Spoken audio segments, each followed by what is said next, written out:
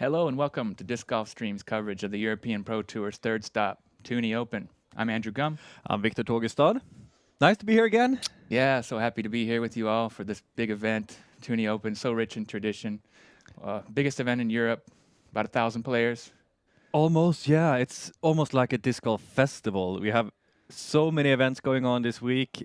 Already before today, we have had a lot of one-round events. We have had events during nighttime, and we have about 600-700 amateur players here this weekend also playing EPTX Tour, and of course the Open Field, the European Pro Tour. Yeah, it's been a busy week, and this is such a fun event. If you ever get a chance to come and do this, you really should.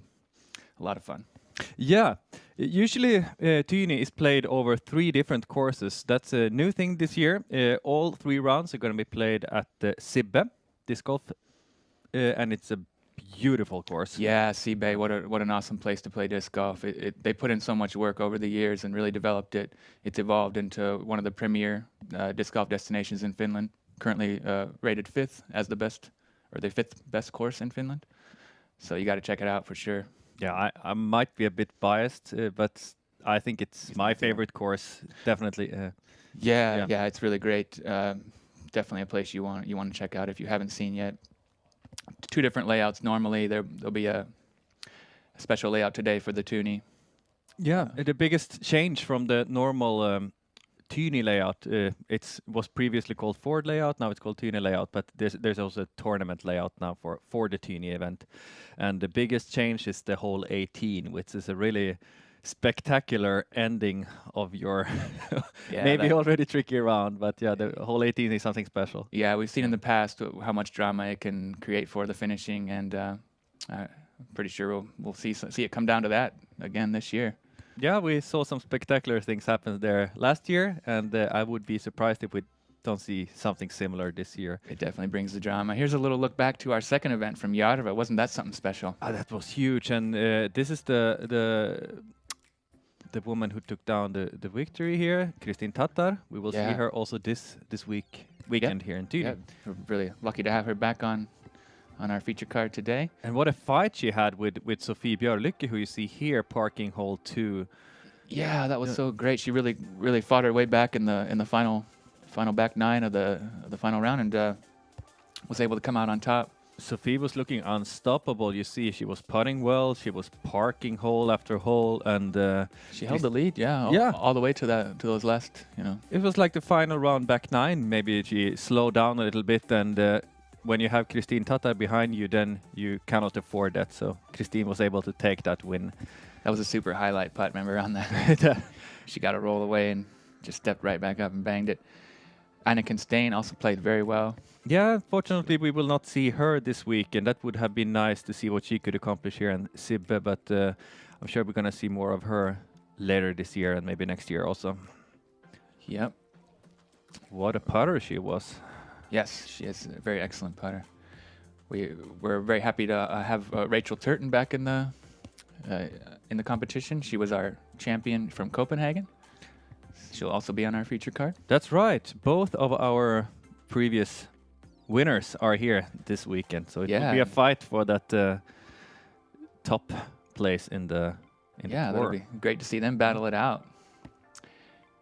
And of course, there'll be lots of other players in the mix there. Jenni Engström, she'll be on our feature card. Yeah, the reigning champion from last year, and also she won 2019, I think, also. So she will two-time Tyyni champion. Yeah, she's a force to be reckoned with here in Sibbe. And this course definitely suiting her game. So it'll be exciting to see what she can do. There was one of those big putts you were talking about. She can bang them home. Yeah. And the other player who we've seen a lot of is Heidi Laine. Yeah, and she might just as well be up there in the mix, and I wouldn't count her out. Yeah, definitely. She's a force to be reckoned with, always. So happy to have her on our feature card again. Did we mention all of them already? Yes, we did. Yeah, we can go through it again if you want. Yeah, we have Rachel Turton, we have Kristin Tattar, we have Heidi Laine and Jenni Engström on our feature card on the FPO side today. That's a great card. That's going to be so fun to watch. Yeah, and we also have exciting players on the other cards, but let's get back to them a little bit later, because we're going to start out with the MPO field today. That's right. And who will we see there? That's a really exciting card. We have 4 different nationalities represented. We're going to see Sibbe Lätt from Estonia. Yeah, husband of Kristin Tattar. Or I don't know if they're married, but they're at least a partner. Yeah. Yep. So really happy to have them both on our feature card. We'll have Nate Perkins from the United States, from Austin, Texas. Very happy to have our first competitor from the United States. Yeah, on the European Pro Tour. We had a Canadian Thomas Gilbert, as you can see here on the last event in Järva. So this is the second overseas player coming here to the European Pro Tour from the North American continent. Yeah. And you played a bit with him yesterday, I think, Nate. How did it look when he was warming up? He was looking great. Yeah, his putt had perfect pace. He was knocking them all in. He almost aced hole 3, just smashed the chains, and it just blew out off the left side. That had a flashback to seeing Barsby ace that back in, I think it was 2019. Or no, it was 2018. 2018 when Barsby aced that same hole. It was a different layout then. I think it was hole 8 back then. Now it's hole 3. And then he almost rang up a couple other shots. The downhill ones, he was all over the baskets on those. So exciting. Yeah. Forehand's looking clean. Very excited to have him on our feature card, and I think he's looking to win. He mentioned that yesterday in the press conference that he thinks that he has a great chance to take down this tournament. We also have he's not the only one who could win, of course, and he's well aware of that. And many great players. We also have Lauri Lehtinen, another player who is definitely got his eyes set on a victory here. Yeah, especially after that horrible thing happening to him last year in Tyyni. Yeah, he said at the press conference that was his worst disc golf moment. Yeah, I'm not surprised to hear that, because that was really heartbreaking to watch. He had a lead, I think, the whole last round until that last hole, 18. Yeah, he went OB twice and slipped right off, and Jesse Nieminen was able to connect for the birdie and take that title. We just saw that tremendous eagle from Niklas Anttila. Remember that? Yeah, don't forget about that. Niklas Anttila. Miraculous. He's not on the feature card today, but he's on the second card, and he's gonna be up there. I could bet a lot of money on that he's gonna be in the mix. Yeah, he's so good, and he's been playing so well lately. He's really right on form. And we have one more player that we're really excited to watch on this feature card today, the German Joris Richter. Joris Richter, yes. Very fun to see young player from Germany coming. I expect that we will see in the coming years quite a lot of players from Germany. It's a big nation, a lot of people, and disc golf is growing quite fast there as well. Yeah, he's the reigning German junior champion, national champion, and he, I guess, has also been doing very well in the Open now. Yeah. His first ever MPO event was the Berlin Open in 2021, and he shocked everybody by taking second. Came out of nowhere and performed very well. And he seemed very calm and collected at the press conference. He seemed just very excited to be given the opportunity to be on media coverage. And of course, the nerves will be a factor, but he seemed like he was more excited than anything. Yeah, that was actually very impressive to see that he didn't show any kind of any signs of being nervous or. No, he just looks ready to go out here and compete with these big guys. And yeah, he was so mature and composed for that age, and I'm just really excited to watch him play. I really hope that we can see. Well, we have one big star from Germany, of course, Simon Lisotte, but we would like to see a few more getting up there with all the Finns, all the Swedes, all the Norwegians, all the Danish guys, and yeah, definitely Estonians, of course. There's definitely a few really highly rated players there, so it'll be great to see them out on tour and see what they can do competing at the highest level. Yes. So very happy to have him as well. That's a great feature card, isn't it? 4 different nationalities represented. Yeah, let's tell again who are we seeing? We have Sibbe Lätt, Nate Perkins, Lauri Lehtinen, and Joris Richter. Yes. Nice. Yeah, and great. Do you have any other players that you're keeping your eyes on outside the feature cards today? I'm really excited to see Emmanuel Bengst here. Remember, he played so well over there in Järva. He really just okay. Let's have a quick look here at the. This is important. Yeah, indeed. The standings after 2 events on the European Pro Tour, and Hamme brothers, sibling rivalry, battling it out, 1 and 2. How about that? No victories for them, but they have been up there both in Copenhagen and Järva, and that has brought them up far in the standings. Yep, consistent enough to be up there on the top 2 spots, followed by Rasmus Saukoripi, who had a really solid event in Järva, and looks like he had done pretty well in Copenhagen too. Yes, and of course, of course, the winners also Daniel Davidsson and Knut Wallen Holland. They are up Tied there. 4th, yeah. Daniel unable to collect any points in Järva, but he was just on flames there in Copenhagen in prime form. We haven't seen him reach that level since then, but he's definitely a really incredible player. So he showed what his potential is, and from the press conference, he sounded like he was really looking to turn things around and get it back on track. Yeah, bit disappointed about his season after that, I think. And I would say I am a little bit disappointed as well, because I thought that now this is really his breakout. He's going to be a superstar already this season, but no, it didn't happen. Yeah, it was such a huge win, and he had done it in such dominating fashion. So we kind of thought we were witnessing, the birth of a real new dominant force. But he's been unable to reach that same level of form, and we'll see how it goes for him this weekend here. Yeah, I think he has actually finished his first round, not on fire, but he's not out of it. Okay, what was his score? Or maybe he's right in the middle of it. Well, let's wait with that, have a look at it soon. But sure. Yeah, also Knut Wallen Holland.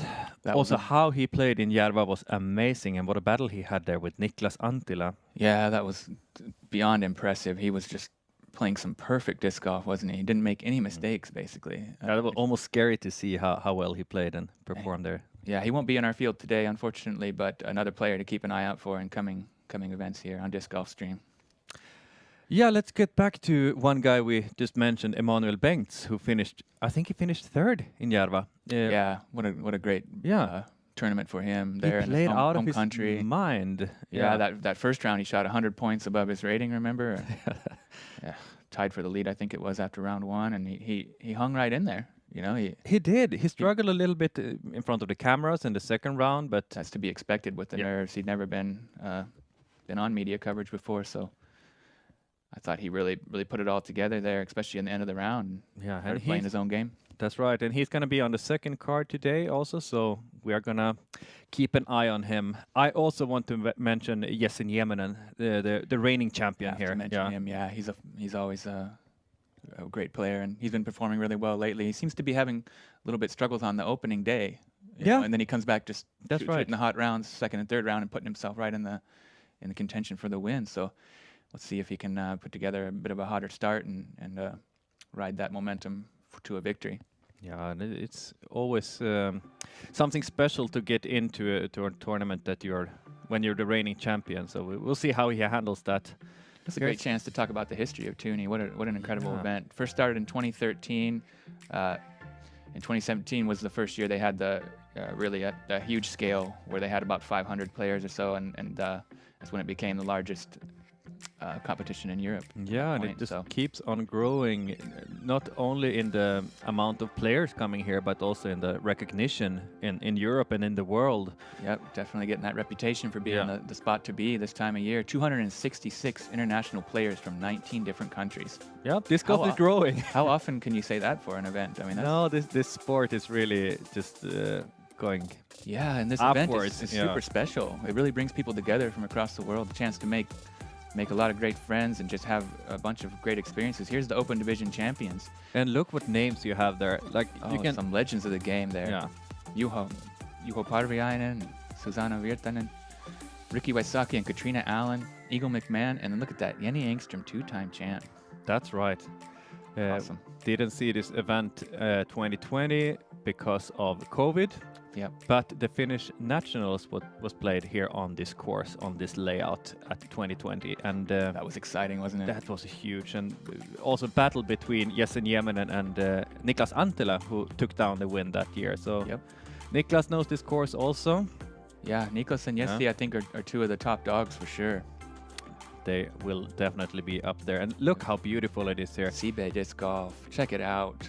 Look at how pretty it is. You have the water, you have the wooded parts, you have the open fields. So lush green, so much variety in the course design. It's really a beautiful park. Right here, there's the marina goes out to sea. Lots of elevation here, so you're going to get to see a lot of cool downhill and uphill. Look at this. This one's a beast. Yeah, this I have never played more difficult hole, a par 5 hole. This should probably be a par 6 hole at least. If there were such a thing, it might well be. I mean, it's 311 meters. You get through a pretty tight gap off the tee and move a little bit left to right. And then you just got to stay on the fairway here, because if you get off, there's nothing to do. Yeah, the only thing you can do if you're off the fairway is to pitch out and just accept that you lose a stroke. But it just keeps on going, and it wears you out. Yeah, and look here, basket's tucked all the way back here, over 1,000 feet with a pretty rough shape. Hole 15, this one's a funky one too. It's a shorty, but it can cause all kinds of damage. Yeah, you can see that tight gap. No one steps up on this tee pad and feels confident. That's for sure. It's only 62 meters, or about 200 feet, par 3, but it's such a tight early gap. I think the flex forehand is kind of the safest play. That seems to open up the gap a lot. Flex forehand or potentially a hyzer flip forehand. Very difficult to get around with a backhand all the way up to the hole. Yeah, you need a really flippy putter or mid on like a spike hyzer angle to get it to kind of get through that first part of the gap, and then if it flattens out, it can ride up there. But there's also a really cool forehand roller play that I've seen people make. And look at this hole 18. What a cool one. It's not over until your disc is in that basket. Right there. It's going to come out of that, the lake. You need to throw 100 meters over water. You need to be able to land soft on that fast green. There are no possibilities for easy layups. On the left side, you could potentially go for a layup, but it's not easy. The fairway is so tight there, so it's a toughie. It's a tough one, and especially today with a lot of wind, we might see some really high numbers here. I think we have already seen some double digits today on this last hole. Yeah, this one can eat your lunch. It's a really tough one to finish on. Some great drone shots there. That was really cool to see all that beautiful aerial footage of this special place, Sibbe. Awesome place to play disc golf. Yeah, and it's really a course that you have to come and experience. It's not the most difficult course, and it has 2 different layouts. So if you're not a high-level player, you can always play the easier layout. But even the trickier one is not the hardest, but very technical. Yeah, the technical one. A fair bit of OB and a lot of really nice shot shapes that you have to work in order to score well. So it's definitely a fun course to play. Yeah, it has a bit of everything, really.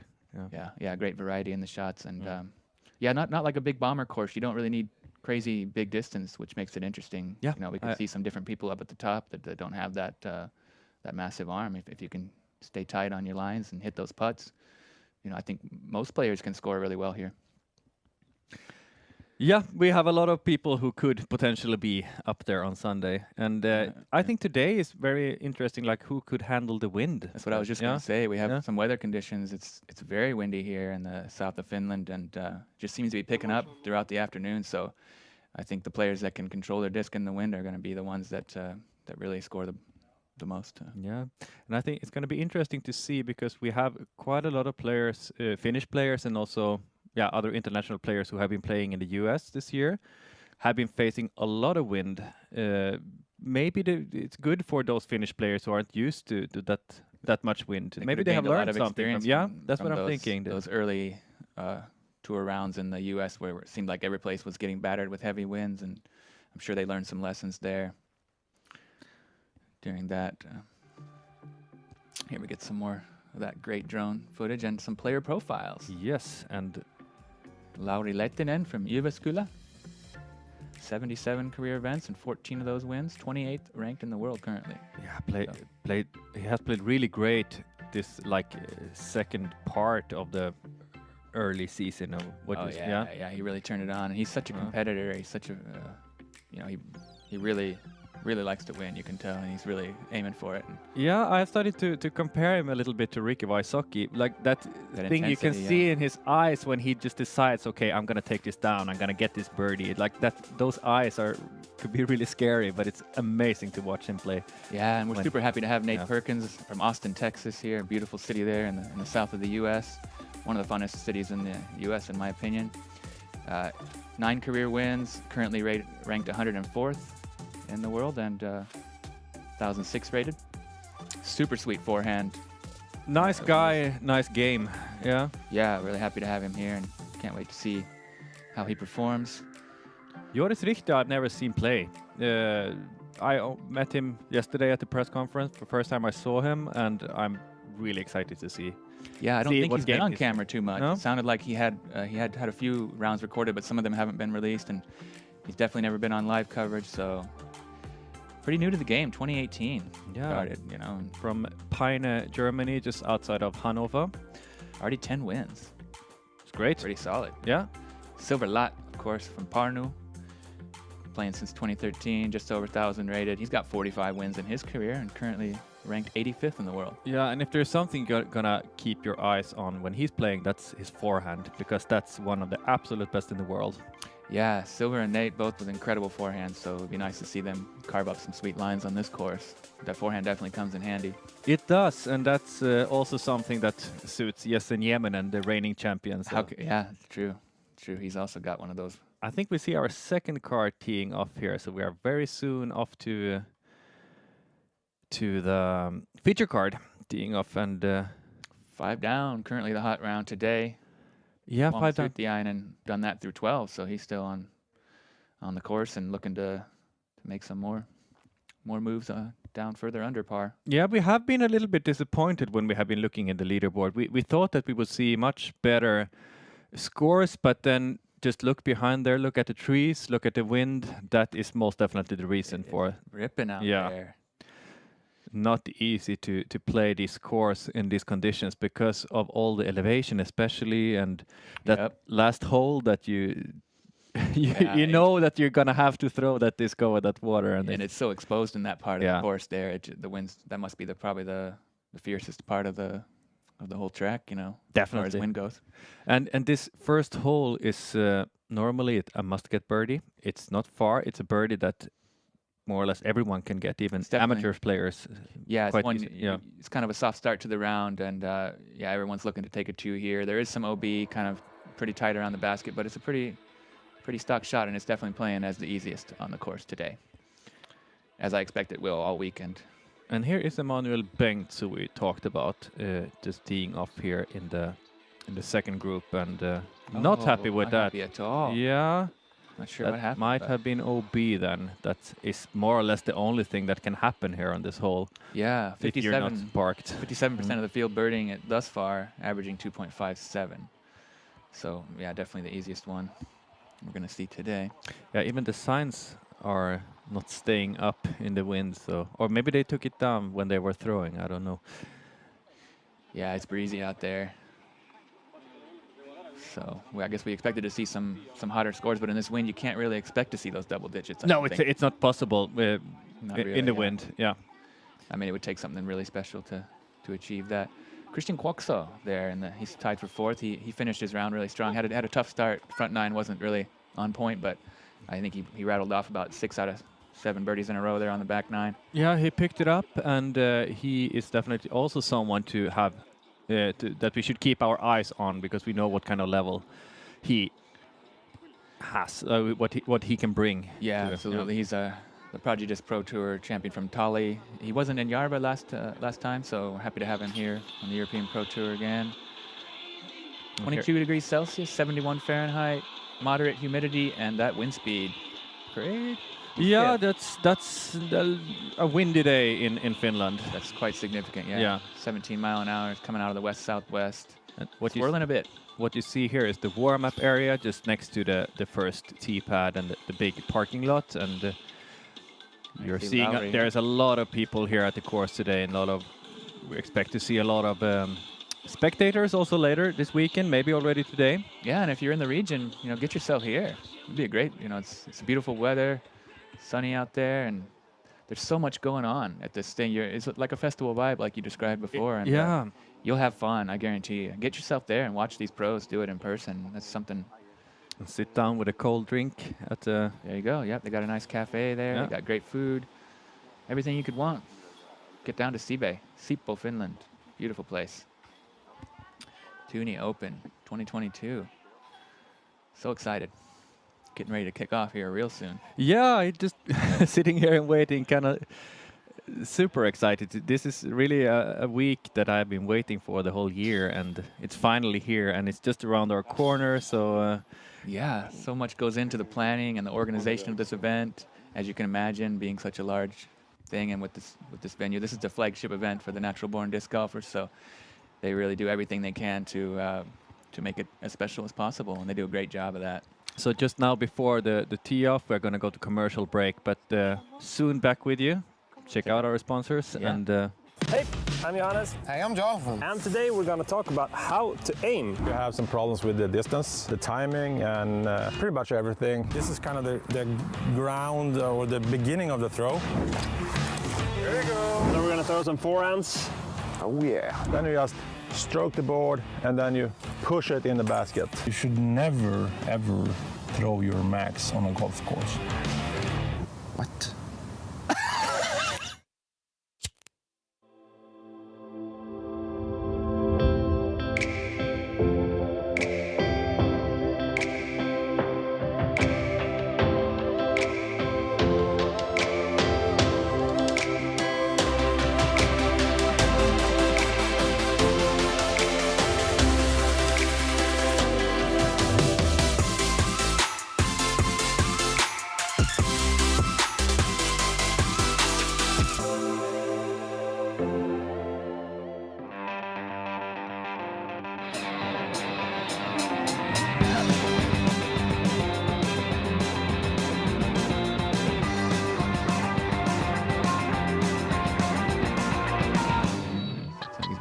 for the win.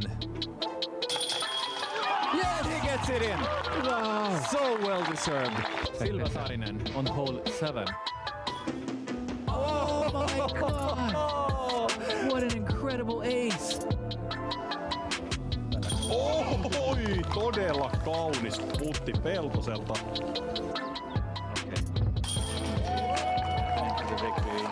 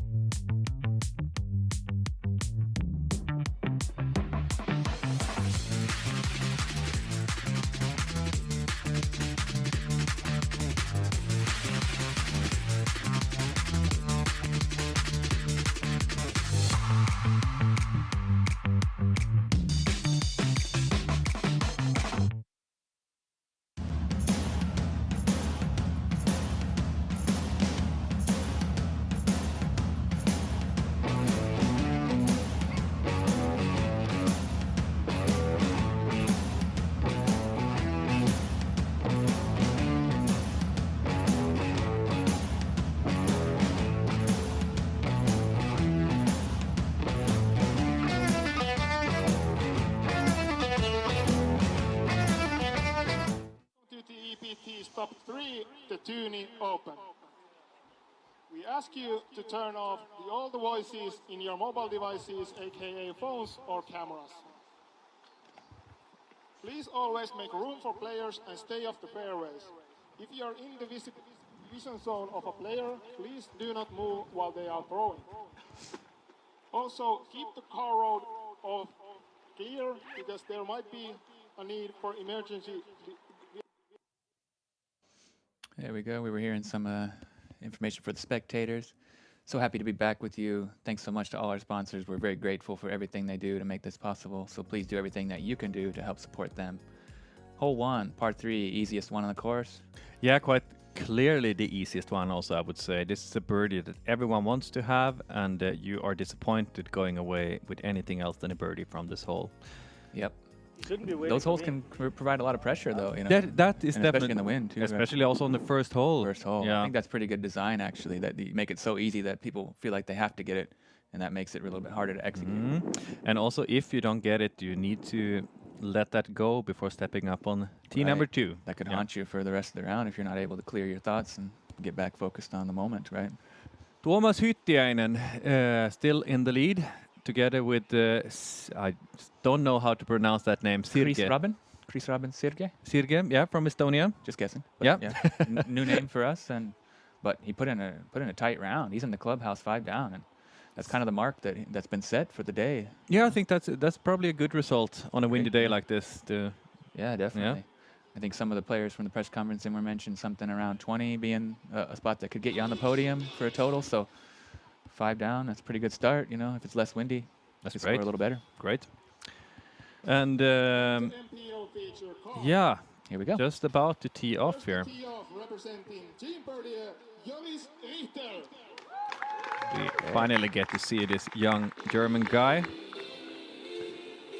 Taking a deep breath, feeling the wind. It's got a cool tee-off song. Like it. Yeah, that's the thing here in Tyyni. You get to select your own tee-off song when you get pumped you up here on the first throw. Here he goes. Looks like he's got himself an overstable mid, probably, or approach disc of some kind, and on a steep hyzer angle. Able to stay in bounds, but he's going to have a tester putt there. Yeah, he's going to have some trees to fight with to get around, and not a clear look at the basket. I think he might have been a bit heavy on the hyzer there. Here we go, Nate Perkins. Discmania player. What do you think he will throw here? I don't know. I think maybe like a tactic or something like that, like a C-line tactic, some kind of a slower disc approach disc. Yeah, the distance is nothing to talk about. 72 meters, just slightly uphill, and I think might be a tactic. That seems to be going out to OB almost. He's able close. To stay okay. Safe. Yeah, nice one. He'll have a pretty good look for birdie from there. The wind might be causing some problems already here on the first hole, but that should be a birdie from there. Yeah, he's got a great spin putt. When it's not windy, he said he slows down the pace a little bit, but he's definitely got a really nice spin putt, so it could play well in the wind today. Could be a great tool for him to keep scoring. And here we go.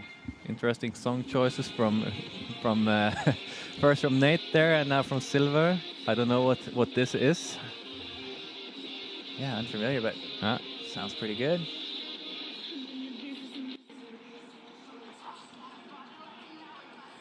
That looks similar to Nate's shot. A very similar result. Yeah. They're right within a meter or so from each other. And I said it should be a birdie. I'm not so sure. In this wind, you cannot count anything before it's in the basket. Yeah, it's tough, isn't it? And here is a guy who's looking for revenge after that horrible ending last year, when he had a lead all last round and then on the final hole losing it and dropping down to third. Got some hip hop mix in there. And this looks a little flatter, maybe better. I think this is great. He's left it a little bit on the right side, so nobody's got a guaranteed birdie yet. Now similar distance to what we saw from Silver and Nate, but on the other side. Exactly. I think the trickiest here is for our German guy Joris Richter, because I think he has that tree in his way. He may not have a putt at all. No. He might have to just pitch it up under the basket for the 3. I mean, he left it quite short. Lucky to stay in bounds. Might have been feeling a little bit nervous, or just having a little bit trouble adjusting to the wind. The wind wasn't this strong during the practice rounds. It was slightly windy, but this is another level here. Yeah, this is something completely different. We saw on Monday, I played an event here myself on this course, Tyyni 1 round it's called. And it was quite windy then, not at all anything like this, but anyway, it caused me some problems here and there to pick the right disc. And yeah, there's so I know what they are facing at least. A lot of OB and elevation to contend with, and when the wind picks up, that stuff just the difficulty magnifies. Joris here with his birdie putt.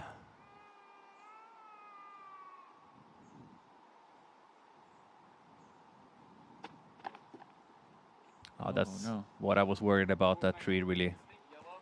Yeah, he tried to kind of get a hyzer putt to try to give it a chance still, but luckily it settled up really close to the basket anyway, so should be a tap-in par. Lauri would like to start out with a birdie, and he's well inside the circle, so that he's about looks to be possible. 8 meters.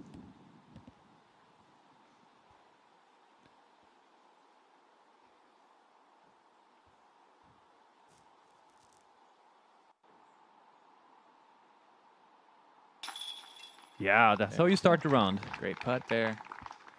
Knocking home a 27-footer for the start. Be good for the confidence. Definitely. And every putt you can get in with this kind of wind. Now it seems like it calmed down just a little bit here when they're Strange. put. Yeah. Yeah, it must be very gusty. Maybe it's a little bit in the sheltered by that house. I don't know from what direction it's coming. Yeah. Some discussion about where he can take his 1 meter in from. Yeah, he's not out of bounds, but he's still able to move in 1 meter from the out of bounds line. Yeah. So that's what he's not doing gaining now. too much there, but No.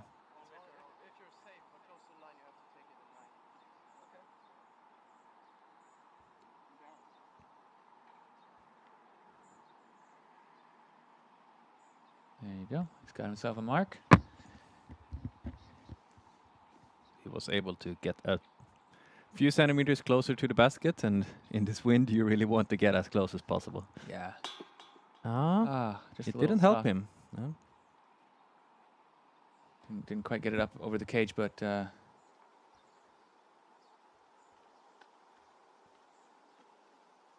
Silver's going to try to do a little better here. Yeah, Silver, who dropped out from Järva after 2 rounds. He tested positive for COVID. That's right. And Oh, unlucky. He also left it a tad bit low, but it looked like it had enough to get in. It yeah, kinda weird bounced off the reaction there. chins and Yeah. off the cage and then flopped out. But These baskets here in Tyyni are usually quite nice. You can put soft and still they will not bounce out. But that was a little bit too soft, I think. yeah, it wasn't a bit too great low. putt because Yeah. he caught the cage first, and it might have changed the angle and made it difficult for the disc to settle into the basket.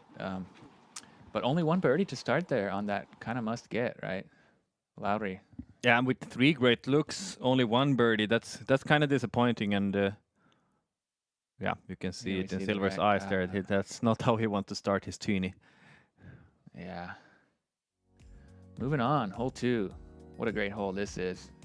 Beautiful par 4, brought to you by MBDG. It's 220 meters or 722 feet, and a fair bit of that is uphill at the end. So this is kind of for the big arms. Yeah, it really is. If you have a really big arm, you could place yourself to have a look at the birdie, but it's really a placement shot to.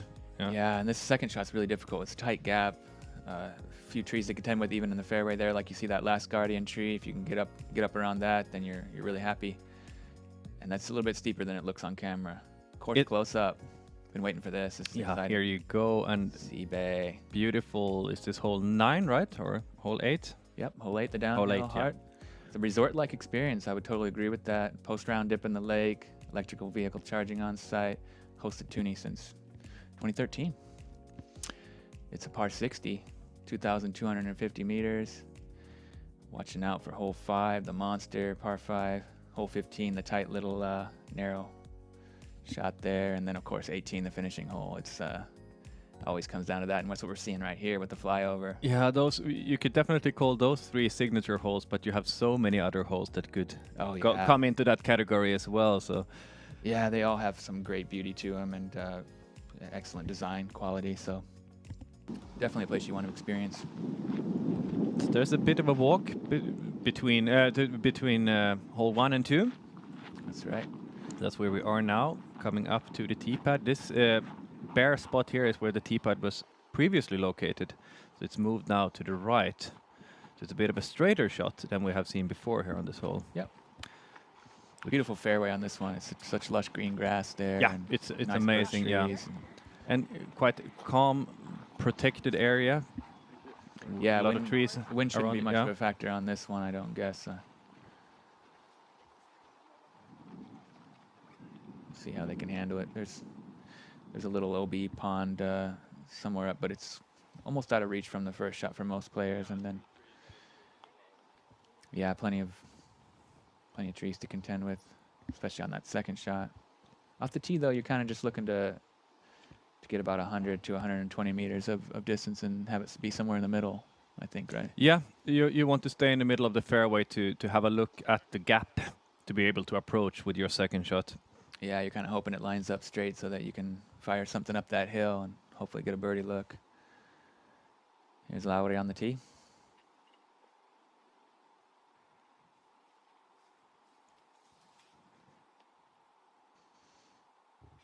What do you think he's throwing? Yeah, I would guess some kind of fairway driver. But I'm not- Pioneer's too stable, like Yeah, this is- Explorer maybe or something. Yeah, something like that. This looks beautiful. I think that might be an Explorer, but it's turned over though. Is it coming back? No, it's not. So God. that might be out of bounds if he's not lucky. Definitely pulled that over to the right side Mhm. more than he wanted. There is out of bounds on the right side. I think that might have passed. Oh, we have to wait and see. It's hard to tell. I think he got past it. He might have gone further up enough that it starts to taper off towards the right after about 80, 90 meters. So opens up a little bit more. once you get Joris the distance. Richter now, second. This is nice. A little bit on that left side, but yeah, maybe not huge distance there, but No, that was a bit too short, I think.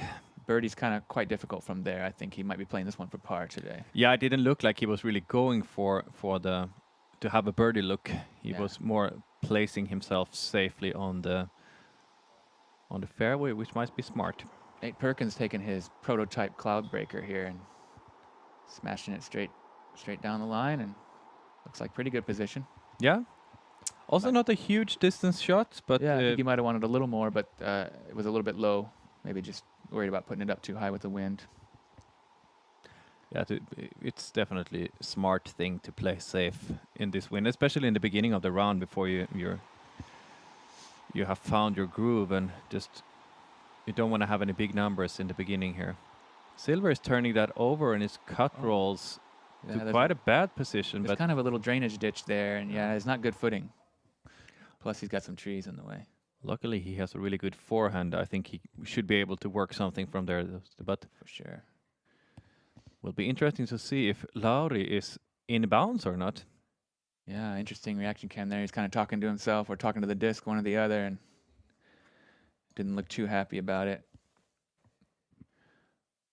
Joris also kind of feeling like it was a bit too short, wanted to carry a little further, but just didn't get the cleanest release.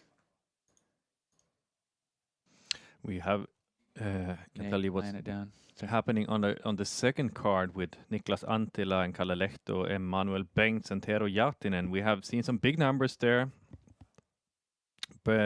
Bogeys from Emmanuel Bengts, Kalle Lehto, double bogey from Niklas Anttila, Really? and a par from Tero Järtinen. So That's out of character. You don't see a lot of double bogeys from Niklas, do you? no, and this hole should suit him quite well. So Right. I wonder I'm what a bit happened there. surprised Yeah. to see that. So a but- slow start for Niklas, one of the main favorites. Interesting. Not what you would expect to be +2 through 2, What because he didn't birdie the first one either, did No, he did not. He got a par on the first one, so not a good start for Niklas.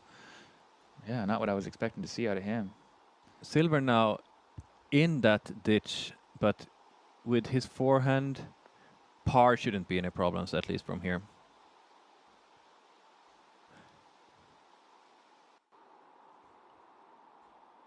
Big flex forehand. Cool catch cam angle here, but did it get caught up in those trees on the right side? I think so. Seems like it.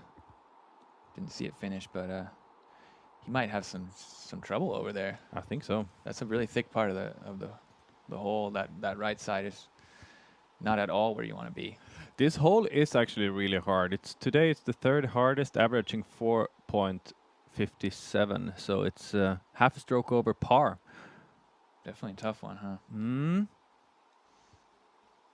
I mean, even if you're in a good position to approach the basket, it's so steep, and a lot of things can happen on that green. Joris here with a nice looking flex forehand, but it's not coming out fast enough, so he is not at all in a good position there after his second shot. So this hole, yeah, causing a lot of problems today.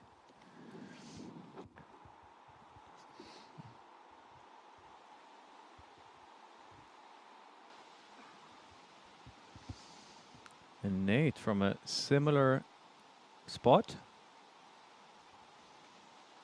You said that we should have a look at his forehand. It's so smooth. We get a He's very deliberate. good look already here on hole 2. Very low. Very low, but carrying nice. Getting a good skip up there, and should have Yeah. a pretty easy par from there. He's playing for par, it seems like. Yep.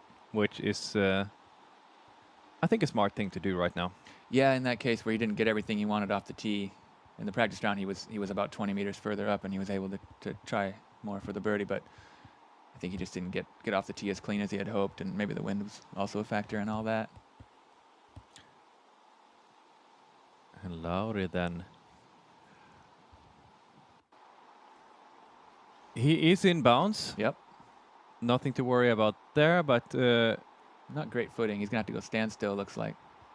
needs to play something very overstable to get up through that gap.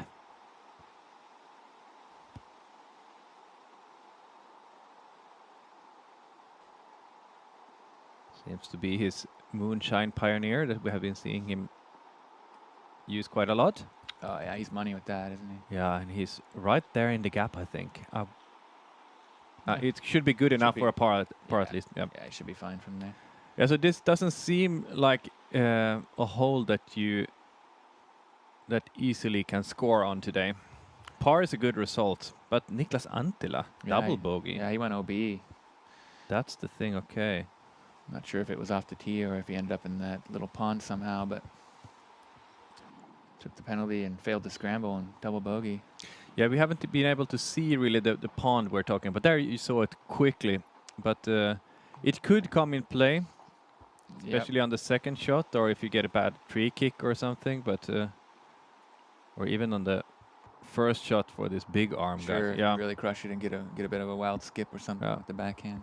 can't imagine myself reaching that one on the one shot, but Oh, these yeah. guys definitely can. Yeah. Any time on the day. Here we see how tough of a spot Silver ended up in. That's where you don't want to be, huh? Oh, and the Now bad right kick back also. in there. Yeah. Looking like trouble for him. He's going to need to work something from there. Not an easy spot. Daniel Davidson there. We see one down through 12. Okay, that's So- that's Still fairly decent. He can collect some birdies and still be in position.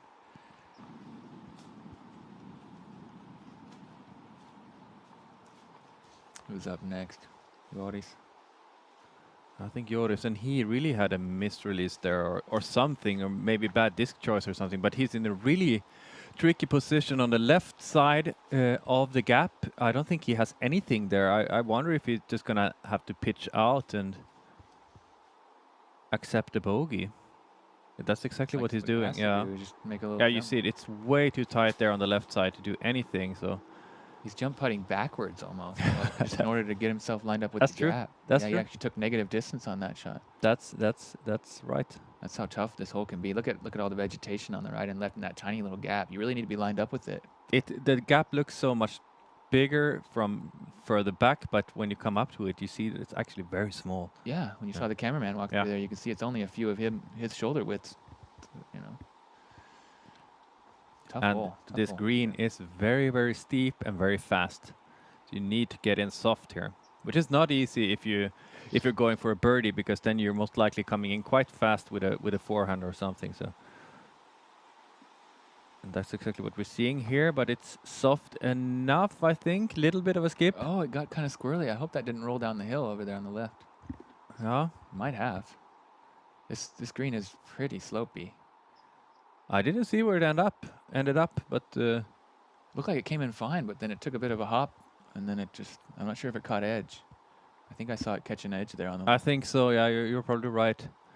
And Niklas- Justice. Yeah, Justice, right? And very, very overstable mid-range.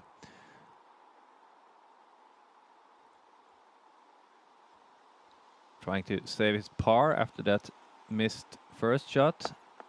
And similar result and a bad roll, but that could actually be That might have curled up. Yeah, I think it did. So he might have a clear look there on Yeah, the that might have given him a better chance by getting out of that tree behind the basket. Still a scary putt though with that slope. Yeah. Mm-hmm.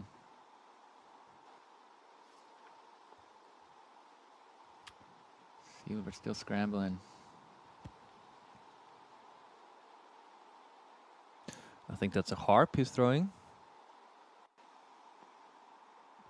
Catches another early Okay, tree. so nothing is working out for him at the moment. That's going to be a big number. I think so. Here's Nate with his third shot. Nice smooth flick right There over you the go. basket for an easy par. Well played. Always nice with those stress-free putts also, like or just tap-ins. Yeah. You don't want to end up like around circle's edge on these windy days. It's so builds up your stress levels. And Yeah, he put that one right under the basket with his C-line tactic. Just nice smooth forehand up.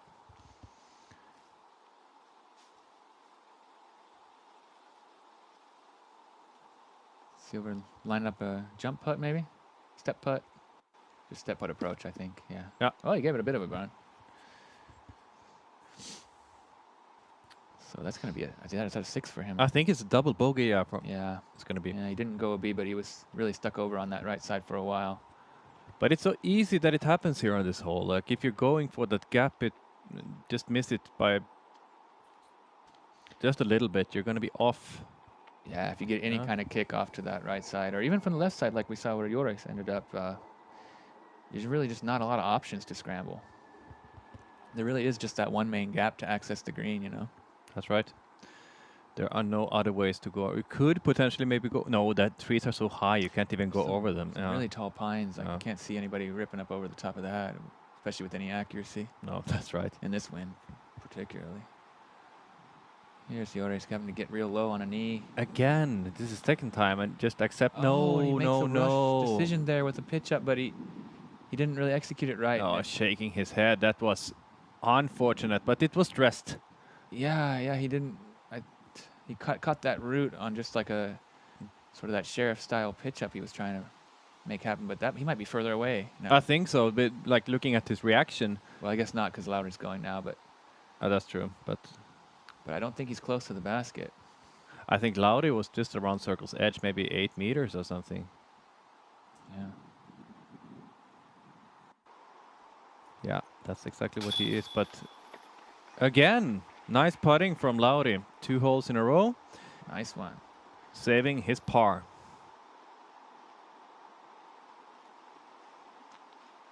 Okay, it didn't roll that far. It's okay. Okay, yeah, it looked a lot worse than it was, and you shouldn't have any problems here. There But you go. still a double bogey for Joris. Is it? A 6. So we see 2 double bogeys here on this one because Silver got one as well. So 2 pars, 2 double bogeys. Maybe that double bogey from Niklas wasn't so I think this hole's so big anyway, yeah. man, pretty tough. Third hardest today. This one's a beauty. Hole 3, par 3, 94 meters. Downhill through this double mando. Brought to you by Rami Rent. Of course, famous for the Barsby Ace. Well covered. Lots of good camera angles on that. Check it out. In the practice round, Nate Perkins also smashed chains. Could have stuck. We had an ace in the 1 round competition this Monday also. I don't remember who it Oh, was from. awesome. Someone in the FPO division, I think, or I'm gonna have check that out and Give a shout out for them. give a yeah. shout out. Sounds cool. I think a nice low, tight forehand will work down there. That's kind of the main play. Backhand doesn't really offer a whole lot. on this It's one. hard to get all like if you're Yeah. going for the ace, it's definitely Yeah, not. It's hard to even park it with the backhand, so it's definitely plays advantage for a forehand.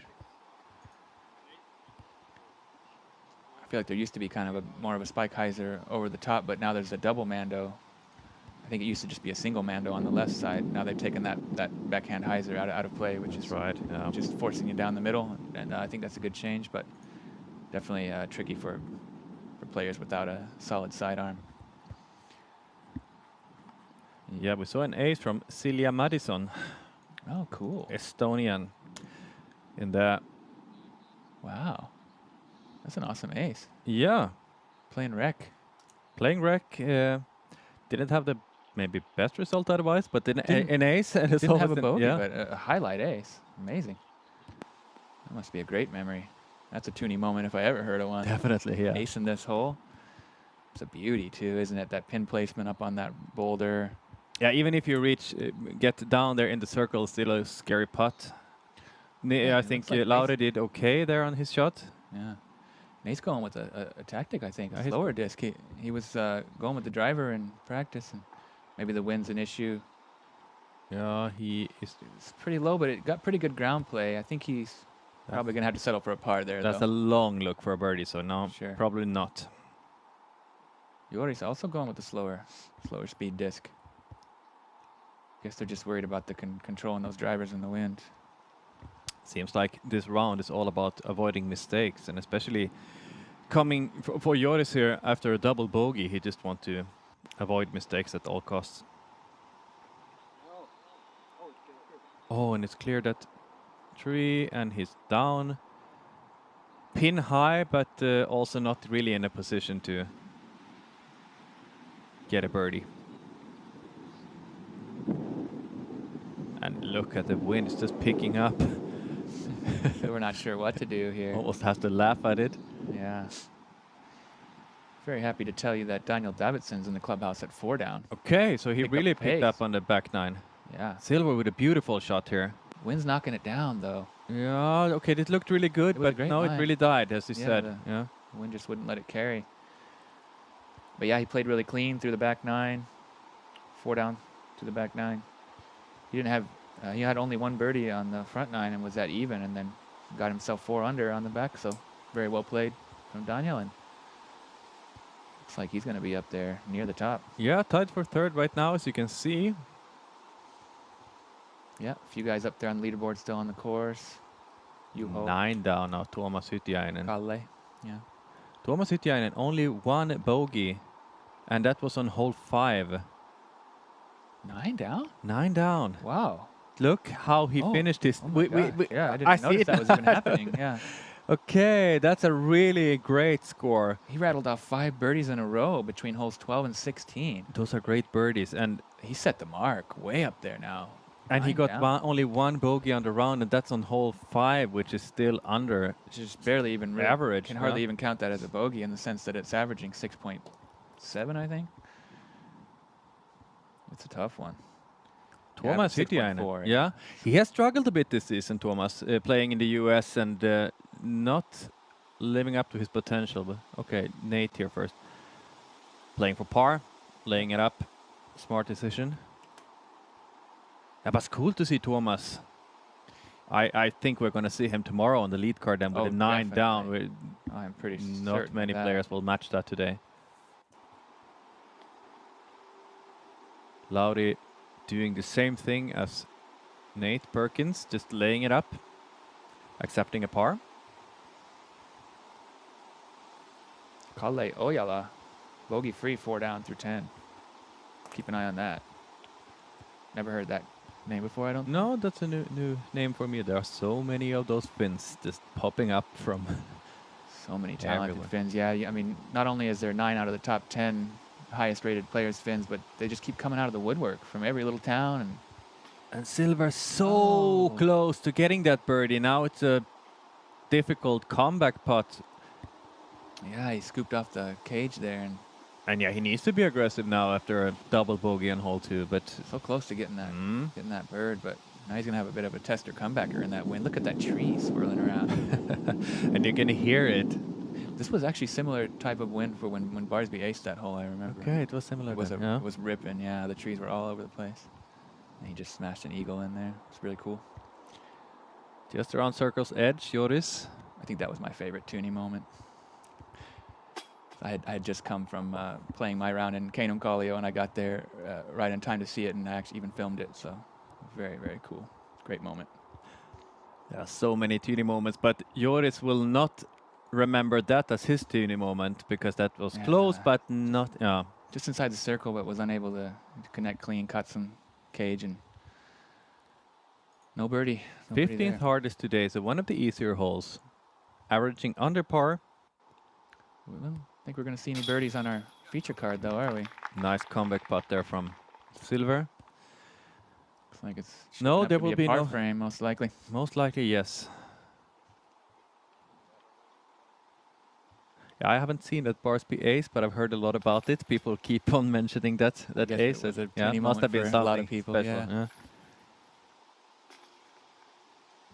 Yeah, it was a neat shot.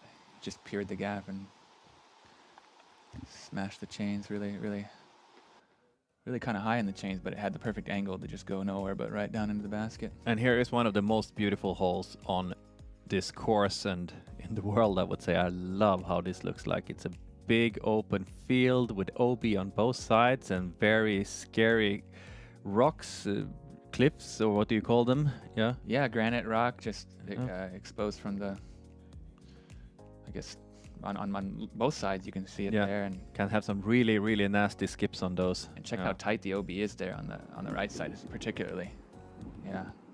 And it's in the open. It's going to be exposed for a lot of wind, so it's very tricky to select your right disc and select the kind of shot. You can go with a backhand, you can go with a forehand, but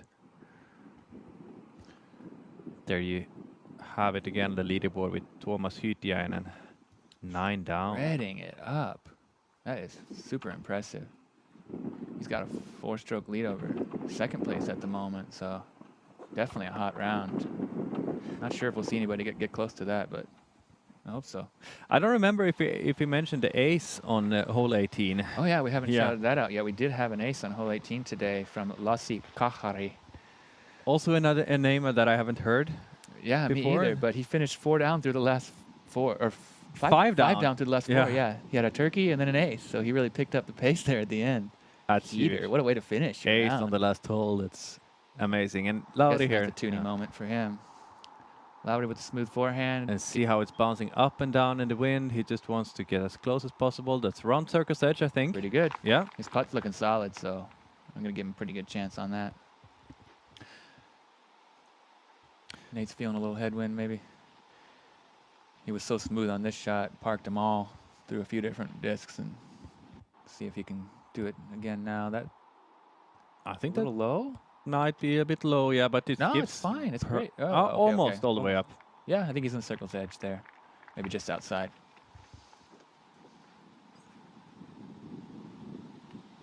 And Joris. okay, he hasn't decided.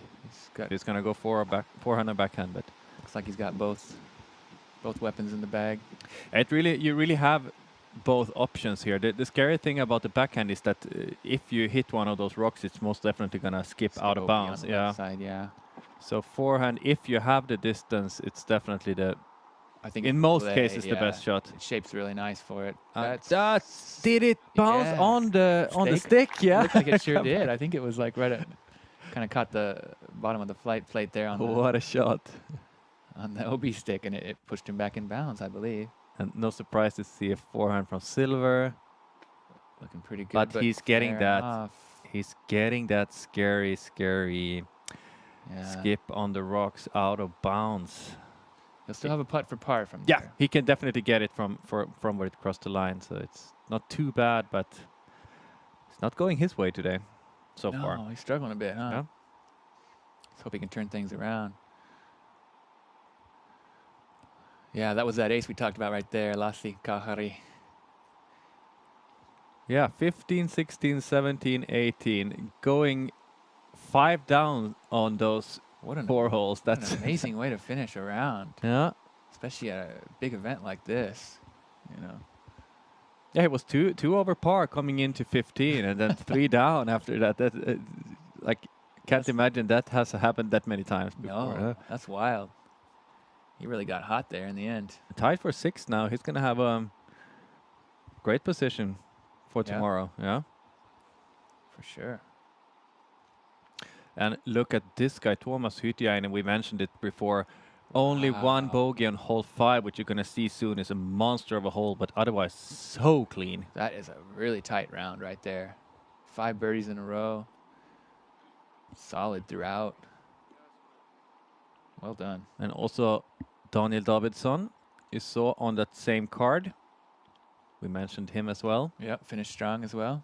And this is now a super important putt for Sibbe Lätt.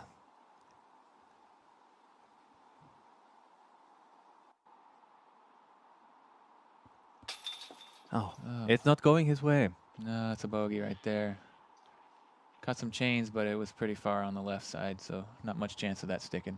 Yeah, these baskets are quite grabby also on the sides, but that was too far out on the left side. Did not work for him. And Nathan here, just inside the circle.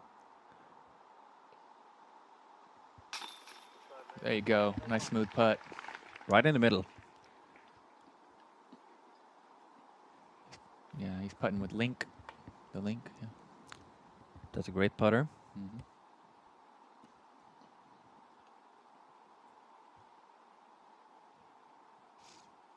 Here's Lauri. He's putting with a hope, I think Right. it is. Yeah. I used to use the Mercy, right? And got that new Royal. Putting really well today. He's looking solid so far. Now, Yeah. 2 down through 4. That's a great pace. Well done.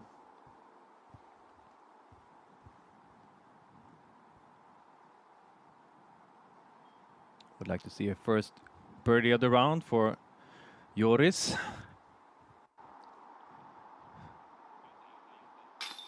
There you go. Now he can maybe relax a bit, and now he has showed that what he's capable of here Yeah. in front of the camera. Okay, maybe he's still a bit nervous, missing that. Missing the high five there, or low Yeah. five from Silva. It's a teeny moment. Silver getting a par at least, still with That's that. bogey. Yeah, that's a bogey. Yeah. Sorry, he was out of bounds. So yeah, Yeah, so that's going to put him +3. +3. Yeah, Hmm. bad. Still time to battle back, but yeah, not the start you're looking for here. Nice slow-mo replay from Nate Perkins. Smooth putt right in the heart.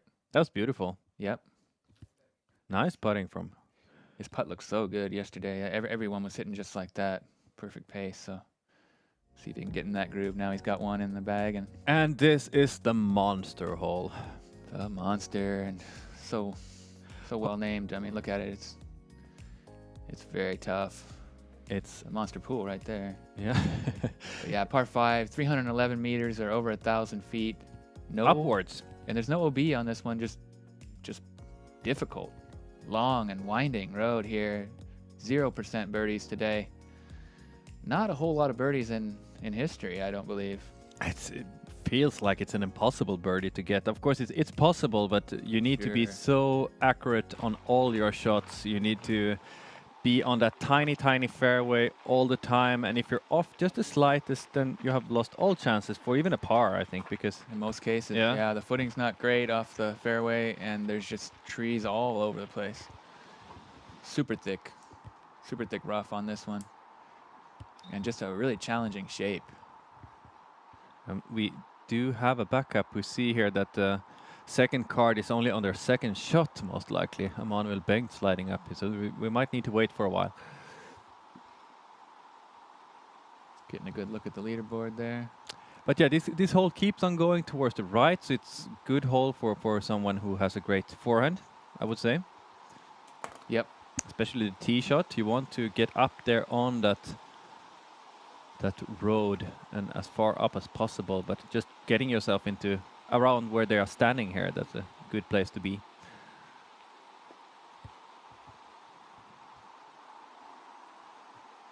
You know, it's all about staying on the fairway and not getting a big number. Yeah, a lot of 3s and 4s, but that 9er, that's fantastic round.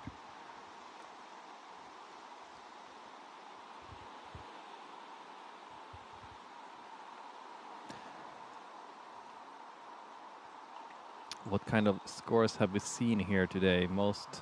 A lot of pars actually. Par is extremely good results. We have a lot of birdies. We have also a lot of bogeys. I mean, a lot of double bogeys, and we even have 8s and 9s. And yeah, I wouldn't be surprised to see a few double digits here on this hole. Actually, Totally possible. Yeah, just a few bad shots can really ruin everything for you. Yeah. Yeah. You got to be very accurate. You got to try to land on that really narrow path that they're walking up right now. You see, it's not particularly wide fairway. Beautiful hole, though. And this big tee pad is shared with hole 15. Yep. Yeah, that is also one of the signature holes, the tight one that we talked about. So it's the same. Or it's 16, is it? Yeah, it's 16. It's usually 16, but right now it's 15, I think. That's right. It's 15. Yeah. Yeah, 15.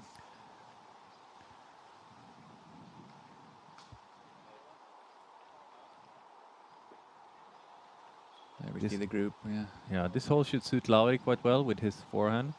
Yeah. I don't think he's too worried about the monster. He's smiling. Yeah. Some good vibes on the card. Everyone's having fun. Looks like, seems to feel like a pretty loose sort of I think so. positive atmosphere Yeah. on this feature card. Everyone seems to be smiling, even though a couple guys are struggling a little bit out of the gates. Yeah, especially Silver Lätt.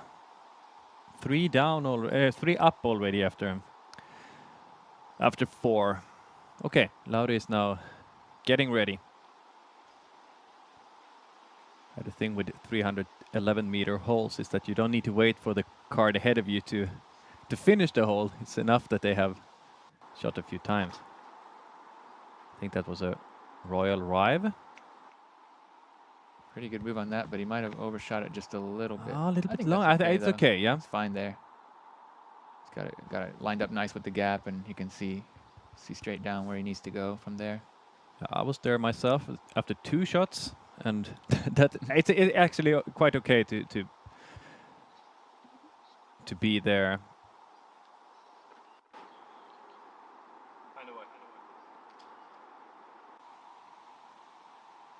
Nate was just able to get through there.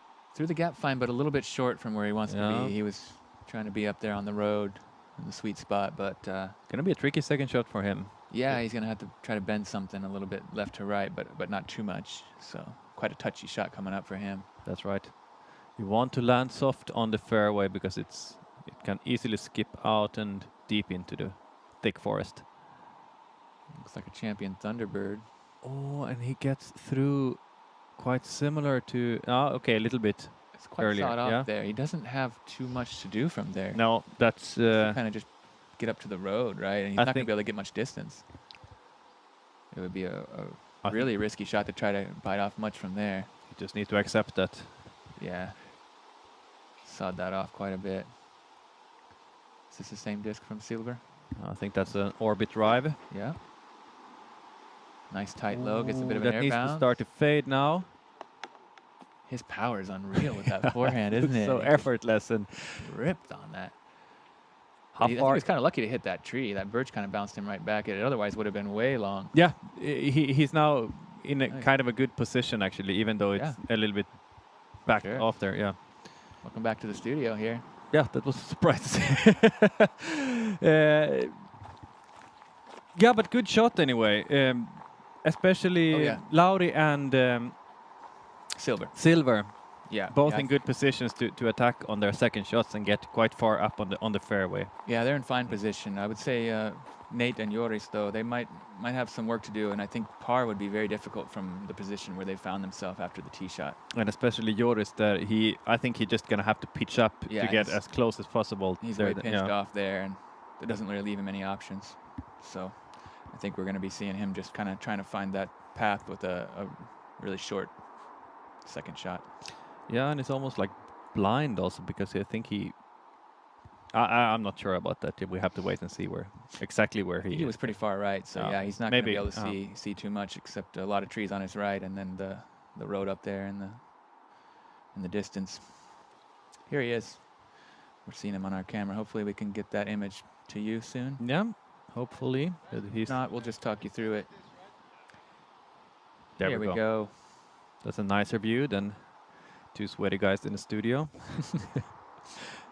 Yeah, he just has no really look to get any distance from here. Just putting it on the fairway. That's pretty okay. good, Maybe though. a little bit left, but I think it's okay. No, I think he's on the Yeah. fairway. It's hard to say. It looked like he might have pushed a little bit too long where he's down there where he can't get a run up, but hard to tell. yeah, that's also the thing. If you're not on this road, it's very hard to get any kind of run up. There are roots and trees and Yeah. everything. Yeah, they've cleared it out really good. It used to be even worse, but that's kind of part of the difficulty is just making sure you stay on that road, because otherwise you pretty much have to go standstill or get really creative with your footwork. Let's see what Nate elects to do here. He's a little further up than Joris was, but also not really in prime position whatsoever. So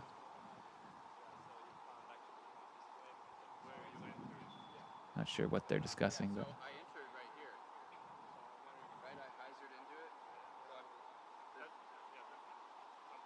Oh, there must be some kind of casual relief area, or Yeah, I wonder about that. I'm a little bit confused. yeah, not sure what they were discussing there, but he may have That done it. is right. It says in the caddy book. I'm going to read what it says here. Relief area at the first corner on the right, which isn't marked in the course map or tee sign. So there is a relief area there, and he's trying to understand from where he get to throw. He continues from the crossing point without penalty, so the area marked with blue and white sticks. They're just trying to determine where he crossed into that relief zone, and he will take it from there. So it looks like they've got it sorted out with the mark. There you see those blue and white relief sticks. And he shaped a pretty nice shot I there. think that's great. Didn't see it finish, but Just he got yeah. better distance than I thought he would have been able to from there. So That's totally okay. And after that, a little bit of a miss on the first shot, he repaired it recovery. with the second one. good recovery Yep. shot. Yeah, he's still in pretty decent position after 2 now. It's going to be interesting to see here what kind of attacks we can see from Lauri and Silver. If they dare to go aggressive, or if they just want to try to play safe.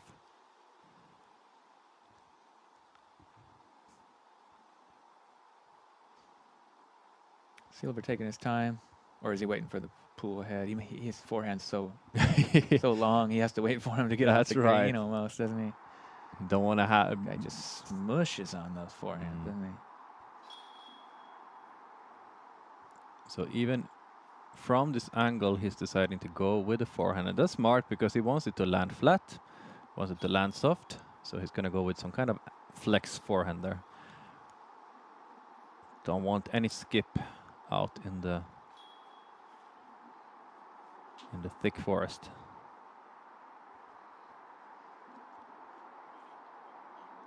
But this is a very technical shot. You need to get the angle just right. Yeah, and if it's off even just a little bit, you can be in all kinds of trouble.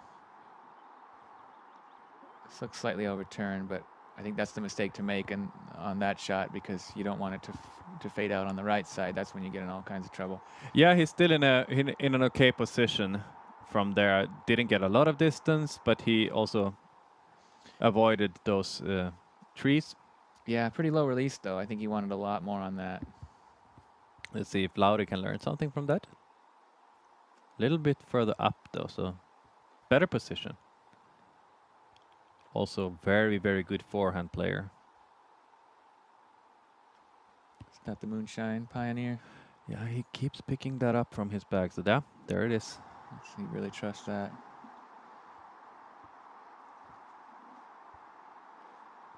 Overstable fairway driver. Very overstable fairway driver. It's very few players who can throw it as well as Lauri can do. Oh, That's looking great. I think it comes 'cause back. it's so Yeah. stable, yeah. Oh, okay. Slightly pinched on the corner, but he got good distance after 2. I mean, That was good. Yeah. yeah, he's way up there at least. He trusted it to come back, and that's exactly what it did. Yeah, I thought it was overturned, but with the stability of that disc, it was never in doubt whether it would stable up and fade. So great angle and good speed on that. Okay, yeah, a little bit to the left, on the left side there for Joris Richter, but it's okay. It's okay. He has shown that he has a great forehand, so I think that's what he's going to do. I wonder if he's going to go with the big gap there on the left side. What do you think? Yeah, I guess so. That looks like the best angle from where he's at. And there's a pretty good sized gap there. That's should be pretty easy to hit. Yep. But he it doesn't overturned come it. back. No, so he's down there on the left side. Somewhere over by hole 6's tee, maybe? Or I don't think he's that not far that up far, yet. not No, that far, okay. still has a long way to go. And Oh, that's here where we have he ended the up. Look at mountain that. goat, Nate Perkins, climbing the hills of Sibbe. What an interesting lie. Okay, that's actually a really good place to be because, well, so. It of course, gives it's a bit scary to throw from, but It gives you some extra distance maybe with the elevation. definitely. Let's see. Huh? I've never seen anyone being up there. Yeah, funny how it stuck up there. So he had to climb up that sheer rock face and lining up a standstill forehand. Don't fall now. It's looking pretty good. Staying safe and getting a lot of distance then from up there. That's a Right good on shot. the fairway. Yeah. Excellent. Can still get up and down for par, perhaps. With a really big shot there. Yeah, with a really big shot, it might It's be pretty possible. Far. Yeah. It's pretty far still, isn't it? I think most likely we will see bogey at best. But now you're right. With a big shot, it's possible. That just tells how hard this hole is. Just keeps on going. 311 meters and uphill. See if we're going back to that drive. I think that's his Tour Series disc. Nice. Very grateful to have Latitude 64 sponsoring this event. So make sure you get some of those really nice discs that they're making. Bunch of cool Tour Series with these. Yeah, and they're also at the event selling a lot of those nice discs. So head Yeah, over and check their selection. Down and check it out, and maybe your favorite pro will be able to sign it for you. Great shot from Silver there. So much distance and up. And I think it's still on the fairway. Yep. Yep, there's a little kind of down log over there on that right side, and he's right up next to that, which is all clear. Just look at this. A professional disc golf player has thrown multiple shots, and it just keeps on going, and it's still not close to the basket. It's so far. Very demanding hole. One of the most difficult holes in the world, I'm going to guess. Most likely, yeah. I haven't seen anything Especially like when this. it's called a par 5, so it's never averaging even close to par. So Joris has lost his disc now. He did end up turn there on the way over, didn't yeah. It's been found. The rule is that you have 3 minutes to look for your disc. That's normally the rule, at least. And That's the rule, yep, yeah, for sure. if you don't find it after those 3 minutes, you need to go and throw again from the same spot. Yeah, you have to return to your previous lie and Also with take a penalty, take a penalty shot. Yeah. stroke. So it can be very punishing. Not only are you without your disc for the remainder of the round in most cases, but you're also being penalized with stroke and distance.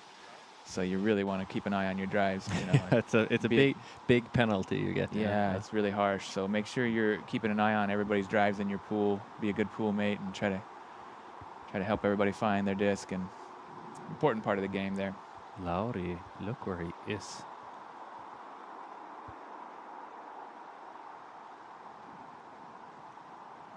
Is he going inside of that Burge? I think so. Yes. Yep. That's what he's doing. Kind of forced to, and looks like he's done really well from there, right?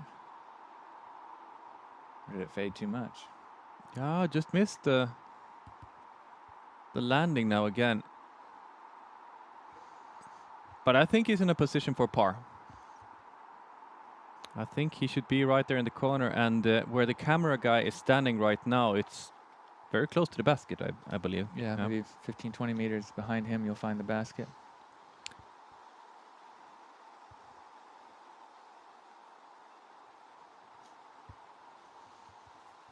Joris struggling to get his footwork proper and having some struggles on this hole so far, hasn't he? If you're gonna have struggles here on this course, it's on this hole. Yeah, oftentimes this one can wreck your round.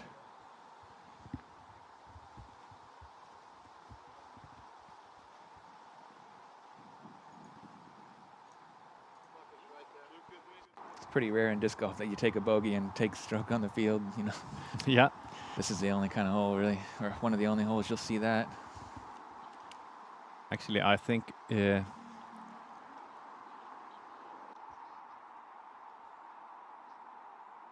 was pretty good scramble from there. Good shot, yeah. Should have it fairly easy up and down from that position.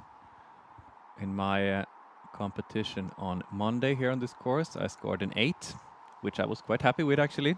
And I had the box after that.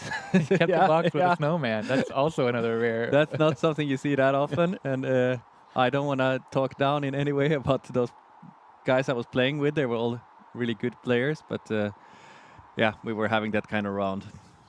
Yeah, and this is that kind of hole. Yeah. It can eat up a whole pool. No doubt about it. It really is a monster. On a mission to consume.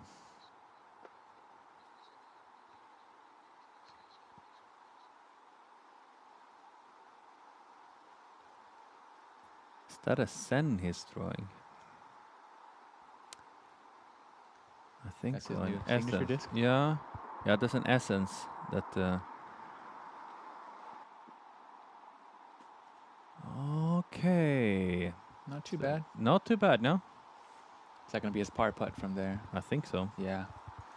So still a chance, but Yeah, you were right. He was actually in a better position than I thought. He had a look at the par. yeah, tricky putt there, but hopefully he can make it. It'd be a great par. It's easy on these long holes to lose track of all the of all the shots. Sure. But I'm pretty sure that's for par. Yeah, I think so. I think so. Jesse Nieminen picking up the pace.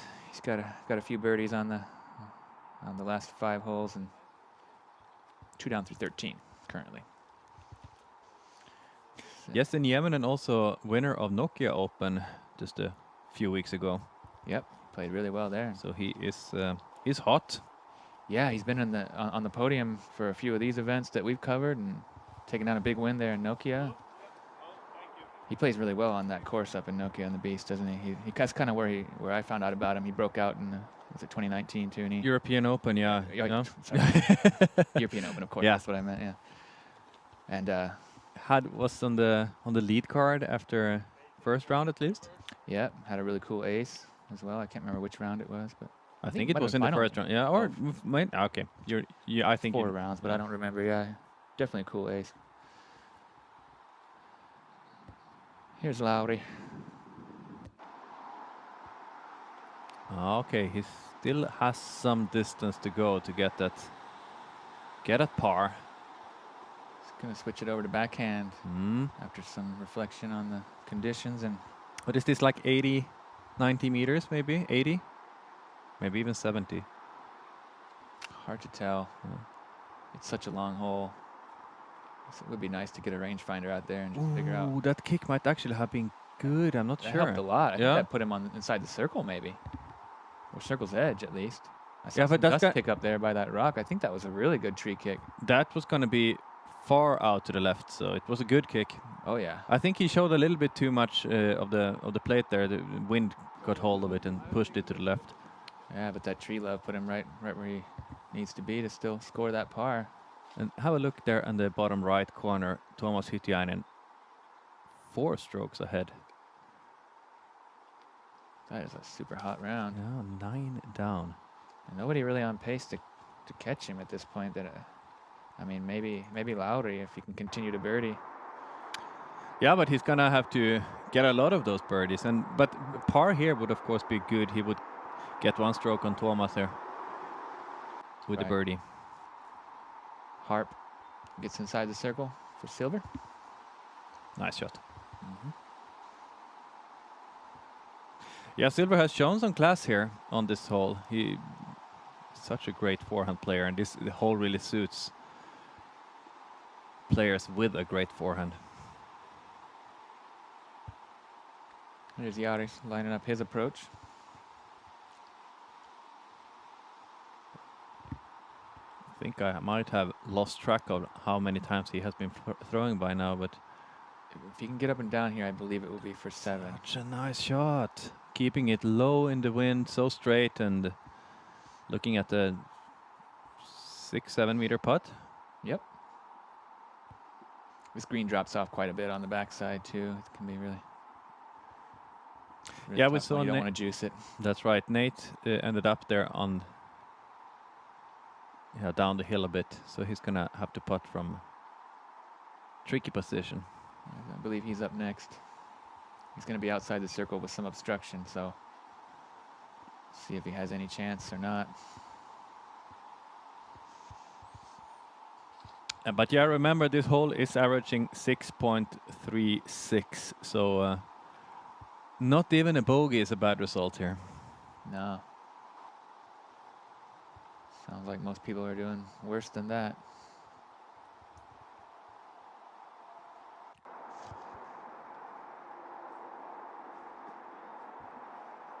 Ooh, that was close one. Great bid, and What is that going to be now? I think it's going to be Bogey. bogey. Yeah. If he can make that comebacker. This hole is crazy. 80% of the field is taking bogey or worse. When do you see those kind of numbers for a This hole? should Have definitely. you ever seen numbers like that? No. That I can't believe that this is called a par 5. It's It's a monster. yeah, That is for sure. but it's a great hole. It's Oh, a great yeah, hole. Yeah, And fantastic hole. the players were praising this hole also in the press conference. It's really the most interesting hole on the course in that way that you need to be so precise with every shot. Yeah, and one of the most challenging disc golf holes you'll ever see. And Lauri is so great with the putting Putt is today. looking Yeah, great. super confident, and he got that par. Keeping his round clean. Not easy to do. And as we have said now many times, no one has gotten a birdie on this hole today. Silver also getting a par. That's a par that feels like a birdie, and he needs those after a difficult start. Yep. Yeah, great par.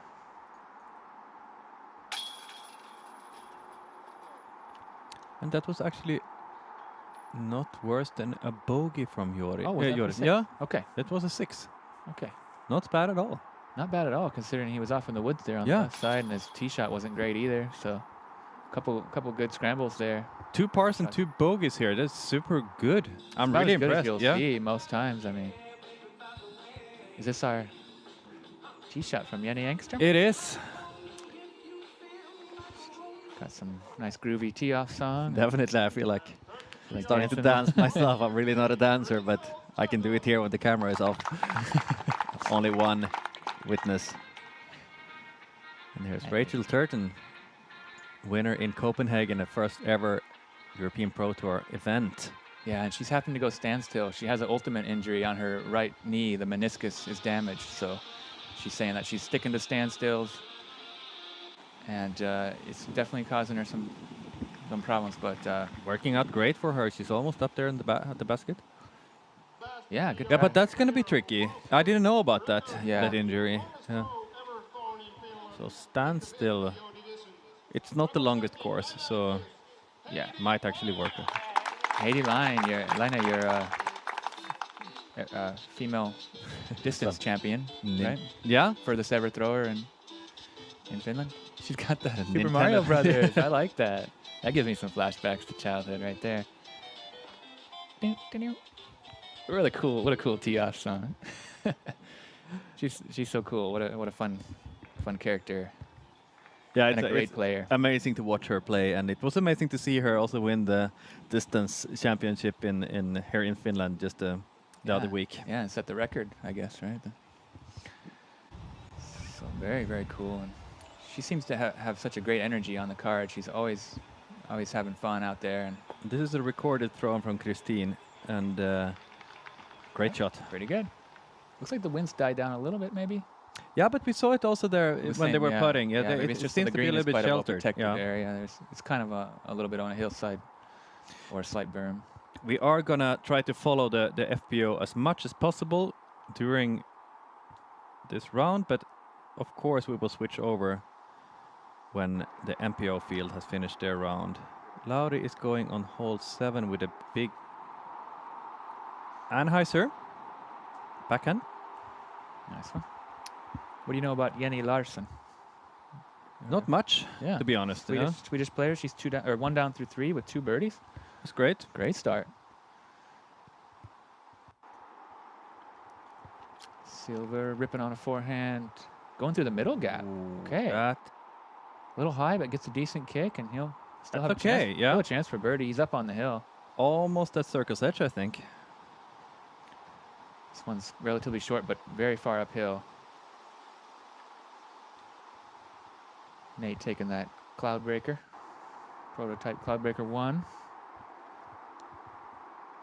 Swirly S line, I believe. And Ooh, keeping and it tight gets on just the around the there. tree. That's his play. That's exactly Whoa, what he's. Oh look my at goodness! that! Almost skip aced it.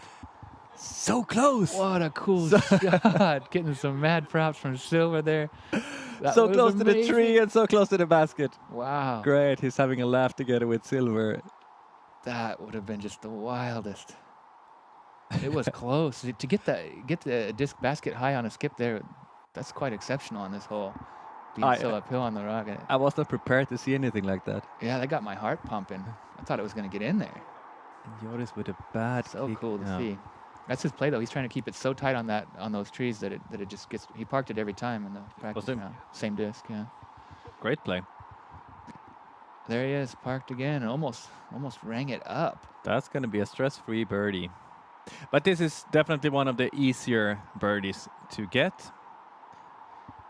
I would believe at least, but when I'm looking at the... How's it averaging? 11th hardest, just around par. Right in the middle. Yeah. Okay. Not as easy as it looks. No. I guess, of course, it's more difficult in the wind. But still. Yeah, only 22% of the field able to collect that birdie. Mostly pars, but a few bogeys and even a double or two here and there. You're always going to have to scramble for a par. I think it's going to be possible from down there, though. It's not too much in the way, and it's definitely not too far to the basket.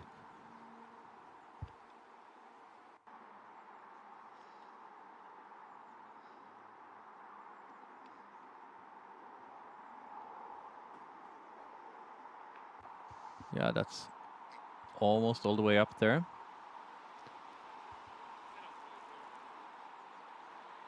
But what a shot that was from Nate. That was amazing. Wow.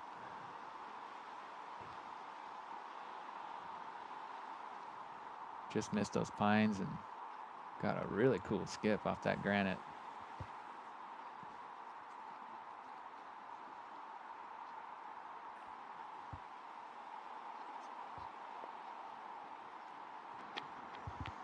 Looks like Silver's outside circle one. Line up a step putt, perhaps. Not an easy one into the headwind. It's not too windy there, though. No. Oh, gives it a good bid. He keeps on being just a little bit off. Yeah, he's gonna A little bit turn here and things there, around yeah. soon. Hopefully, the par was good on the last one, but he's gonna want to start getting some birdies, try to equalize on that rough start. Okay, Joris a bit. Circle's edge or what? No, that's outside? just inside, about Inside. Oh yeah. That's the mark behind him there. 9 See, meters yeah, you're right, or something. yeah. Yeah.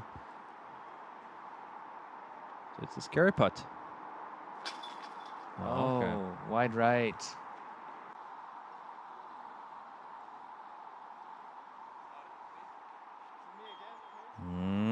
Pretty close. It's going to but be at least 3 up here after this hole. He has shown some qualities, but also a little bit a little shaky here and there. small yeah. mistakes here and there. Yeah, maybe it's some nerves playing. I think he would yeah. expect, yeah, at that age and being on such a platform as this, you'd have to expect some nerves. Yeah, we have seen it a few times from players who play in first time in front of cameras and first time in front of, like, on live coverage. It's of course bringing some nerves. You know that totally so many to be people are expected. watching it. Yeah, Yeah, absolutely. you want to do well in front of the cameras and the live audience. And one who is and who has been playing in front of cameras many times, Lauri Lehtinen. Yeah, totally composed, fierce competitor, always focused and dialed. Chain's out though. Oh, not this time. One. It was close, but just a little bit right side on the. Caught a lot of chains, but just sort of scooped out the back door. And if it's gonna match Thomas Hytiainen, this would have needed to be a birdie. This would be a birdie that he wanted to have. Not this time though. Joris The just thing get it in. about Lauri though is that if he misses a shot, it only fuels his fire. Yeah, he You gets know? those eyes. That Yeah, if he makes a minor mistake and he doesn't feel good about it, he can kick it into another mode. It's almost, I mean, yeah, it's hard to compare anybody to Beast, you know, to Paul Macbeth, but he's got that mode that he can seem to click on. Silver Rachel. got that putt, by the way, that we just missed. Oh, great. Hole 2, yeah. Rachel ripping on that standstill, still getting huge distance. She can throw really far. Super smooth form. Very powerful player. Of course, Heidi, the most powerful player. Yeah, no, not many players in the world can match her when it comes to power and distance. See how much she wants on this. The That drive? Yeah, I think so. Just keeping it smooth, and It's looking great. This is crushing looking it. so good. And that looked like 80% power or something from her, didn't it? I mean, it just looked So like it wasn't a lot of effort. Effortless And she's distance. so far yeah. further than the MPO was. Yeah. Yeah. That's better than any of the shots we saw from our MPO feature And- card. Am I right? Yeah, I agree. It was the She can. no one has been Wow. close, and not even the #1 ranked player in the world, Kristin, can match that. Yeah. Almost though. great It was drive, also a though. really good shot, Fantastic but drive. just shows what kind of quality it was from Heidi Laine there. Yeah. So, some excellent tee shots thus far, and see if Jenni can match. Enigma. Very popular driver from Discmania. Puts a really good move on it. If she can get around those birches, she'll be right up there too. So great glide. It just keeps on going. That's fine. Yeah. She's gonna have an opportunity to go in between the trees there on the left side. I think they are wide enough gaps for, or she can actually go on the right side. Yeah, she can throw a hyzer or something. Very challenging hole, but the ladies are off the tee really well there. Great to see. So on the hole 6 for the MPO card, we got a bogey from Joris Richter. We got par from Lauri and silver, and Nate got, of course, that birdie. Great birdie. Tap in after a near ace. 1 under par right now, Nate. 2 under for Lauri. 3 up for Joris and silver. A little bit up and down here on that card. And on the FPO, this card here that we're watching, we got birdies from Heidi Laine and Rachel Turton on the first hole. Great. We're going to stick with our FPO for a little while. Follow them along on this beautiful hole, coming down this lovely meadow and fairway. Yeah, I'm happy to see that we can get to see what kind of shots they will follow up those great drives with, because that was nice to see. Yeah, we have some interesting statistics for the FPO field on this one. We have 75% of the field taking a par and 25% of the field taking a triple bogey. Okay. Nothing in between. Nothing in between. It's pars or triples for the ladies thus far, and that's another odd statistic, but I could see it happening. A 7 is very, very doable on this one. All kinds of trouble to be had, but mostly pars, which is very impressive. Very happy to see that. And 100% circle 2 putting from the field. That's interesting statistic as well.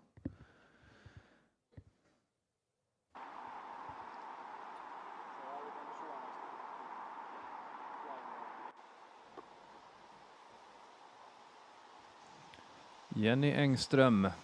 Oh, excuse me. I was giving you the wrong statistics. That was hole 4. Oh, okay. I apologize. Still. It's different statistics, but still, yeah, 25% of the field taking the par here, and 75% taking bogey or worse. Still interesting statistics on, even if it's if it was on the wrong hole. Like, Sorry about no, that. no. It happens. It's so many numbers to keep track of. But Well, that was just a bit of a no, but I mean, mental lapse there. but yeah. Anyway, hole 2, the par 4. Jenni Engström around the trees, up to have a look at the gaps, but he doesn't get around. Kicks. Okay, it's not so far up to get in that OB pond, but Yeah, it kicks to an okay position, I think. I Yeah. think she's having a look at the gap there. she might be lined up pretty well, actually. Yeah, that's a good point.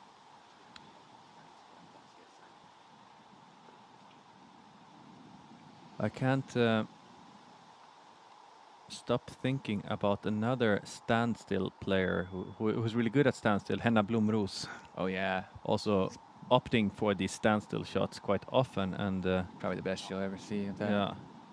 So we know that it's possible to throw great from standstill, and Sure. Rachel is showing it. That was a little bit to the right, though. Pretty good distance, though. Yeah, she's got great technique. Especially for such a new player to the game. I guess those ultimate skills maybe come in handy, understanding the flight of a frisbee and the mechanics of it all. But still, Very just to- impressive. I mean, what an athlete. it's not easy to go up and throw even standstill when you have an injury that you worry about. Of course, Yeah. that's going to hinder you from really achieve your best. Kristin Tattar throwing a grace, I think. I saw in her hand. Also a master of the forehand, but now she is going with a turnover shot instead. Beautiful, and right through the gap, center gap. That's why she is #1 in the world. That was a top level wow. shot right there. To hit that tiny gap from so far out with that like little bit Anheuser touch. I mean, that was a beautiful shot right there. Perfect work of angles and perfect knowledge of the disc and everything. That was super impressive. Superb, and she might have a chance for birdie from there. I mean, with her it's long distance, but still.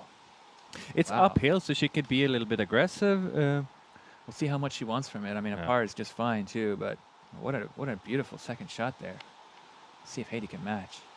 Looks like she can. She sure can. Look, Oh. okay, hit something. Caught just maybe it was a tad bit high and caught some branch, but it was looking really good. It was lined up down the center of the gap. I thought so. I think Yeah. it just had maybe the height was a bit too much. There are some cross branches, I think, that kind of make that gap even harder if you try to go too high. But Look at that how shot from beautiful- Kristin, That also was with awesome, wasn't it? with This the was forehand awesome. she has, also like what that she even decided to go with that backhand That's was right, yeah. surprising to me, and the way she performed to perfection. That's huge. She's got it all. I mean, you don't become the top ranked player in the world without having all the skills and being able to execute them under pressure and in every situation. So, You're so right. superstar. Kristin also coming back from a COVID infection, so it's gonna be interesting to see how she can hold up Yeah. after that period. I don't think she got that bad. But it can definitely affect Yeah. your endurance when if you've been down for a week or so, you know, It- recovering from an illness like that. And She was planning to go to the US and playing Idlewild this week, and the also U.S. Women's That's right. Championship, right? Yeah. So we are happy to see her here in Tyyni instead, though. But of course, we're not happy yeah, that I know. she wasn't able to go over there to tour, but very grateful that she signed up for this event, and it just makes it that much more interesting for the FPO field to be led by the top player in the world. Yeah, that is of course not something you see every day here on the European Pro Tour. Yeah, Would love to see Very it also on the MPO side. that'd be awesome. Yeah. Yeah. Hopefully in the future, more players will come over there from the U.S. and try to compete for these prestigious titles as this tour builds and I'm grows. certain we will see that in the near future. Yeah, Nate Perkins mentioned that in the press conference as well, didn't That's he? right. That it's not super well known yet what's going on here, but the professionalism and everything is really shining through, and so it's great to have people noticing that and being able to communicate that. Rachel with a patent pending shot from an awkward position. Oh, just a little too Missed left that, on that. yeah. So she is probably looking at a bogey at best Gonna right try to now. get up and down for bogey from there. Not too happy, but it could be a lot worse on this one. So just hope she can get up and down from there. It's impressive to see what kind of clean release she has, even though she missed the angle there a little bit. But It was close to being just right, wasn't yeah, it? it was very It was- close, just yeah. a tiny bit to the left, and Here we see Heidi. could have been really good. She's got kind of a tough kick to the right, and Mm. yeah, you can see how thick this rough is. That you really need to get through that gap, don't you? She's got to get really creative now.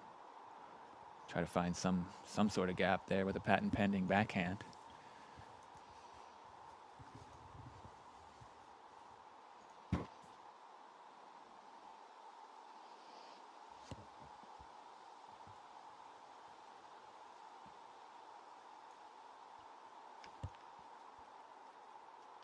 And that's not gonna go all the way up. Is it just inside the circle though? Yeah, It is. Yeah. she pin higher. I left side. think Yeah. almost. Yeah, she Yeah, is. pin high just inside the circle, so she'll still have a chance from there. A pretty good scramble shot. Tough place to be anywhere on that right side, so excellent work to find her way up near the basket.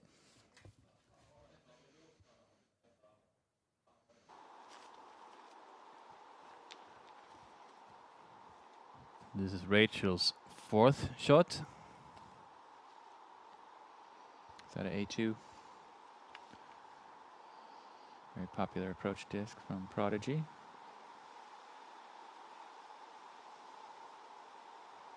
Very methodical with her routine, giving it a few practice strokes and then whipping it up there beautifully. Right to the basket. A3 is it, or A2? A3, I believe. Nicely done there from Rachel. That was good. That was really good. Yep. Just that one tree in her way, and she got right around it and landed pretty close to the basket. Should And be as an we, easy. as we bogey. mentioned before, it's very important to land as soft as possible here on this green, even though it's sloping upwards, but it's so fast and a lot of things can happen with a lot of roots and bad kicks and everything. Yeah, it's on a piece of granite rock, but there's Yeah. some kind of like really thin layer of topsoil with some pine needles on Yeah. it. So it is very slick, like you say, yeah. Or some sort of moss, something that makes it very very fast green. And Kristin's gonna give it a run. This would be That would be such a high what a birdie it would be. Yeah, come on. Ah. Ooh, she gave it a chance, but it's going to be an easy tap in 4, which is just fantastic here.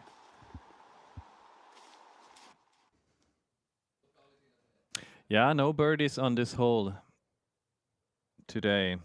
Only 3 birdies from the MPO field. So It is incredible really hard job hole. to get Yeah, herself in yeah. position for that.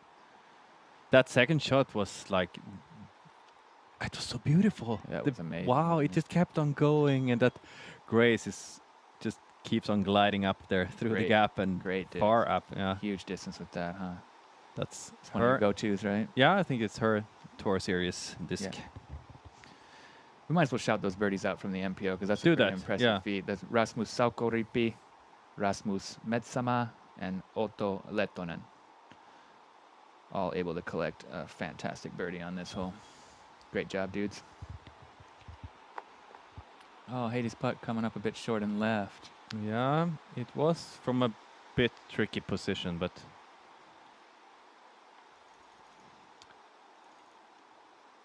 luckily she got that birdie on the first hole though, so she's not looking at a bad score so far. Yeah. Oh, great putt from Jenni. She's looking to defend that title. That was for a bogey, unfortunately, but still, still not a bad score. not at all. Bogey is a This one can cause a lot of problems. good score. Rachel looking to collect her bogey. You shouldn't have told me about that knee injury. I get nervous every time I see her now. Yeah. But I'm sure she has it under control though. Yeah, she's I think just having a little bit of pain and stiffness in it, but Yeah. seems to be still almost fully functional. Yeah, but the knee is not a place you want to have pain in when you're playing disc golf. That's a That's true. very bad thing. Yeah. It's such an important pivotal joint for the mechanics of a disc golf throw. So with Kristin now tapping in her par, we saw 1 par and 3 bogeys. Great results. Yeah, well played. From our FPO feature, and we're back with our MPO feature.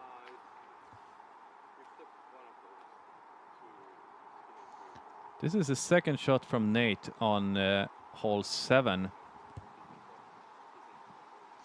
And where is he? Off the fairway at least. But not too much, but he's off on the right side on hole 7 here. This is a really cool hole, very beautiful. Nice par 4, and we've had an eagle on it today. And who got that eagle? Hjalte Jensen, the young Dane, Discmania sponsored guy, right? Yeah, then Got himself to 15 meters and banged a putt. huge. That's one of the guys that KJ Nybo mentioned before Copenhagen, that he's the guy to watch out for. And And we can see why. Yeah. What kind of skills does it take to eagle a hole like this? 150-meter drive and a 15-meter putt, I guess. that's huge. That's wild. Hard to imagine, but yeah, congratulations. Yeah, I think even par has got a good score on this hole. Yeah, it's not the longest par 4. No, it's got a pretty nice shape. It's very easy that you end up with having bad footing. This is the second shot for Lauri also. The rough is really rough on this one too. Exactly, You can see, yeah. right, what he's dealing with. Lots of That's a green. And it's very rocky, as you can see. And That's pretty great, though. okay, so he's In the circle. looking at the birdie. Nicely done. Both Joris and Silver has been throwing twice already. We don't know where they are.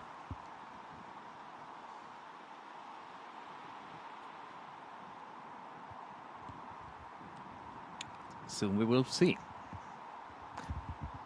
And yeah, this is one of many, many beautiful holes, as you mentioned. Next hole is going to be another highlight. Yeah, it's a funky Going one. down the hill, yeah. It's got a heart-shaped hazard area. Well, everything outside of the heart shape is hazard, should I say. It's like an island. Tiny little island. Joris' third shot here, just trying to save a par, which he most likely will get. That was a nice up. This one kind of drops off a little bit behind it. Not straight away, but like just around the circle's edge, then it's like quite a steep drop-off. So you don't want to come in with too much heat and skip off that granite. You can roll all the way down. But it looks scarier from like before the basket than it actually is. It's not as steep It's not behind. it's not it so looks close like. to the actual basket. It's sort of like gradual in the beginning, and then it drops off more steeply after the circle's edge. But can be a tough green if you come in with too much heat, I guess.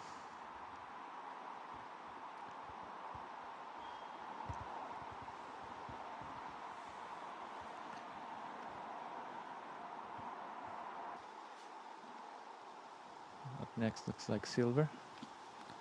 Yeah, he's also on his third shot here, trying to collect a par at best.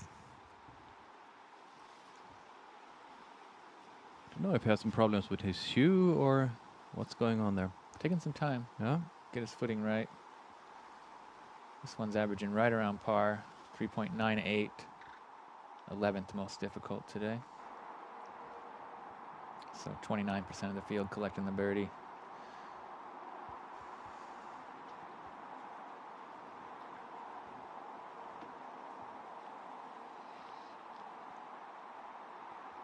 I hope we get to see a flyover on this hole later, because it is a really beautiful hole. It sure is. From the tee, it turns slightly to the right, and it's rocky all the way. Beautiful fairway, and kind of tight, not the tightest hole, but it's a nice one. Definitely want to stay on the fairway because the rough is harsh, and yeah, beautiful shape to it. Yeah, I guess it is. For the biggest arms, it is attackable for the eagle. And here, Lauri attacking for birdie. There you go. Just keeping a clean sheet still. Yeah, three down. Solid. He's left a couple strokes out there too, hasn't he? I guess. Yeah, it's going to be hard to catch Tuomas Hytiainen with 9 down, but still 3 down through 7. That's great. Yeah, definitely on pace to get himself on the lead card tomorrow. I'm very curious now to see how these players are going to attack the downhill holes that's coming up now in the wind. Yeah. Well, I know that Nate Perkins is playing it. He's trying to play it short so that if he does end up OB, he can still putt for 3 from the hazard because it's so tight to the front side. So here it is. Here we're going to get a nice flyover. Beautiful spot on this course.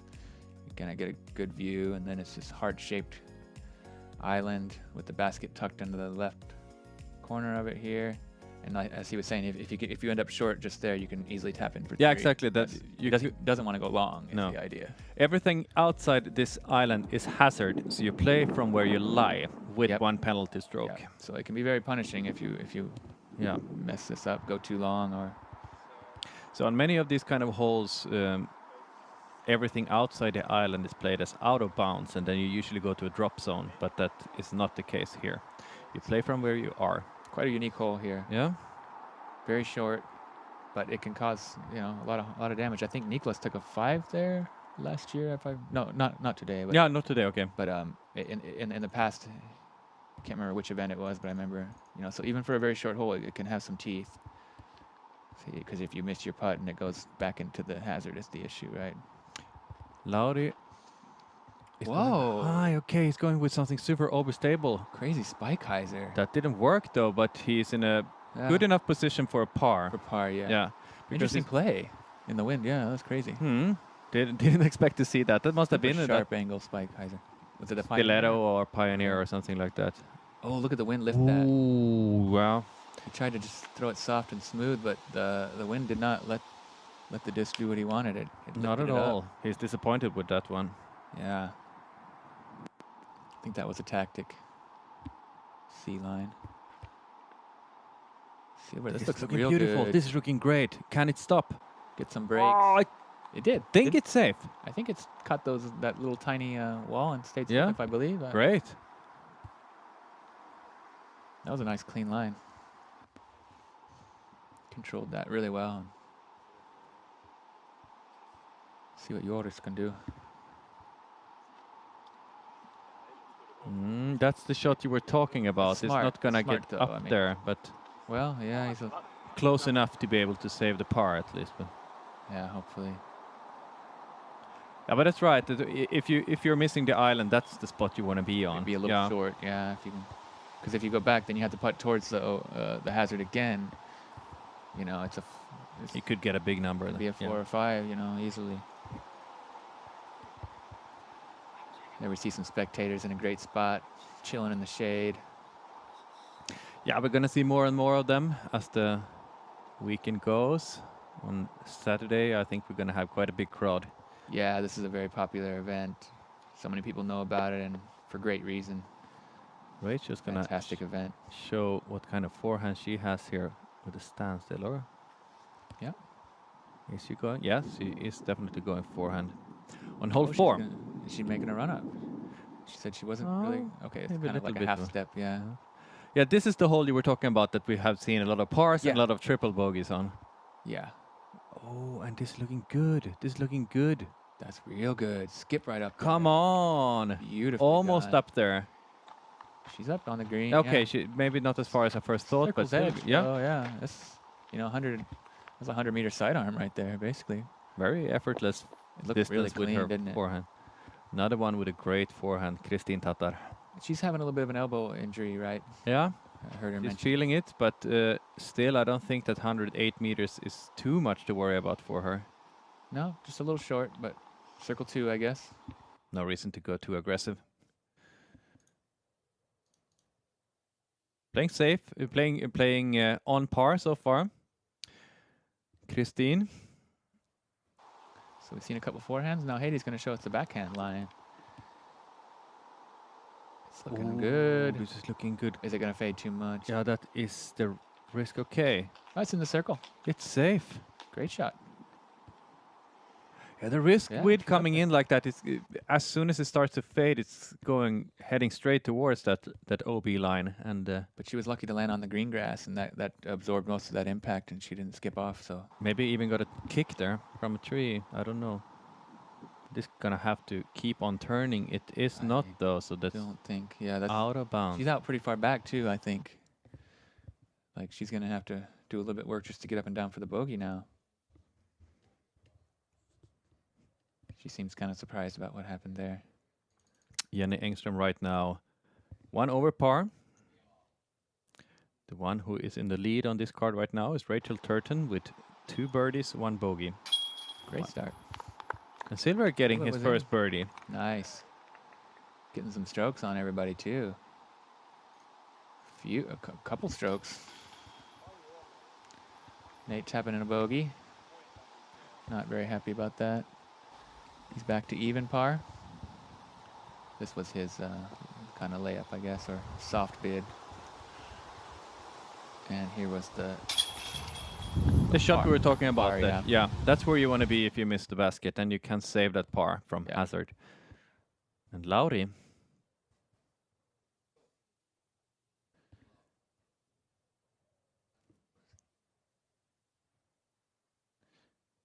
about 7 meters for his par. Yep. Yeah, got it. Looks like he got it. So a bogey, 2 pars, and a birdie there. And we're moving on.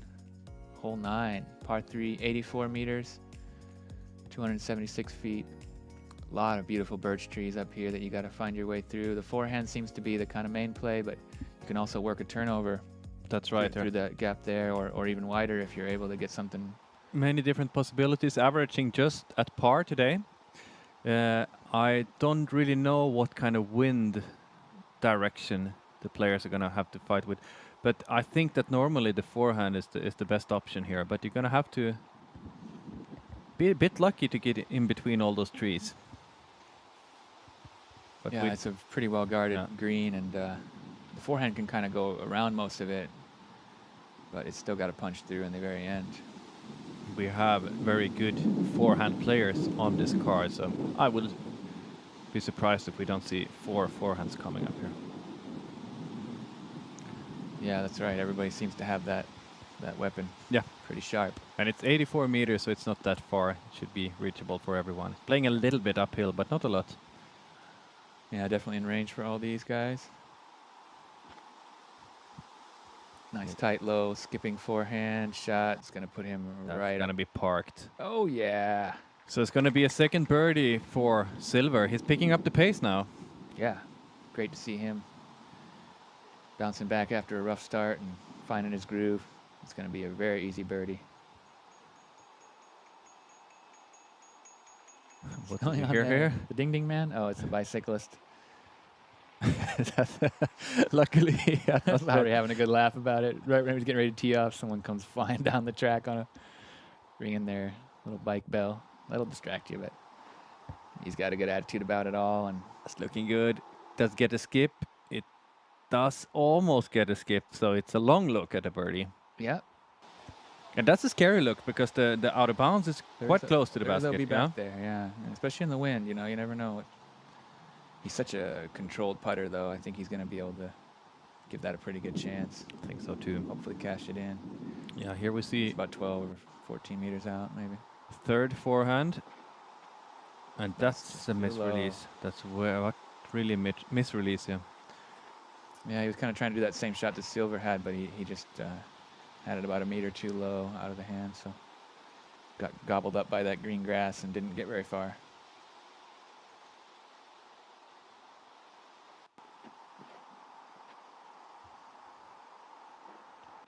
Nate Perkins with a nice looking forehand, but it comes up a little bit short. Just outside the circle, I believe. Good one. But not the perfect one as Silver. No, I think he wanted a little more height to Yeah. carry that distance, but good line anyway. We have a 3-player tie in the lead on the FPO. It's Rachel Turton and Heidi Laine, and together with Laura Posch from Austria. Yep. Interesting. Yeah. That's a player I haven't seen or heard that much about, but it's going to be interesting to see if she can keep on that pace. She's a solid player. Yeah, I've seen her on, I believe it was from Heatland. Or it might have, no, it was either Kokadal or Heatland. I don't remember exactly, but yeah, she's a good player. Very solid. Silva Saarinen and Kristin Tattar has played very good so far also, both on par.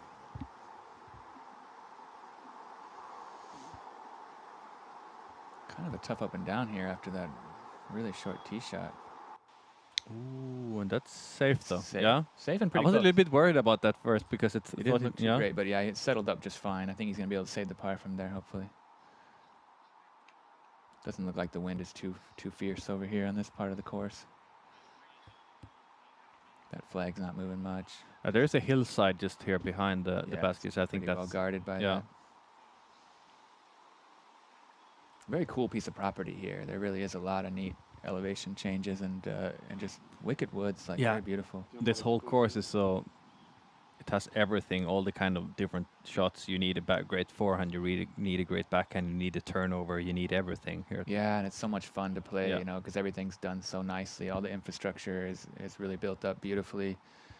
Great tee pads, great baskets, well designed. Yeah, and it's all about disc golf. I mean, the restaurant here, they have the menus printed on discs. Oh, look what a yeah. great, Sweet stepper from Nate Perkins. what a putt. Great birdie to get there. He had a great pace on that. Nice touch, huh? Hot. That was He's hot right now. That was a big putt. That's his third birdie. Great job. 1 under par. How far out was that? About That was- 16, 17 at least? Yeah, probably. Yeah, about a 60-footer. Big putt.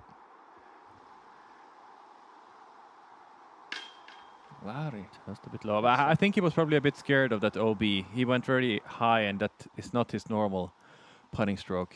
Yeah. But a par is okay. He's still 3 under par. Okay. U-Disc is calling it 15 meters from Nate Perkins, so 49-footer. Looked a little bit further But in it's my eyes, but Great. that's a Anyway, great putt. Beautiful great putt yeah. towards the OB also. So with the OB behind the basket, Yeah, more or less. Yeah. Nice bounce back after that bogey on the last hole. Yeah, and after the miss from the tee also, then Yeah, yeah, and a good par save there from Joris. yeah, I was talking about Joris. Oh, Maybe okay, you were good. still talking about Nate. Sorry, yeah. Silver.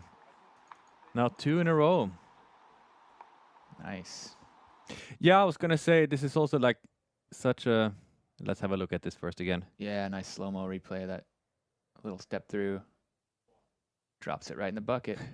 Beautifully done. Really nice putt. I hope we get to see more of those. Yeah.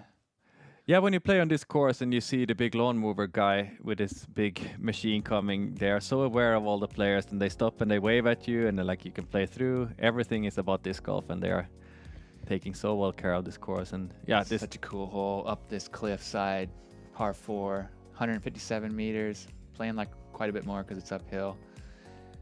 8th hardest at 4.14, sponsored by Ford. Great to have their support. yeah, the first shot here is really important that you get up and you get a little bit of distance also because then you could. Yeah, like right Attack up where they're with it, standing is yeah. kind of the sweet spot, isn't it? Yeah. It's like that's the card ahead is still moving on, so we might have a slight delay.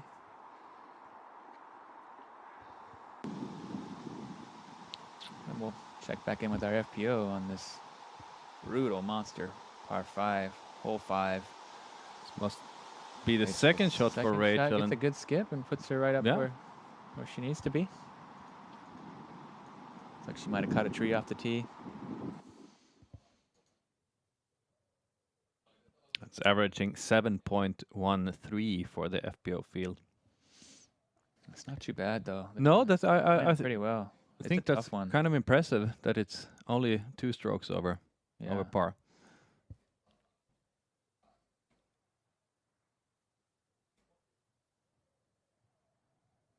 Most likely was the second shot. You probably caught an early tree there, Rachel. Yep. And Jenni Engström, this is not where you want to be. Bit to the left. Need to fight finding a gap here. But she is finding that gap. Well, that's a great shot. Wow. Puts it right in the middle of the path. Sweet. That was a great angle. That's where you want to be. Yeah, well played. Well, she shows why she is the 2-time champion. Yeah.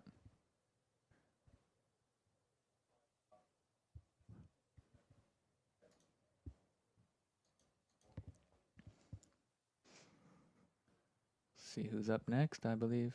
Heidi? She might be in that relief area where we saw Nate Perkins as well. That's right.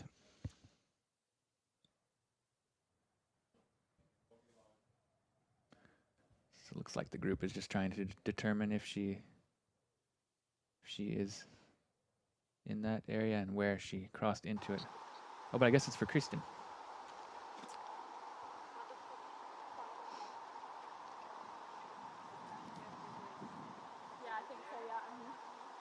Yeah, now they need to figure out where the basket is so she know how she can mark her lie.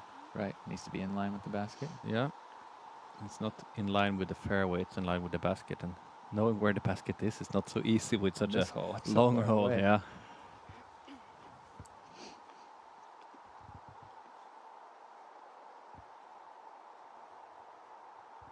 Nice battle going on at the top, though, with the FPO.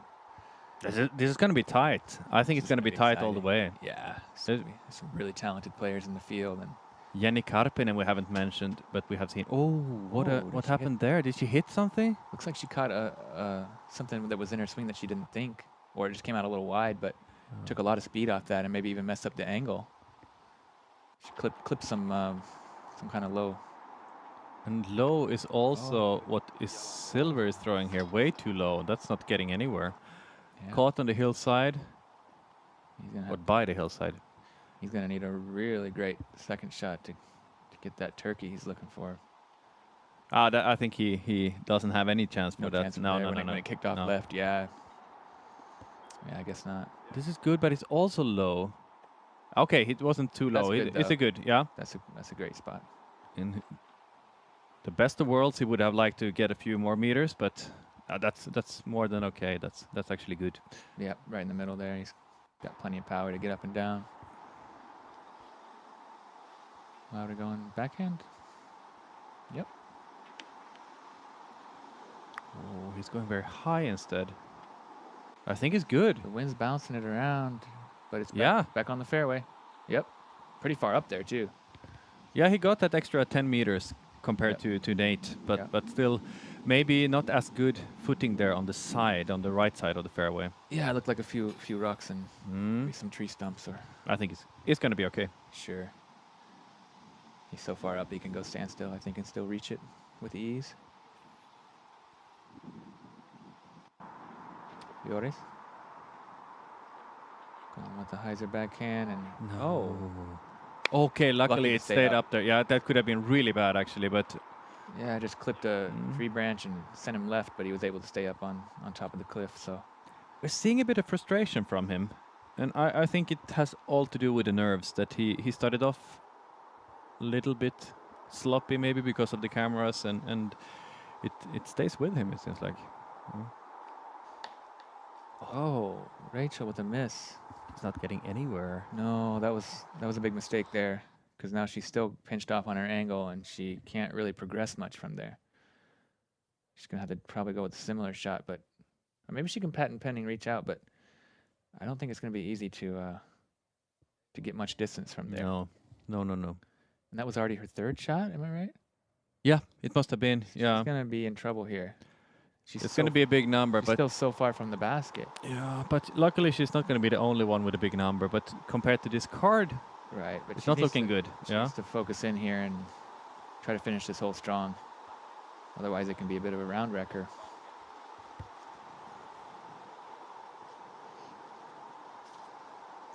Yeah, you don't want to be here in a bad position after 3 shots. Because even if she can get up on the fairway here, she's not going to look at a lot of distance from a patent pending position. But it's a great shot though. Oh, that's smooth. She got good distance. Super. Yeah, that's About as actually good as more she than I can thought do, she would. yeah. Yeah. That was great. I mean, she's still really far, but that was an important shot from her to recover after a couple of mistakes. Joris Richter after his first shot and another tree. Yikes. Did it go down on the right side? That would be Oh, that's a bad too much mistake. for him. It did. It did. And Oh no, not all the way down. okay, luckily it stayed up there. Yeah. Still, that's negative distance.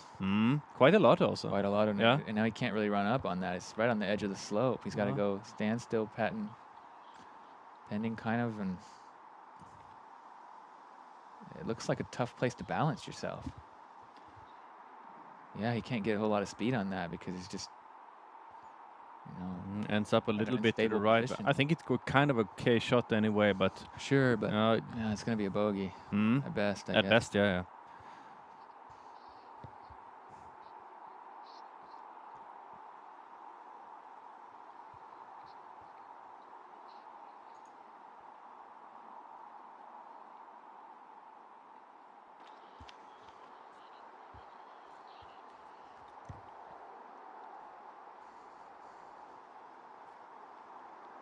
Silver also not having the best shot from the tee.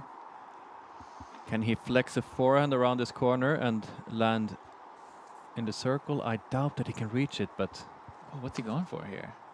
Is he going over the top with the overhand? yeah, he is. Whoa. Okay, that's not too That's a smart shot, and he's getting Pretty good distance up there. quite a lot of distance. Yeah, he cut Yeah. so much of that corner, so Should make it a pretty easy par from there at least. Pretty good scramble move. Powerful tomahawk. great. Yeah, Joris really struggling, isn't he? Yeah, he is 3 up right now, and it's really getting to him. Doesn't feel like he's in the zone at all. Like he can every miss just like builds up inside him, and he's gonna have to do something to change that. Yeah, let's hope he can find some comfort and get into his routine and just try to have some fun out there. You know, I mean, it's not the start he was looking for, but you could really quite expect that being first time on coverage and all like this, and this kind of big event. I guess it's a pretty high pressure scenario to be on live coverage at that age for sure. It's 100% understandable the way he is playing and reacting to his play, but still I still hope that he can turn this around and because we have seen what kind of player he is. Yeah, here and there he has glimpsed with some great shots. And no better way to gain that experience to be in that position, you know. That's completely right. And Lauri with a great shot here. Yeah. Yeah. Looking at a very gettable birdie from that position. Yep. Nate didn't really get enough angle on his second shot, so I think he is gonna have to. Well, he got a long look at the birdie, but looked like it would have been possible to get a little bit closer. He missed the angle just a little bit.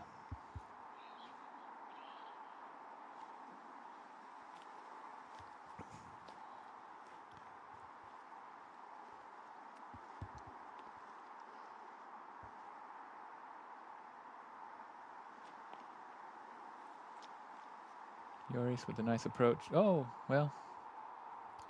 Still has a little work to do, I guess. Yeah, I think that was actually a little bit short. Yeah, that wouldn't have been like around circle's edge at best. Yeah, I guess it didn't have quite enough steam on it. It looked good though from the angle when. Just maybe not quite enough speed.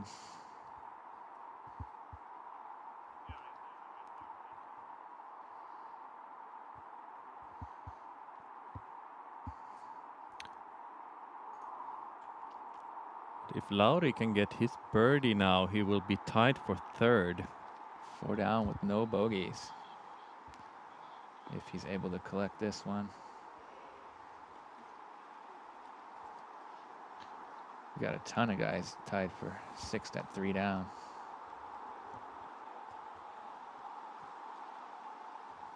$11 guys turning in -3s.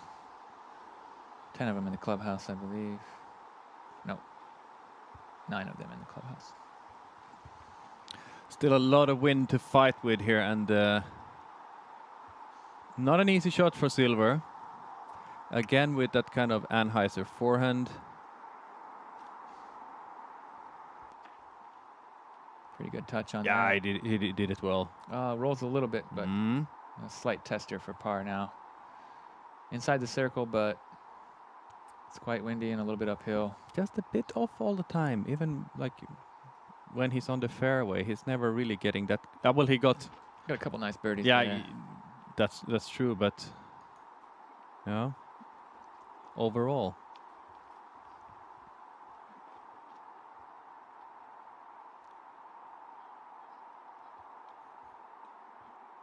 That just means that if he makes those adjustments for tomorrow, he could really be something to get a great result. Yep. Rasmus Metsama, bogey free. Sweet. 2 down through 11. Almost keeping pace with Lauri. Yep, the only 2 guys that are bogey free.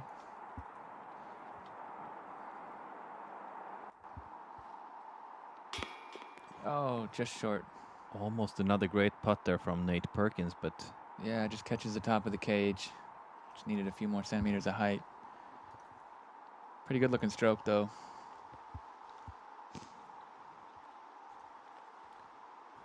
Big moment for Joris. Yeah, important for him to get this and get some kind of momentum maybe going. with a long putt. Oh, Ah.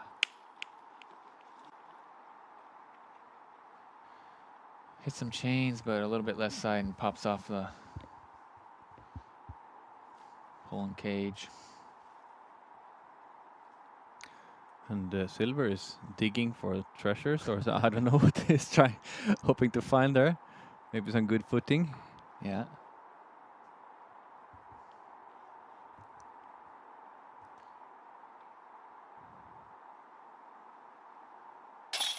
Great par save. Great putt. Mm-hmm. Well done.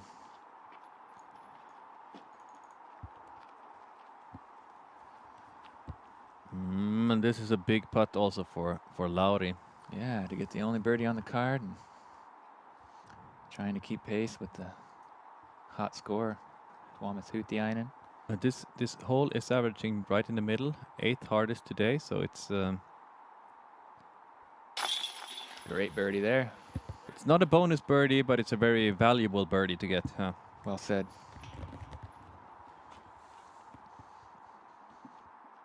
Four down. Ooh, and it stayed in luckily. That was almost bouncing back out Looked again. like it wanted to pop back. Yeah, it's that kind of round for him. Getting a 6 here on hole 10. Joris Richter. But let's forget about that and head over to hole 11, which is another downhill hole. First, we're gonna see the approaches here on hole 5. That is good to me. Looks Very good to me. nice. Yeah.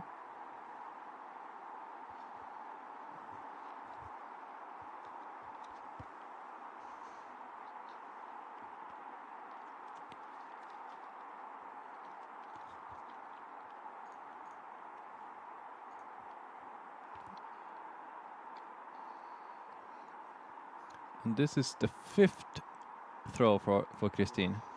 Okay. So she's looking probably at a bogey. Trying to get up and down for Yeah. bogey. Taking that harp, I believe. Looks pretty good. Can just settle in. Does Good so throw, nicely. Yeah. You never need to worry when she's picking up that harp. You know it's going to be well inside a circle every time.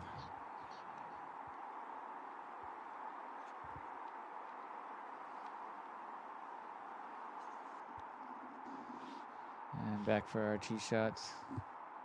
Hole Yeah. 11. Very 100. similar to that heart-shaped hole downhill. Just a little bit further. Nice elevated basket with those tractor tires.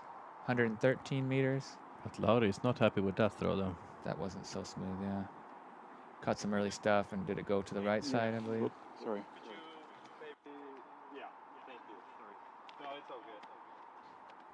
Silver taking this inside line. I saw Nate doing as well, where they go with a slight flex forehand around this. Interesting. I've never seen this. Yeah, Never seen this. yeah. I was one. kind of surprised to see that, but now I can see that it sort of opens up a little bit more Oh, space. that's too. He tugged on that a Yeah. lot to the left. Yeah, I didn't get it. Oh, he got through everything though. There is a little OB spot down there. You can see those white stakes. It's normally a little, like, water. Yeah, like a skunky little Pond, pond or- kind of yeah. thing. Yeah. But Basically, I it's all think it's dried dried out now, but Yeah. still, it's OB. Now Nate is doing that. Oh, that looks pretty good. Ooh, He's fading out a little bit. He's just outside the circle. quite close to the OB also. Yeah, Yeah, testing that, but that's good shot. Good throw. This is not an easy one to get.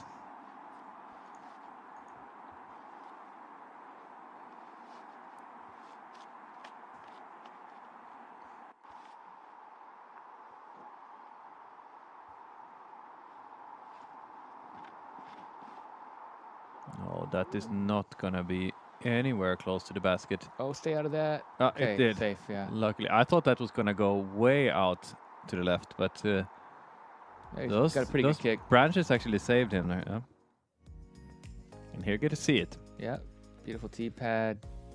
Really cool fairway. Got to get over that little boulder and then just straight downhill. You want it to kind of just keep it in the middle of the gap and hope it settles up close. And not too much OB to worry about though, but it is there behind, so. Yeah, you got that little pond trap and then the behind.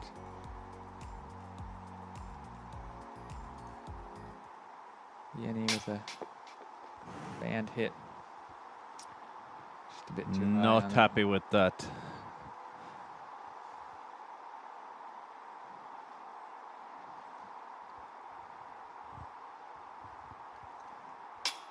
And Oh, same thing for Kristin.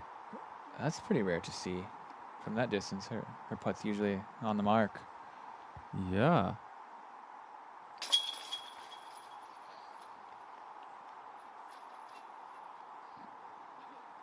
It's a very, very big mini that I see here. Rachel Turton. Okay, what numbers do we see here? We see a double bogey from Heidi, Laine, and also from Kristin Tattar. We see triple bogeys for Jenni Engström and Rachel Turton. Tough hole. Definitely. But you want to make those putts, those short putts, you know. That's the last place you want to give them up on the green after working so hard to get all the way up there. And where's Lauri then? Has he thrown his second one? He must have, right? He didn't get very far off the tee, did he? No, I think he got caught quite early there. He must have thrown his already. Silver putting it pretty close. A little bit work left.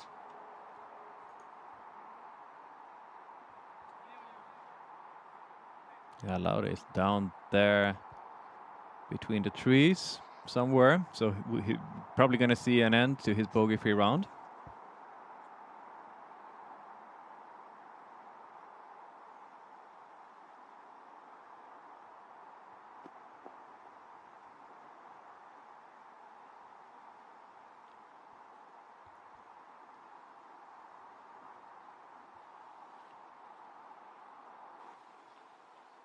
Yeah, he's not in any kind of position to attack here. Well, of course he can attack, but maybe not so likely that he will make it. Pretty far out, and those trees make the ceiling quite low, but he's just going to put it close. And Get his first bogey of the day.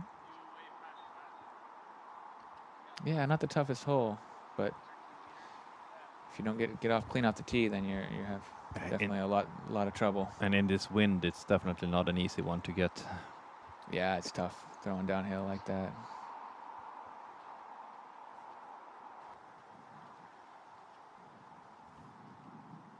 Nate with the birdie putt. See if he's going to go with that kind of step through. almost getting so it. close. Look good. Caught the top of the cage and even some chains, I believe. That was really close to being in. It was.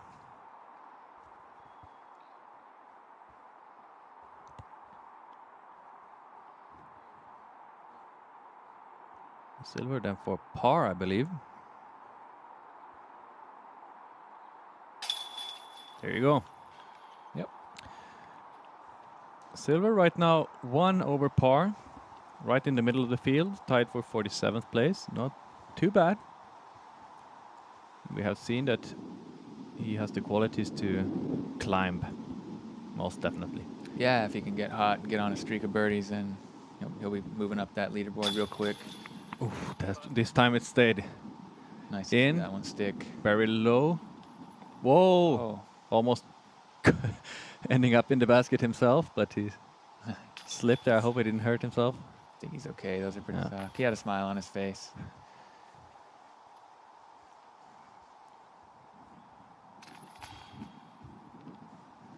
No, okay. Lauri actually got a par here. Par, okay, yeah. His drive must have punched through more than we could Yeah. tell off the tee. It looked like it was way turned over, but it might have just found some lucky gap and got all the way through. Surprised to see that, but happy for him. Yeah, keeping that clean sheet. A little bit wide on that one and catches the tree.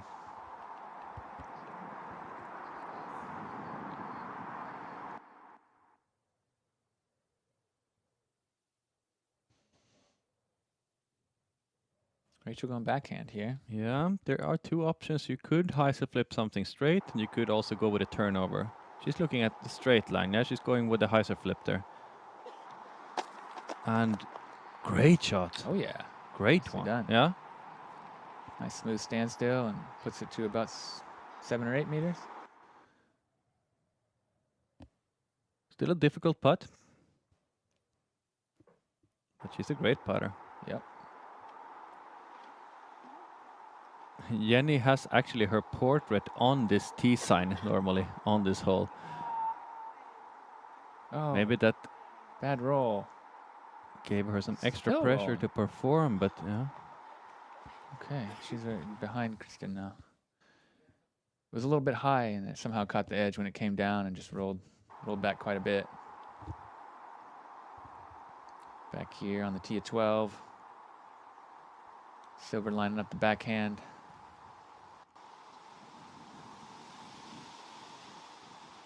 And this wind is, Starting to pick up a little. yeah, it's not helping on this hole because you need a hyzer, and that's going to push down the discs quite a lot, and that's exactly what we're seeing here. Oh, It's not staying reaching all the safe, way though. up, but it's Yep. it was quite okay.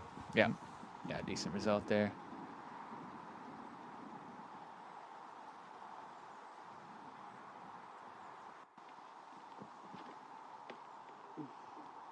Pretty good looking hyzer here. Oh yeah, all the way up Really there. good, yeah. Should be a birdie. And this is one of those holes that there is really only one option. It's a stock hyzer, but yeah. 108 meters. It's a shot that you should have At this level, yeah. at this level. Yeah. But the OB is quite tight as well. You want to clear it on that. See how you can see how close it is there. Great shot. It looks like Lauri is also there up At the on tap the in birdie, right yeah. side. Yeah. Bullseye hit. Great shots. Yeah, everybody has a chance still. I would be surprised if this is not one of the easier holes on the course, and I see here that it is the second easiest hole, averaging 2.75, so just under par. Yep, definitely one you want to get. Kristin is saving her par. Nicely done.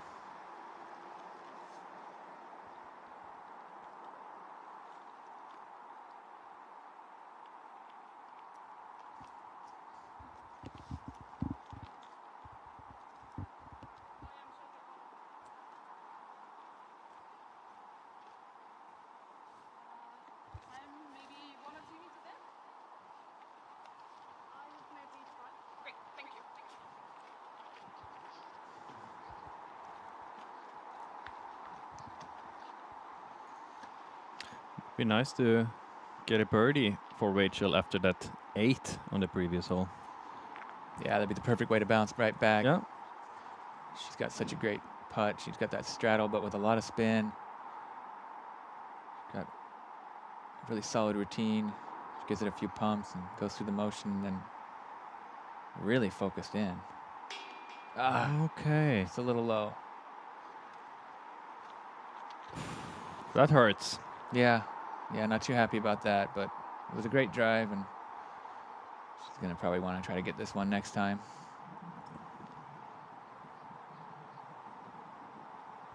Heidi with a little bit of an uphill look.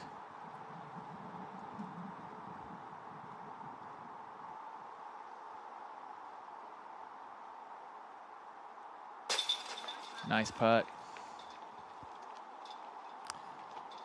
Yeah, nice birdie. After a double bogey. Silver. Oh, there's another birdie. Very good putt there. Sweet putt. We might have a star frame. I think so. I think Lauri is the only one we need to worry a little bit about. I think he's parked, isn't it, Lauri? Oh, I think Lauri was a little bit off He- to oh, the, okay, on was the he the left one? side. Yeah. Oh, you're there right. he Yeah, is. you're right. Yeah. You're right. I got those two mixed up. But he's so good from this range. Oh, he's putting towards the OB though. Yeah. Yeah, it's Yeah? scary. Oh no, I'm not No, counting, no, I'm not no. counting it yet. I'm just I I'm not doubting it either. no, it's close enough. I think he should have this every day. And now it's not even that windy. There you go. Yes, Yeah, this is looking like a star frame. most definitely. Very well played here from our feature card. On the second easiest hole. Some great drives and some really nice putts.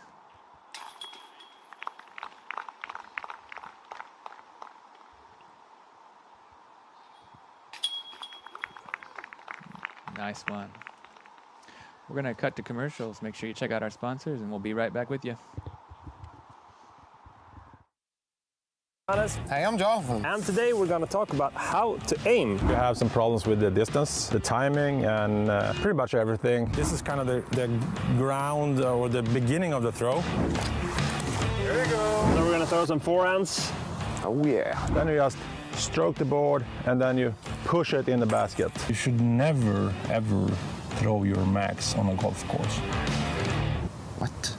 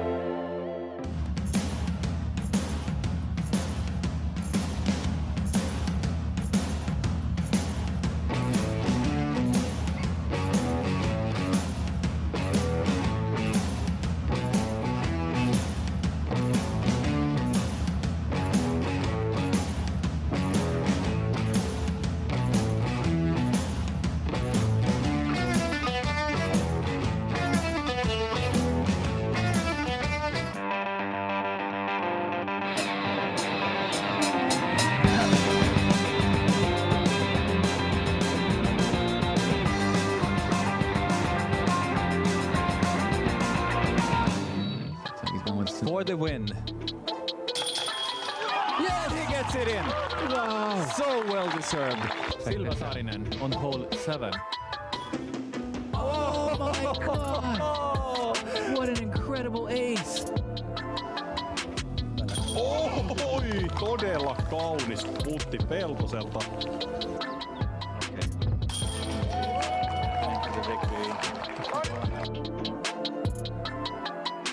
Zuka carload, 8 avocado, take 7.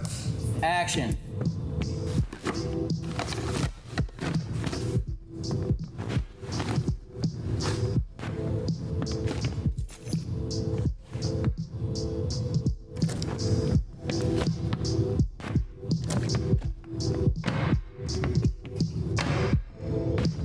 And caught. Perfect. That's a wrap, everyone.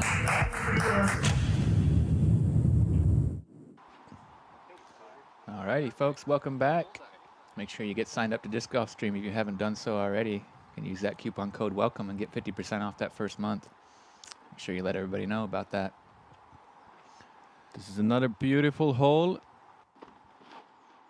Right next to the water. Nice smooth forehand there. Should skip right up to the, almost to the bullseye. About 5-6. We missed Silver and Lauri's shots, but we'll get you a recording as soon as this is finished. Looks like they're both inside the circle anyway. Yeah, I think that this is a kind of an easy shot for people with their kind of forehand qualities. Yeah, definitely shapes up real nice for that, doesn't it? Averaging at 2.88. This is also looking good if you can get that skip. It is okay. It's about 15 meters maybe. Bit short, but yeah. I was playing this hole a few weeks ago with a friend of mine. He shanked it with a forehand from the tee pad there, far out in the water, maybe 50 meters or something. We thought that disc is never coming back. Never seeing that again.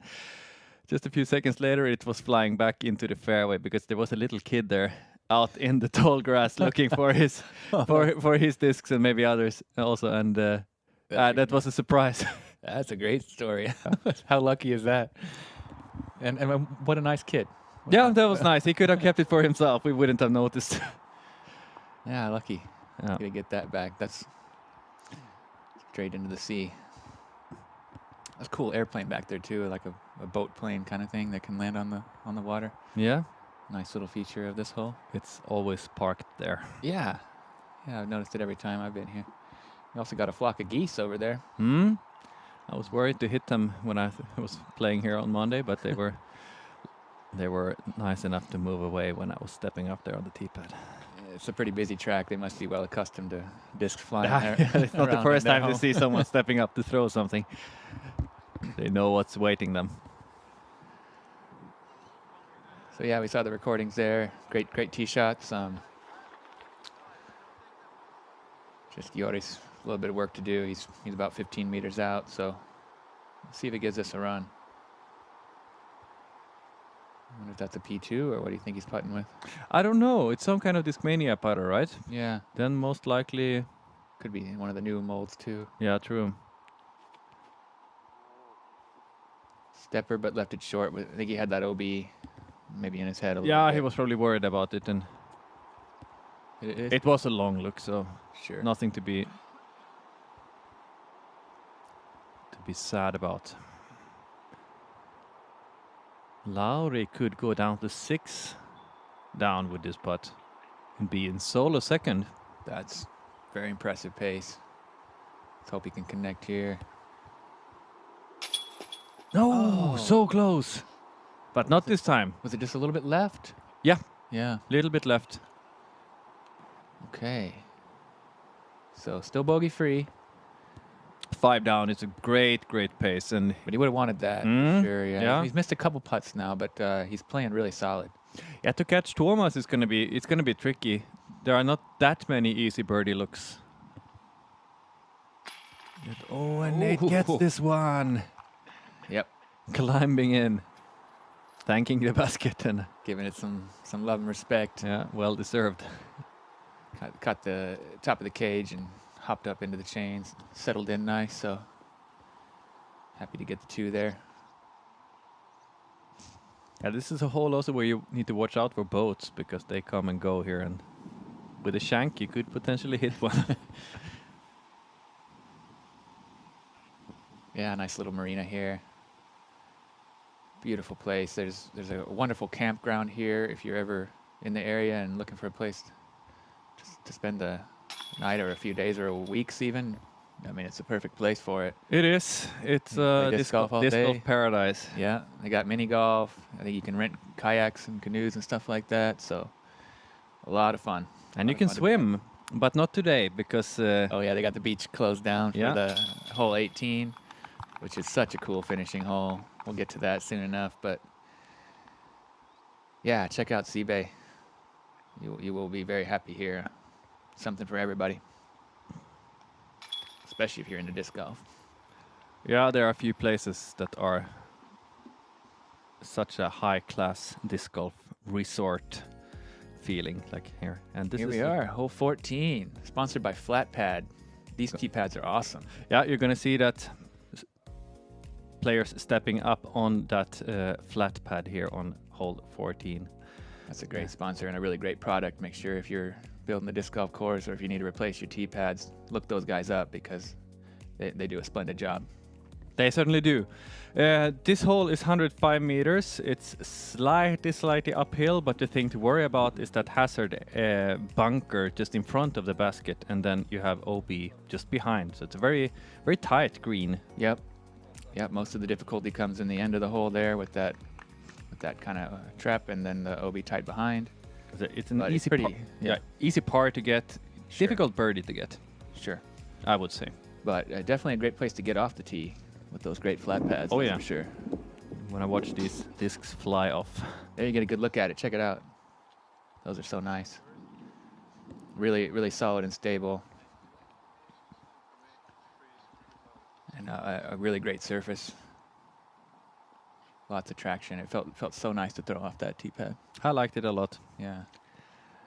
Very happy to have them sponsoring us, and very happy they're making those great products to make disc golf safer and better for everybody.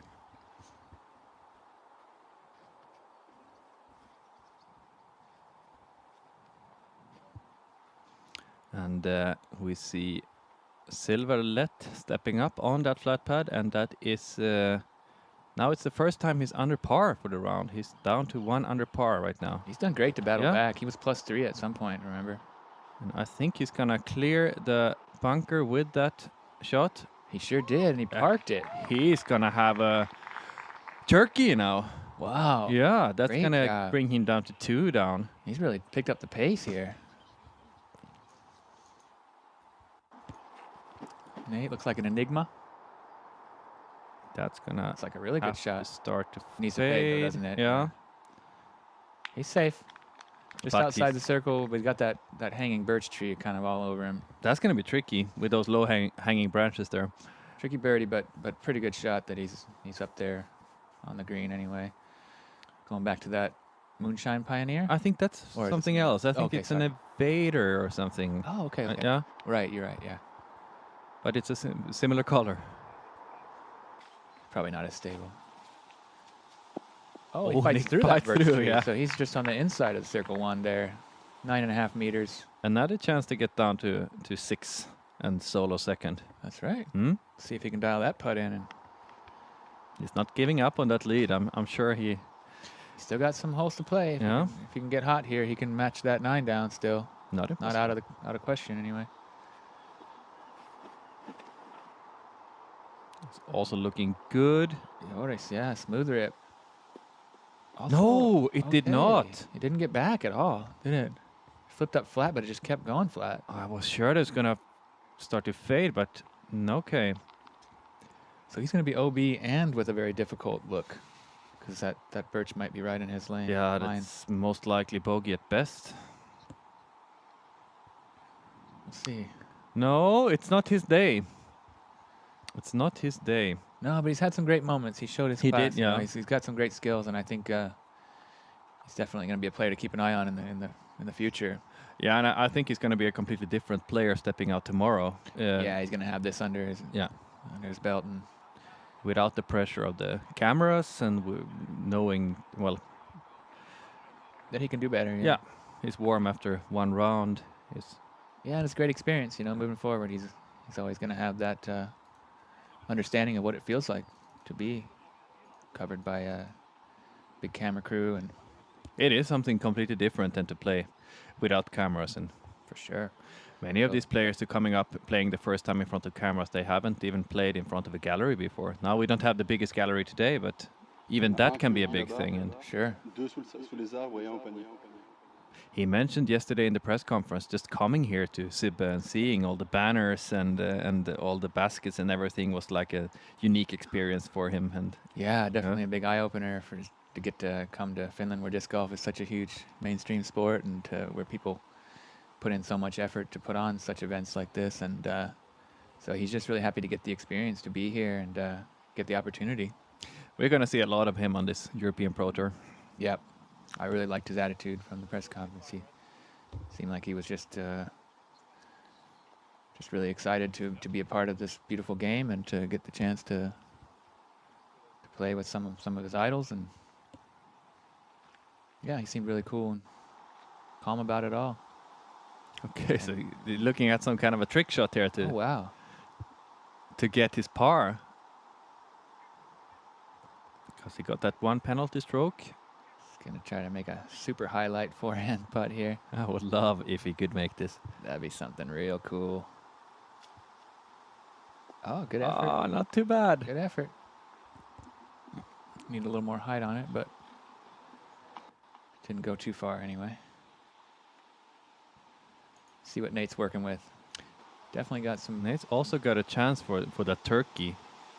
He's going to have to get down low. Those birch leaves are kind of blowing into his line, and Maybe they can blow away if he gets it at the right moment. No turkey for Perkins. No. Lauri's on the other side of that birch with a much more open look. It is breezy. Yeah. It's going straddle. As per usual.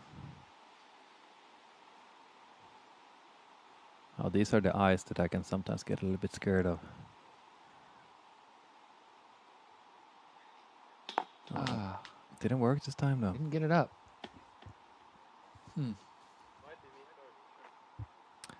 Still bogey free, but he's definitely leaving some strokes out there He is, and on the putting green. but that also shows like being 5 down and having missed that many. I can think of at least 3 that he opportunities, probably would normally make, right? Definitely. So, That put him right there on the mark. and he's with this how he's playing now, I would be surprised not to see him tomorrow on the lead card. Oh, and he's here to win. There's no doubt about it, isn't it? I mean, it's a clear. So close last year. So close. You could taste it. And, yeah.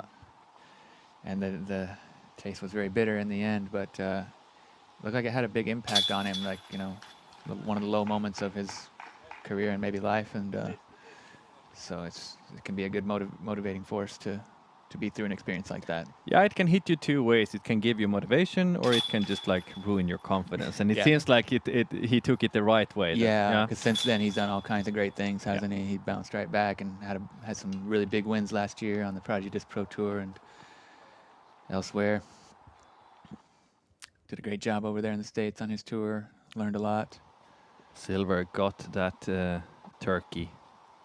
Hey, 2 down. Great looking drive here. Oh, Get in look the at this. hole almost. Oh, but it goes a little just long. missed it. Yeah. That was looking like it was tracking for a moment. It looked beautiful. Here we get a cool catch cam angle. Christine going forehand, but that's Ooh, that low and turned. Not gonna work, I think. Pretty No. good kick though. It gets her up towards the basket. So she'll have a putt for par from there. See if Rachel can dial in this standstill backhand putter shot. Going through that methodic rhythm and routine. That looks like think it that's a could be pretty great, touch on actually. that. Yeah, look at that. That was so good. Sweet shot. And Jenni also with a really great looking shot. Get up, get up. Also Oh, yeah. gonna be there. Yes. She's right in there. Scarier too. putt though, but still. Yep. Great shot. No penalty though, so she could even lay it up. lay for a that up safe and par, be pretty yeah. happy with the par, I guess.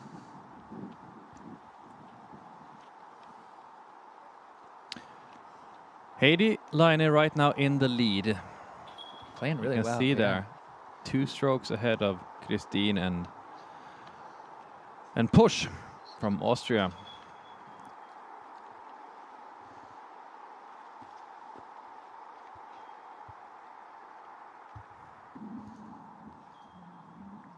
So Heidi trying to save her par after an ace run that just squirted out the back door into the hazard. Oh, it's so Ooh, high. lucky that it hit that flag, because that would have been hazard on the other side. Yep, for sure. Ooh. She is very lucky to connect on that pole, because that was heading straight into another penalty hazard area. See if Christine can do this. Get that circle 3. No, just short. So she's not having her best day either, really. is she? No. I mean, she's just only that. I guess that's going to be her second stroke over par, but no birdies yet for her. No birdies. Pretty unusual to see. Yeah, I was surprised to see, but we haven't seen super many birdies on the. Oh, is that saying safe? Oh, lucky. Ah, it's leaning on enough. the hill. No, but I mean, someone like Heidi Laine has gotten 3 birdies already. And Yeah, Rachel had 2. So a little bit slow start for Christine, I think. Yeah. And she's going to be +3 after this. So But no big mistakes, at least. no, no. And Rachel with a chance to get another birdie. Her 3rd birdie of the day, for sure. There you She's go. got it. Great shooting there. Nice way to bounce back after Yeah. that bogey on the last one. So just leaving Kristin behind now.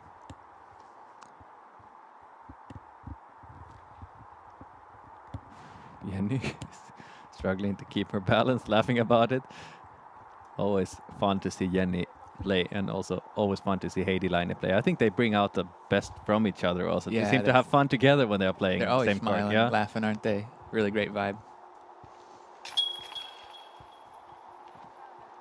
Really fun players to watch as well. They show a lot of emotion and just really great skills too, Yeah, top class players. for sure. Christine tapping in that bogue. Not happy with that. Look at that face. That's not a. No, she's Yeah. not too impressed with herself at this point, but we know she can come on real strong and can't count her out ever. Not sure if we're gonna see FBO or MPO. Yeah, we get to see this tight hole 15. Oh, look at that smooth, That's buttery smooth forehand. really Silver. nice shot. This is so tight. Even this camera doesn't really show how tight it is. It's true. A very tough one. Very unique hole. Rarely do you see a gap this tight. That's super smooth. Too. Yeah, he's going with that slight flip up forehand. He's inside the circle, I think. It's a tricky green too, though. When the basket's up on this rock here, this hole can give you some big numbers for a shorty. It can be big trouble. I think this is a Lauri shot. Oh, he almost rang that up for the ace. No way. Wow. That's not what you want to see. And that's what you usually see on this hole. Very common result there. It's a very tight gap early. There he's going to have to scramble. Look, this is how hard this hole can be. He's going to go to a forehand roller. Pretty good, but that's going to be a scary putt for a par. Yeah. It's like up on a big rock, you can, if you don't land it close, you're rolling away most of the time. Just lay it up. That's my suggestion to everyone who's throwing from that position. Can be pretty hard to even lay up sometimes on this one. Yeah, there's enough space if you just get it to come down nice and soft and flat. So he's still out. Okay, maybe he can. He's gonna go for that. Oh yeah, he's gonna go for it. He needs something to get his spirits up. A big highlight putt would do just that.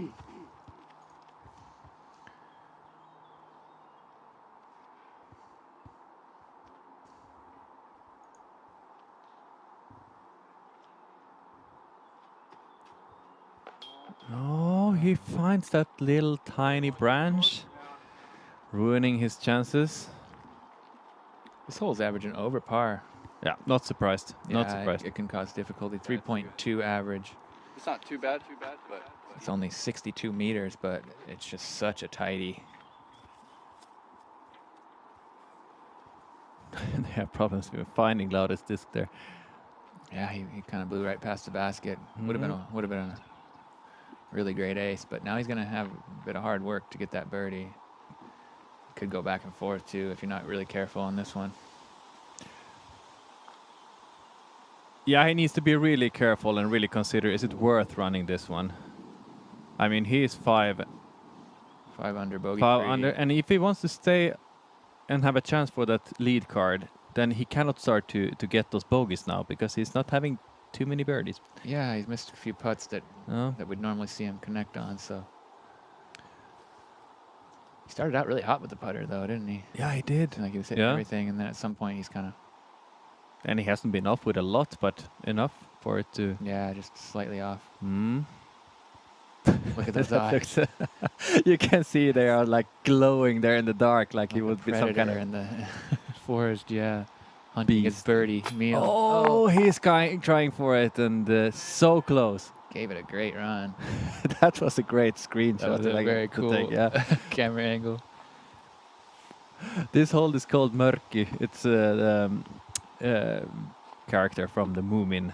Yeah, there's and he almost looked like Mörki there, lurking in the bushes. Yeah, stalking his prey, looking to feast on a birdie.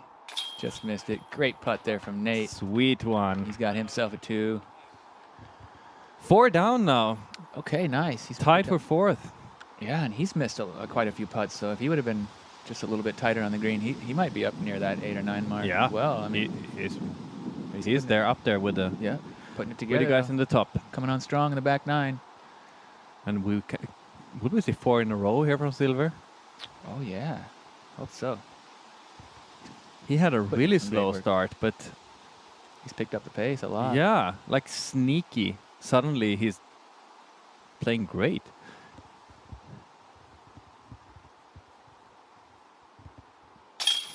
Oh no! That looked pretty good. Yeah. Just a little left. Maybe a little bit too much speed, or I don't know. I think probably just a little bit to the left.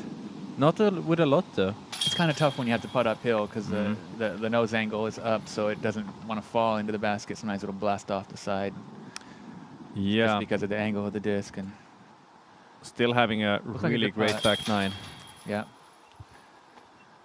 Lauri now the longest stretch without a birdie, 3 pars in a row. He has really spread out his birdies a little bit here and there. That's true. Yeah, he hasn't gotten any consecutive ones throughout the round. Here we get a nice angle on Nate Perkins' birdie putt. Another one. He has had quite a few of those now. Really long, nice putts straight in the middle. Some really great touch on his putter, isn't it? I like what I'm seeing. Yeah, they're coming in at a great pace. Hole 16, what a beauty. R4, 179 meters, OB right and left. Mando here on the right. You have to pass it on the left side if you see the arrow on that birch tree, right where the guys are standing. And then it wraps around to the right for a very scary green. Yeah, it's super fast, and there is like... There's OB back there too. Yeah, there is OB back there, and that's what happened to me when I came in there with a Hold down perfect there. approach, I thought. But it came in a little bit too hot, hit that bare spot there just in front of the bare rock, and then rolled down all the Can way. happen, OB, yeah. yeah. So you need to come in soft. Here we see the ladies on hole 9. Finishing up. Is this a birdie putt for Rachel? I'm not sure. We missed I those would drives, guess didn't we? so. Be nice for her to get 2 in a row. Oh! No. Hit the nubs and the chains and And that was actually her par putt, so Oh, she's no. gonna get a bogey here. oh, unlucky. Shut. Heidi is putting for a birdie though. Okay.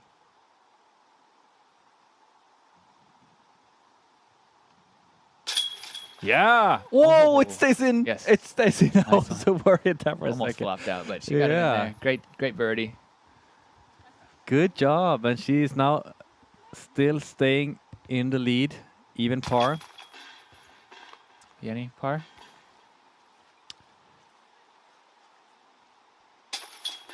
Kristin? It was actually a bogey for Jenni Engström Oh, there. for Jenni, yeah. bogey. Sorry. She's not having her best round. 7 over par. So tough hole there.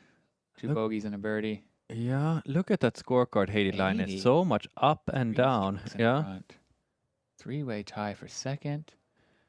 And And no birdies for Kristin. that's Yeah. odd, yeah. But look at that. Everyone in the top 10 is quite tightly packed together there. I mean, Heidi's got herself a pretty solid lead, but everybody else is within 3 strokes of each other. Yeah, this is going to be an exciting weekend. Yep. Still Look at all have those 2.5 rounds to go. Yeah. Lots of great competitors there. Plenty of names we recognize. Silva Saarinen, of course. Jenni Karppinen. So many. And one we haven't mentioned yet, Amanda Lennartsson. Yep. She's a great player from Sweden. I think she was in the top at Heatland Open, right? She took that down. Big win. She got it, and hoping to get another victory this weekend. That'd be a huge one, wouldn't it? Yeah. That would be by far her biggest win. European Pro Tour is the top level here in Europe, and people are really after this prestigious titles, huh? So we are waiting for on both sides. We're waiting on the FPO side and we're waiting on the MPO side for the player to be able to throw. So that's why we aren't seeing anything at the moment. Yeah, slight backup here on 16 for the MPO. Uh, The card ahead of them there in the fairway. One thing I want to mention about Amanda Lennartsson is that she's actually the second lowest rated player in the field. Wow. So that's very impressive that she is up there in the top Yeah. right now, on the tied for second. Yeah, that just shows how many high quality players we have here Yeah. at Tyyni. I mean, Kristin Tattar is rated more than 100 points, 120 points higher than Amanda. Wow. That's quite a lot. So that was Yeah. Oh yeah. And she's playing. She's tied with her right now. Great. Okay, now we get to see the whole Yeah. 16. Yep. Nate Perkins cloud breaker. That's Putting a great move on beautiful it. if it can get Oh, come yeah, back, yeah, and it he's does. Yeah. signing it left, but it's definitely fading. That's fine. You can work from there.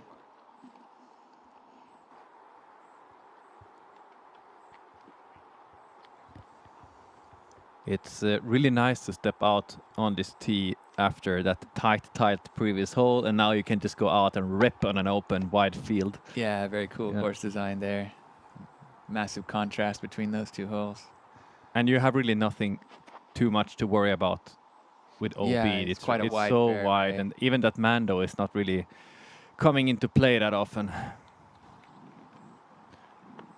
Yeah, unless it's really windy or Or if you're really trying for a lot to get up around the corner, you rarely see anybody miss that. I think that's the evader again, if I'm not mistaken. Something from dynamic at least. Yep. Oh, nice straight flyer.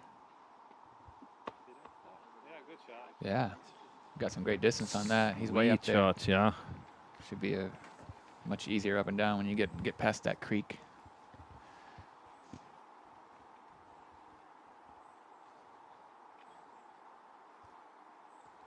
And this Joris, is yeah, most Heinberg likely a destroyer, yeah? Yep. Halo destroyer. Heinberg Tour Series. Gets a nice flip up on that. That's a going nice far. good swing, wasn't it? He just smashed on that. That's right. So far up there. That's super impressive.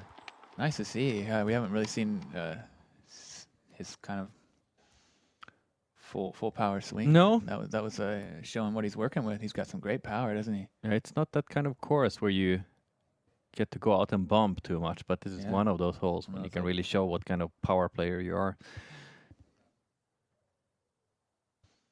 Nate Perkins was worried about that man though, but he cleared it with quite a lot. Yeah. A lot of communication with his disc there.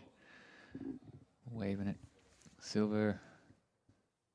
He's very happy with that, I think. Seems fine with it.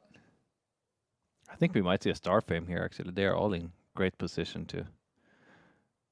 Very cool reaction cams here. Nothing wrong with that at all. Look at those eyes. Come on. He wanted more.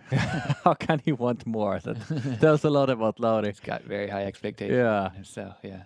He's in a super good position. I don't think you're going to see the same reaction here. Also doesn't look super happy with it, even though it was... Should be. Yeah. Okay, he gets a bump from Lauri. This is the card in front of this feature card. Let's have a look and see how it's going for them. Not great. We have Niklas Antila 3 down, so that's quite good. But Emanuel Bengts 4 up, Kalle Lehto 4 up, Tero Jatinen 1 up. They are not doing super good at least, except for Niklas, who is having a solid round. And without that double bogey on 2 for Niklas, with Lauri, right? He's still got a few holes to score, so yeah, he can fight himself up there. Never count that guy out. Oh, this is looking good. Yes. Yes. Just stops there around circle's edge. Nice one. Scary putt. Yeah. He would have wished for it to be a little bit closer, maybe too. But I think he has been showing some great skills now with his putting side. Yeah, he's feeling confident. His putter's warming up, and he was saying in the practice round that he doesn't want it to go too long, because a lot of the times when he felt like it was just right, he would come up there and find it rolled away OB, like you had said. Yeah. That it felt like a perfect approach, and it's better to leave it short than to have it go too long. That's right. But then too short, and the putt's really a death putt. So really great hole, great course design all around.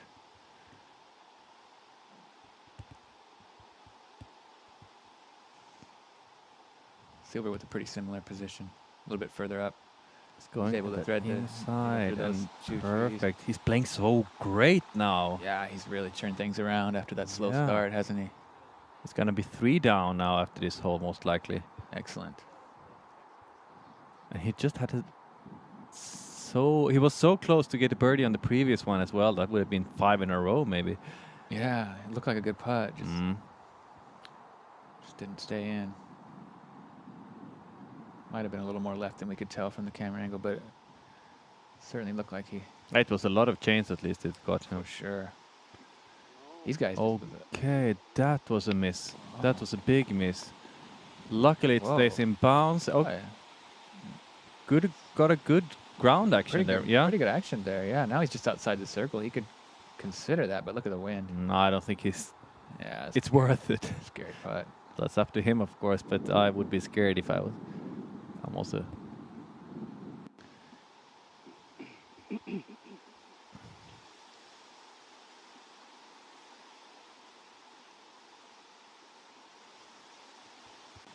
Oh, that just died, but it's That's worked out fine anyway, yeah? Got some nice ground slide, and he's going to be about 6 meters.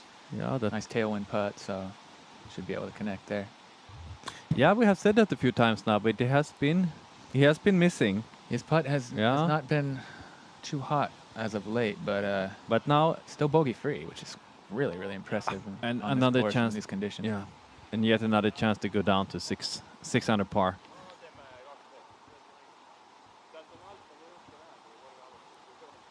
And a chance for Nate to get up to the top 4 and potential lead card tomorrow. That'd be great to see him back on our lead card. Such a fun player to watch. He's really due for an ace. I mean, he's just been all over him. So hopefully he can finish strong here, and we'll see him again tomorrow. Also see Pyry Jotsen there. 4 down to the 16, so he's also there. Could climb up. Yeah, he was great to watch him in Heinola. I remember he was doing some pretty awesome stuff there. He really did. When we didn't see it, but he got, I think, 2 eagles in a row. Back-to-back eagles on those par 5s, which is just insane. I don't think that happens too often. Back-to-back eagles. Especially on those holes at that course. Oh, he's running it and he's getting it. What a great That's putt so there. impressive. Huge putt from Joris. Ooh, and I don't think he had the biggest confidence there, but that is something that can change a lot. That's going to go a long way. That's a great birdie. No, come on, stay up. No, that's what you see so often here on this hole. Big mistake from Nate there. That's costly. He might have to read. Yeah, he could. Well, he's not going to want that scary putt again. He's going to putt back uphill instead. Okay, that's going to cost him a lot. Yeah, that's unfortunate to see. He cut some chains, just maybe a little bit timid on that, and I guess it could have stuck, but it was a little bit left, and it rolled all the way OB. Great comebacker. He got that, yeah. But that's a bogey then. Really high quality comebacker though. That's the sign of a real superstar, world class player, when they can just shake that off and just step right back up and bang a nice putt. You saw immediately when he stepped up to that I'm not going to miss this one, and it was getting close to the the previous end. shot was far gone from his mind already. He just focused on what he needed to do there in that moment. So really great professionalism from him there. And will Lauri get that birdie now? Yeah, there you go. One. He has been looking for it for a long time now, but finally, solo second place for Lauri, 6 down right now. Great shooting. Silver on fire. Yeah, Silver also, what a performance. After 5 that. of the last 6? Yeah. 5. 4 of the last 5 anyway, sorry. 4 of the last, yeah, you are just right. But still, since hole 4, he has been bogey free. And 6 birdies. Nate's just on down to retrieve that, rolled a long way. He's got it. Here we get a nice replay of that cool putt. Nice and high in the chains. Stays in. It was really. And you got a little hop in his step from that. Good to see him feeling good, having some positive. I'm surprised that he dared to go for it, but he did it really well. Hole 17, usually the last hole of the course, but now it's the second last hole. And how do you get this one? There's a couple options. It's par 308 meters. A lot of people go with like an Anheuser backhand, going around everything and trying to get it to just pan towards the basket.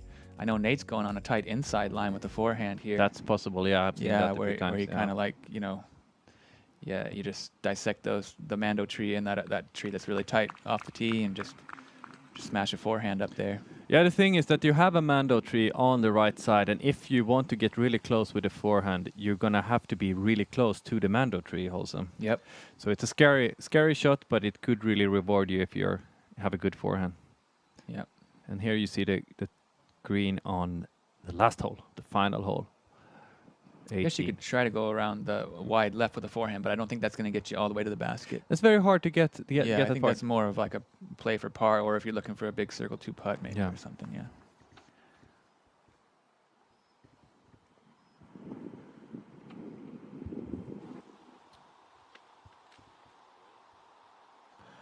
Well, it's of course these guys have really big forehands, so it might be possible, but I don't think that's really. If anyone can, Silver's the man, right? Yeah, it looks like he's lining up just that shot. The wide one? Yeah, I think so. Okay. I think so. I think he's definitely tip-top elite distance for forehand. That's the safest shot at least, but then, oh yeah, I guess so. Yeah, Yeah, he's going to right. wide. He is doing that. See if he can make it work. It looks like he's got plenty of speed. He makes it look easy, but it's still a circle's edge. Circle's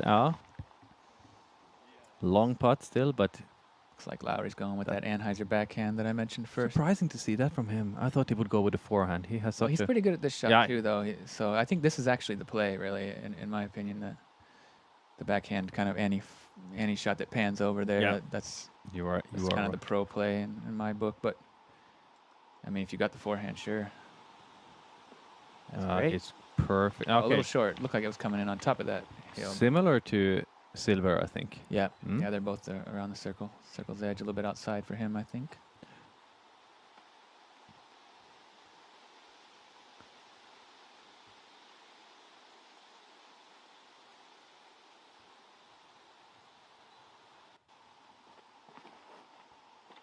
There it is. This is looking really good. Like if that can pan out and start to glide now, it's going to be perfect. It's going to be right Come on, under the basket. Sure yeah, there it is. Beautifully done. That's the line right there that I was talking about. You were so right when you talked about flex, yeah, kind of Anheuser backhand. It's a great shot, and he really got some momentum change there with that long putt. Oh yeah, there you see the inside line. Yeah, he threads it perfectly, and that's how he gets all the way up there almost. I think that's right on the circle's edge. There were 4 great shots. Yeah. Yeah, some different lines, and everybody executed it quite well.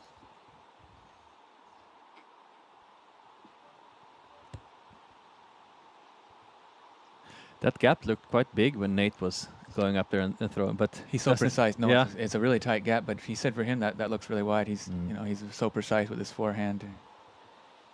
Really, really high quality player. One of the best forehand as far as accuracy goes, without a doubt. Still in top 10 even after that bogey on the previous hole. Tied with Silver, 3 down.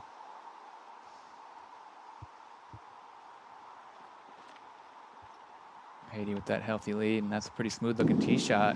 Yeah, just looking gliding, good. And that's don't go deep though. Ooh, it is going deep. She's OB long on that. That's not so often you see that. It's hard to do. Yeah. She's got amazing power. The wind might have just carried it a little bit more than she thought. Didn't want to come down, did it? Just kind of kept riding. It just kept on going. And it's quite far actually. It's 113 meters. Of course, it's a lot of downhill, but it's feels like it's not easy to you need to put quite a lot of power to go far. I think that was a putter or something, or a mid at most. Rachel, standstill backhand. She's going for a bit more flexi line, I think, and that might be in the pond we were talking about. I hope not. It sure looked like it though. Yeah. Didn't it? Is her knee bothering her? She looks like she's limping a little bit. Maybe just taking it easy when stepping down on those. Sure. Don't want to risk anything, but I hope she's okay.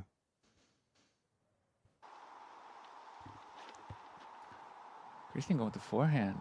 It looks low, but she's hit the gap nice, so it might slide. A little short. Far, but I wonder if her game plan today is just to play safe and hard to say. Yeah, I wonder. She's not being too aggressive so far as we have seen, at least. Yeah.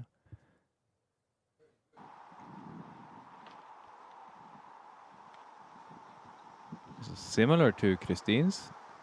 Very similar. Yeah.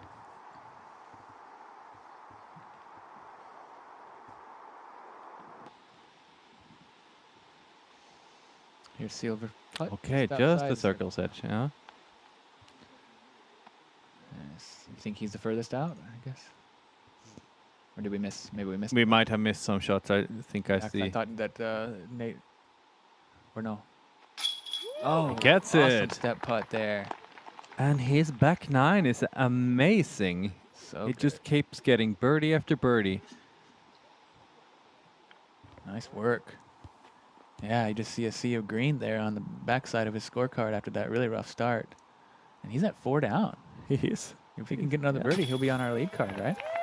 And here's one who got a birdie also. Joris, now 2 in a row. Yeah, that was a really nice line and a really great birdie to get. It's going to be great for his confidence and for his spirit moving forward to come on strong here at the end and right the ship. Par for Nate Perkins. Yeah, and it looks like his chances of being on our lead card tomorrow are Very, I think. quite unlikely now. No, I don't think it's possible. Maybe with an ace, but. There's Lauri tapping in for his par as well. Now let's just hope that Lauri doesn't have. He has forgotten about hole 18. Last time he stepped out on that tee pad, it was a lot of trouble, wasn't it? It was. Hopefully that's not in his mind too much. Looks like she's safe, which is good to see. Rachel came down just in front of that little OB trap pond thing you see there. Yeah, that's right. She's not out of bounds. So she can still save the par. It's looking pretty windy. She's got that 8-3. Oh, too much hyzer on that flick. It's gonna be a tough par putt. I want to see her walk and see if that knee, if she is actually limping or if. No, it was probably just Maybe that she just coming stepped down. down, Yeah. I just hope that she's all right. See that Heidi is also accompanied by her sister. She does seem to be walking a little bit weird on it. Is Like she? it might be Yeah. giving her some pain at the moment. Hope we get to hear an interview or something to see. Hope that she's all right. Yeah, and hopefully it doesn't hinder her performance moving forward. That she can continue to compete and not suffer at all. Even these short upshots are not easy in this wind. Whoa! Oh, she gave it a run almost. Oh, but And it what bounced back off the tires, and she's gonna have a tough little comeback because of that. She went too aggressive. Yeah, it looked really good, but yeah, just kind of bounced off that rubber and rolled away a little.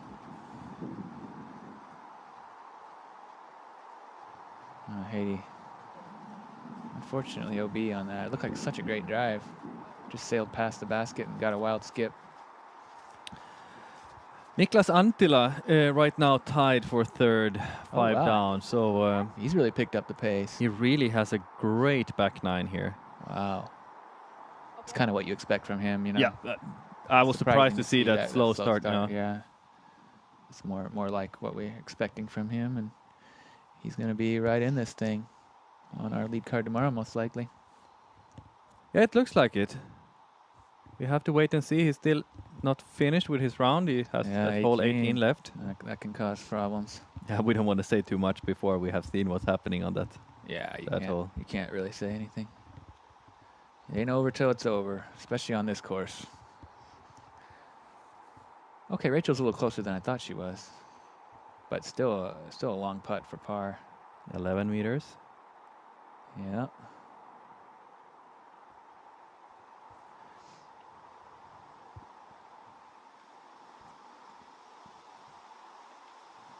Oh, it that lifted on her. looked so good, but then the wind caught it and lifted it.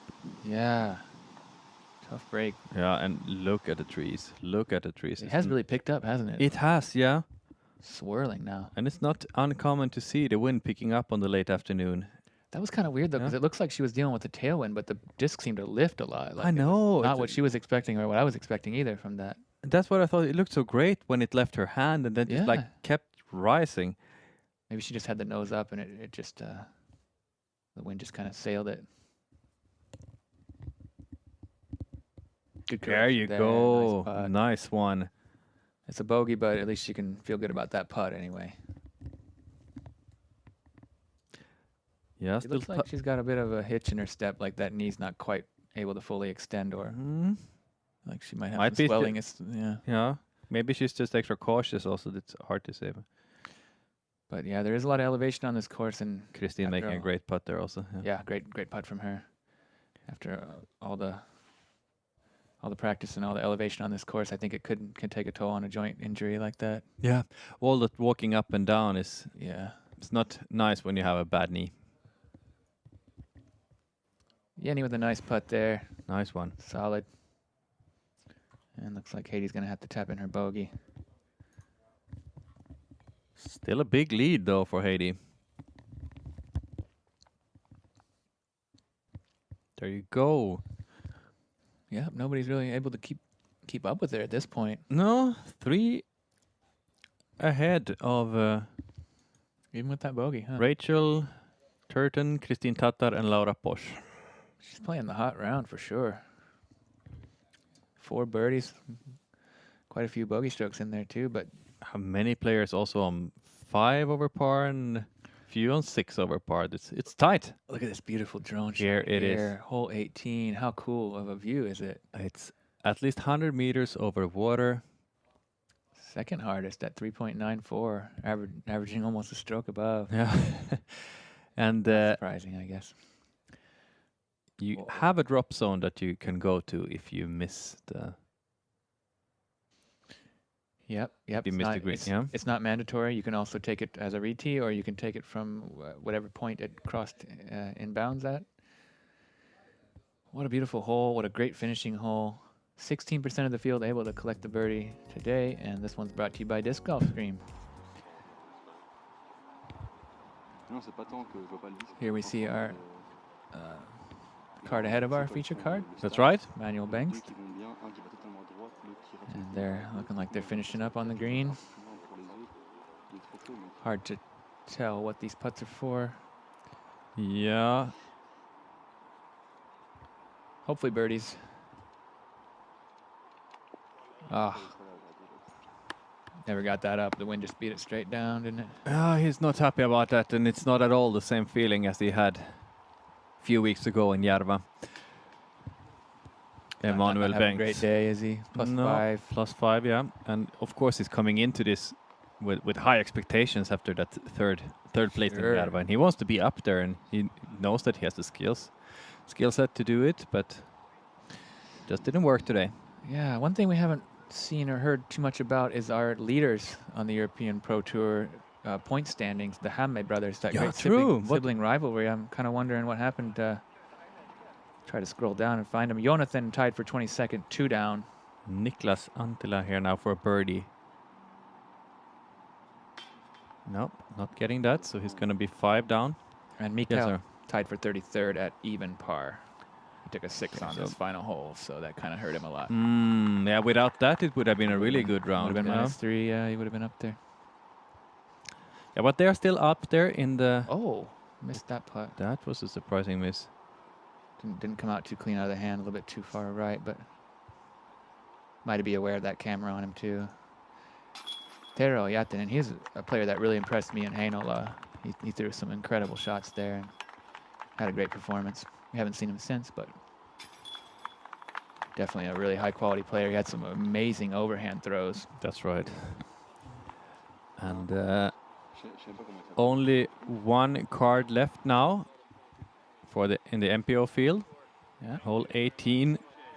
There we go.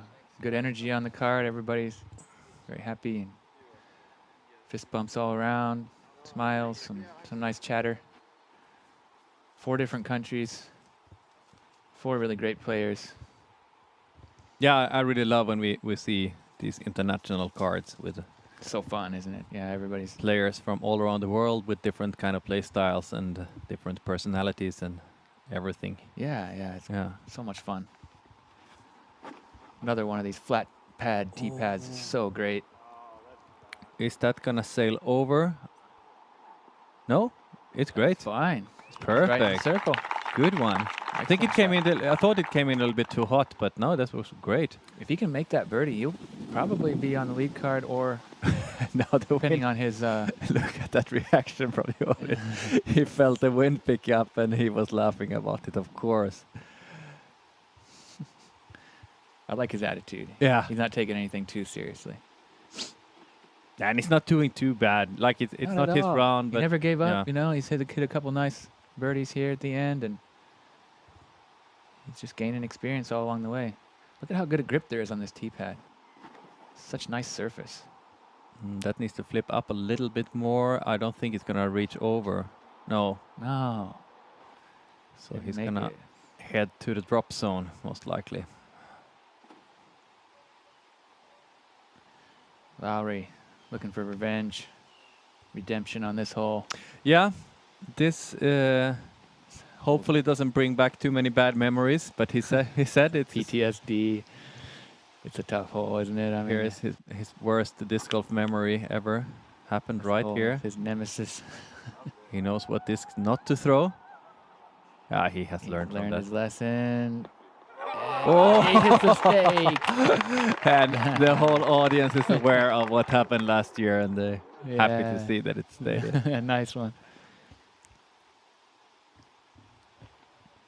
And he's having that smile. He knows it himself. Okay, what's happening here? Nate playing this safe, I think, on the side. Yeah, okay. Does it stay safe? No, that's probably not in I don't bounds. think that's in bounds. Yeah, he was trying to play it on that tiny, tiny fairway patch on the left side. Which is very tough to do. It's super tight. Here we get a replay of that. Of course. So windy. Great line, gets a little turn, full flight on this. I think he was out. quite nervous for this shot. Hyzer's out a little bit too much, but it hits that It stake. hits the stake. The crowd loves it. There you see Terry Kutta, event coordinator manager for this, and co-owner of Natural Born Disc Golfer. Yep, much appreciate all of her efforts to build this beautiful dynasty. So here's the drop zone. This is about 60 meters, I would say, to the basket. Maybe a little more. Maybe a little bit more. Maybe 70 or something. Yeah. Yeah, at least 70, I'd say. That looks Nah, a little that's not fluffy. going anywhere. Ah. No, that I don't think that crossed in bounds. Yeah, if it did, it wasn't by much, was it? He's gonna have to probably just rethrow there. He keeps on going with that forehand. I'm a little bit worried about this. Yeah, it seemed to lack some commitment on the previous attempts. This looks a little better. It's wide at least. Yeah. Oh, there he goes. Perfect. Nicely done. There he goes. But yeah, that's gonna be a big number there. Yeah. It's gonna be tapping in his 6. Is that right? Or I think so. yeah. Triple bogey. This hole can bite you. They have made it a little bit easier. In years past, you'd have to re-tee anything that didn't. That's right. Yeah. Cross in bounds. So they've lightened the load a little bit on this one, but it's still plenty difficult.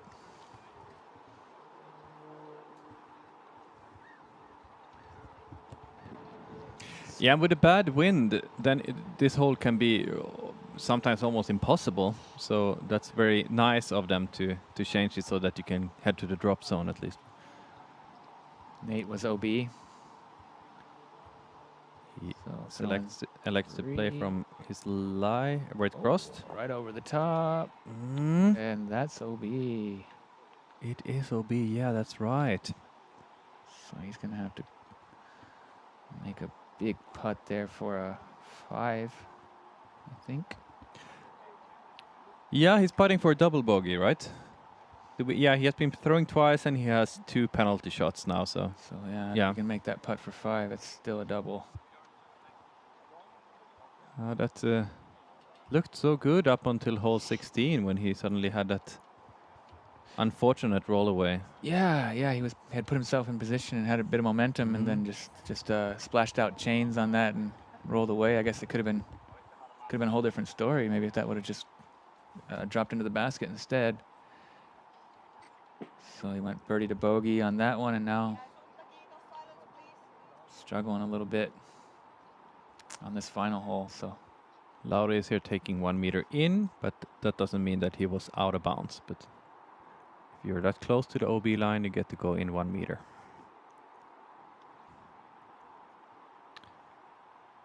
It would be sweet to get this putt to go down to 7. yeah, And only 2 behind Tuomas Ytiainen. yeah, I think he's gonna want it. Oh yeah. Yeah, he gets putt. it. That was a great one. He's happy. Solid 7 down today. 7 down and bogey free. Bogey free. Well played. In this wind, on this course, with all that OB and everything. He's here to win. Yeah. He's here to win. And that was a solid performance. Bogey free 7 down. Yeah. Missed a few putts. Could have been double digits easily if some more of those putts would have stuck.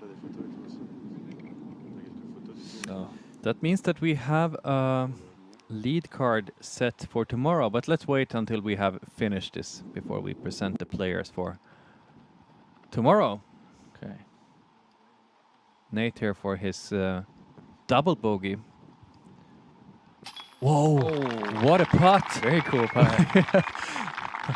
And he's having a smile about that, but he's certainly not happy about this last hole with 2 penalties. Yeah, not the start he was looking for day one, but he's not out of it. No, he had has some really great moments, a lot of highlights. Really fun to have him on the feature card, and a really great finish there with that putt. Kind of lifted up and then back down and found center chains. Silver with a great birdie to finish up. Yes. He came in strong, didn't he? He might be on our... Or is he behind in the... Yeah, the thing is, he is tied for 3rd with Niklas Anttila. Okay, we take this first. There you go. Yeah. Tied with Niklas Anttila and the Estonian Chris Robin Sirge. But U-Disc is showing him just outside of the top 4, so I think wonder what that... the criteria is. Yeah, we have to wait and PDGA. see that. I think usually the U-Disc Live is showing quite well the one who is going to be. Sure. Great finish there Yeah. from Lauri. Connecting on that putt from just outside the circle after getting a little bit of luck off that stake. OB stake. And here's a really cool putt. Watch how the wind kind of takes this.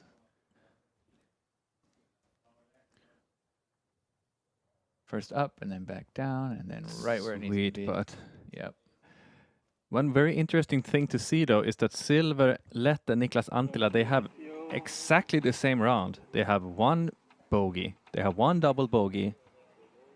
And the rest birdies. And the rest birdies, yeah. Pars. I don't know how many, but they have the same amount. So birdies, they, 8 birdies is great on this course. Yeah, That's really they good, can yeah. clean things up a little bit there. Watch out for those guys. Here we get a good look at that leaderboard.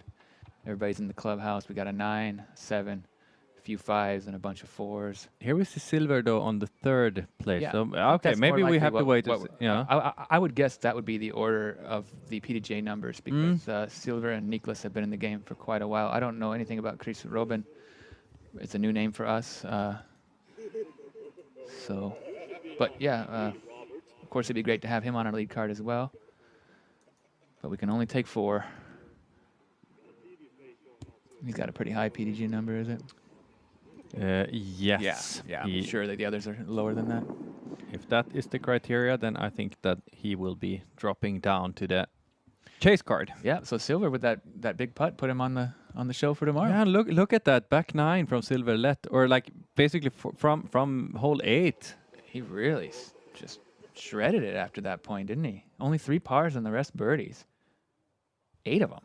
And also so super impressive from Lauri Lehtinen. The way he just dropped a birdie a little bit here and there. Sprinkled Yes, him in yeah. a little bit. Yeah, a little. Didn't, never went on a run, but He left us so much more to wish for. So it feels like he could definitely be having a tight battle with Tuomas Hytiainen tomorrow. sure. And I don't think double digits is anywhere out of the question for any of these top guys. Like, Even in the wind. yeah, we might see some really hot scores moving forward. We're going to shift on over to our FPO where we got another really exciting result. Leaderboard here. Heidi 4 strokes clear of those 3 ladies tied for 2nd. Yeah, She's playing really well, isn't she? now I can also confirm that it will be Silver Lätt and Niklas Anttila who will be on the lead card tomorrow. Okay. Together with Lauri Lehtinen and Tuomas Hytiainen. Star-studded cast for tomorrow. It's going to be a lot of fun. Oh yeah. Make That sure will you- be sweet. Make sure you get back here for that. If you're not signed up, use that coupon code WELCOME at Disc Golf Stream, either the website or download the app from Google Play or the App Store, and watch along for rounds 2 and 3 and so much more. You can watch back all the stuff you missed from the previous That's events, and then you'll be right with us in the future. There is a lot of disc golf content. Yeah, and really Great. high quality Yeah. production content too. We've seen so much excitement and so many tight battles, so many highlights. It's really worth it. What a great value. And of Is course, we it- appreciate all the support to help keep this thing growing so that it can just get bigger and bigger and better, and the future's looking really bright. Yeah, this is something completely new. Both the Disc Golf Stream live coverage and also the European Pro Tour, and it has been praised by all the players, the tour, and it's gonna keep on growing, and I hope that you will join us on this adventure. Yeah, be a part of it. We really appreciate everything everyone's doing to build this dream. Wow. That was a great par putt. from Kristin after going Oh, OB on okay. the first shot, but still great. Great putt. Yeah. Solid par. Still no birdies from her. That's bizarre. Yeah. I wonder when was the last time she had a round with no birdies? I think almost every other single player has been. Except for Amanda. Yeah. Yeah, there are a few. There are a few, but lower round. everyone in the top has gotten at least one. Heidi has gotten many. I'm sure she'll have quite a few before this. Oh yeah. Thing's all said and done, but definitely a slow start from the number one player. Oh, What a spit out that there. was like a good putt, but it just kind of hyzered a little bit at the, or it moved left a little bit at the end and splashed out. Could have stuck maybe.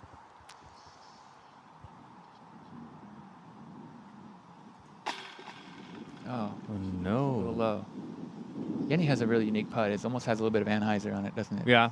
And she kind of really stabs it.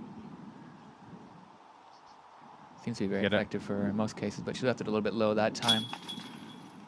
Yes, it's like snaps Yeah, it it's a out. really Yeah. like short motion there. This is very unique, as you say. It's not something you see from a lot of players.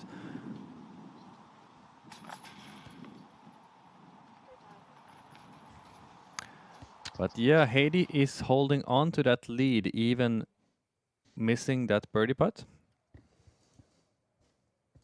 Now getting to That sweet flat pad hole. Check it out. hole 14. Par 3, 105 meters. I got that OB trap there and then OB behind.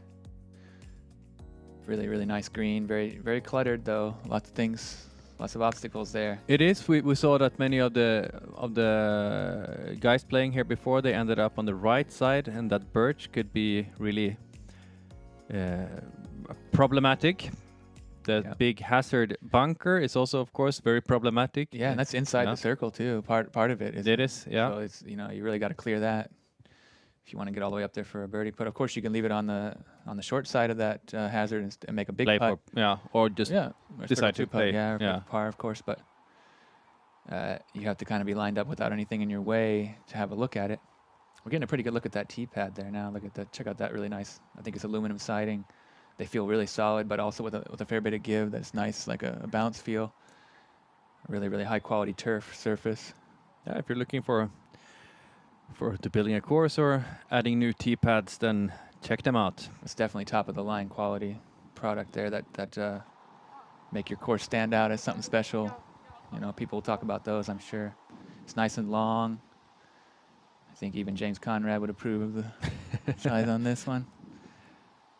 And it's even got that nice little like safe kind of relief area for your follow through with the yellow on the That's front right, side. So I really like the design. Don't need to I worry really about like it that they're supporting everything we're doing, and we're happy to support them and help their business grow. Hopefully, all you guys will be getting some of those flat pads. Nice rip from Heidi. Ooh, she is attacking this one. And she is up there behind the basket, almost pin high. I hope it stayed in bounds. I just saw it curling up there. Yeah, I think it a lot was of claps, so I think she stayed in, and she might be like right on the circle's edge there for birdie. I was just gonna say, if someone is gonna attack this, it's her. She's got the got distance and big D for sure. Did that come out earlier? I think it's okay. No, it was a bit early, so that's a par look then. Yeah. Yeah, this is 105 meters, but it's uphill, so it plays at least 110, maybe. Yeah. Something like that. Is Rachel thinking about giving this a run up? Or is this, no, this is a standstill. Mm. Yeah, she stands still. Great shot, though. Yep. Really good. Really for a nice. standstill shot to Safe get all there. that distance. Yeah. She's up there in circle 2. Not too clear of a look, but look at her. Yeah, she's having some trouble with that knee. You can tell she's feeling Feeling some stiffness or This pain. is gonna have to come back. It is coming back.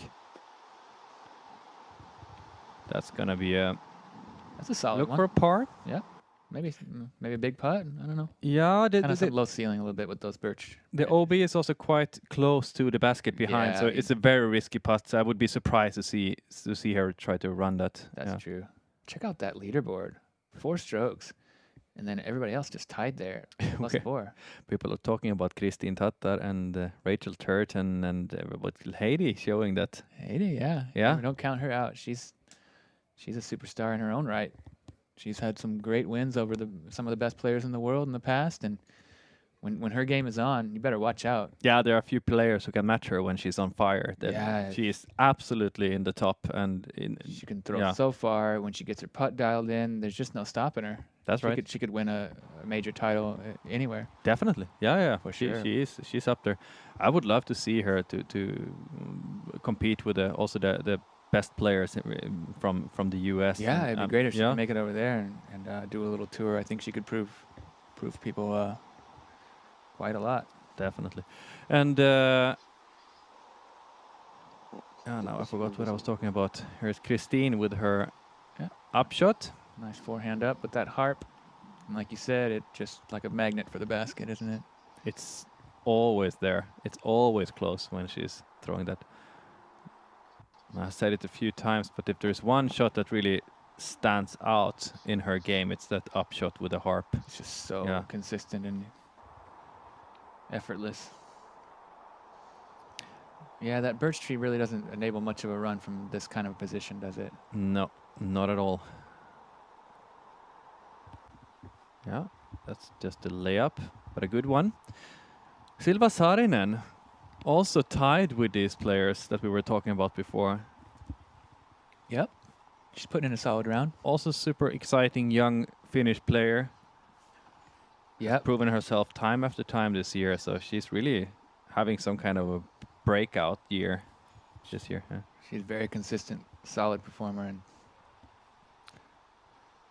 so many great highlights. Look at that line. What a unstoppable today. That is great, and that puts her back under par. She's gonna come out, or if she can keep this pace, she's gonna have a 5-stroke lead. So impressive. 5-stroke Imagine lead over if the you can number one have player in the world. Imagine having that kind of lead stepping out tomorrow. That would be. That's huge. It's gonna be crazy. Rachel tapping in for par.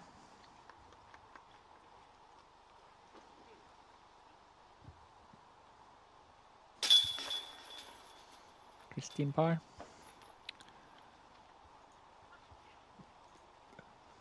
And Jenni also with a par. So 1 birdie and a few pars there for the FPO feature. And they're moving over to hole 15. Who's gonna stop Heidi? If she plays like this, I don't think anybody. Look at this putt. It's just so clean all the way. Boom, right there. She's not stressing. She's just doing her thing. In the zone. Yep. So great to see. Now it's gonna be really exciting to see how they attack this hole. Look at that cool tee pad going both ways. Tight little gap here. Got those trees protected. 62 meters straight up the gut. 200 feet, but you really won't find a more difficult hole at that distance. It's so cool also to see this kind of hole just in between all the it's so different from everything else. Then it's a very unique hole and a very fun hole to play. Yeah, need to show some completely different kind of qualities to attack this basket. Yeah, your touch needs to be just spot on. And even the green is so precarious, so just really got to zone in for this hole. Of course, you want the birdie because it's so short, but then, you know, par is totally fine because early kick and you're in all kinds of trouble. 1 birdie on this hole today, Silva Saarinen. Oh, great. Yeah. Nice birdie.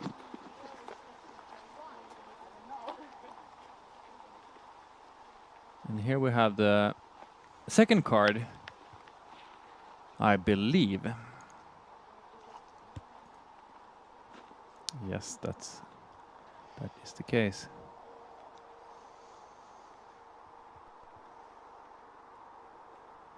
Long, scary look here.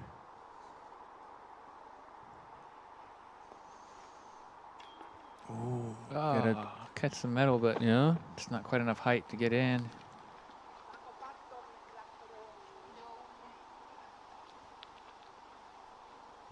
This one's averaging 3.75 for the FPO. Imagine a 60-meter hole. 60-meter hole averaging so much over par. Yeah. Wild. 25% of the field taking triple bogey or worse. That's a nice putt. So even this little hole can just wreck you around.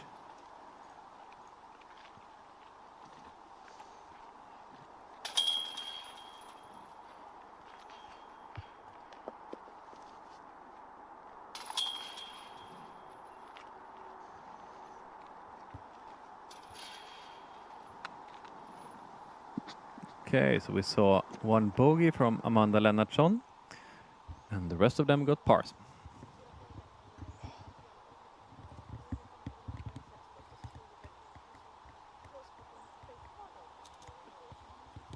And no surprise, Heidi Laine is having the box.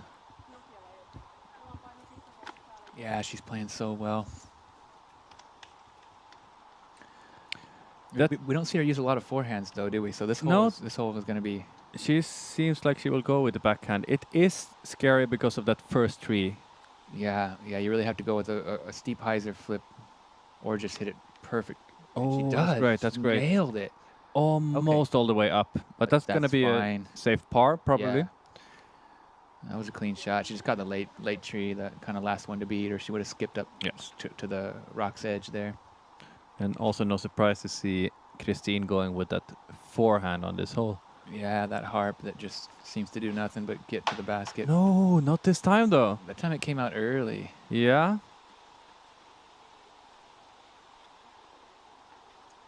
Not this time. Oh, and that's going to be a tough scramble spot. She's going to She might be drop losing even more strokes. quite a bit of ground to Heidi, yeah. Rachel And- looks like she's going with that forehand, maybe flip up. Or more of a flex. Good shot. Fights through. That's okay. Tough putt to run, but Yeah, it'd be an easy par anyway. easy par then, yeah.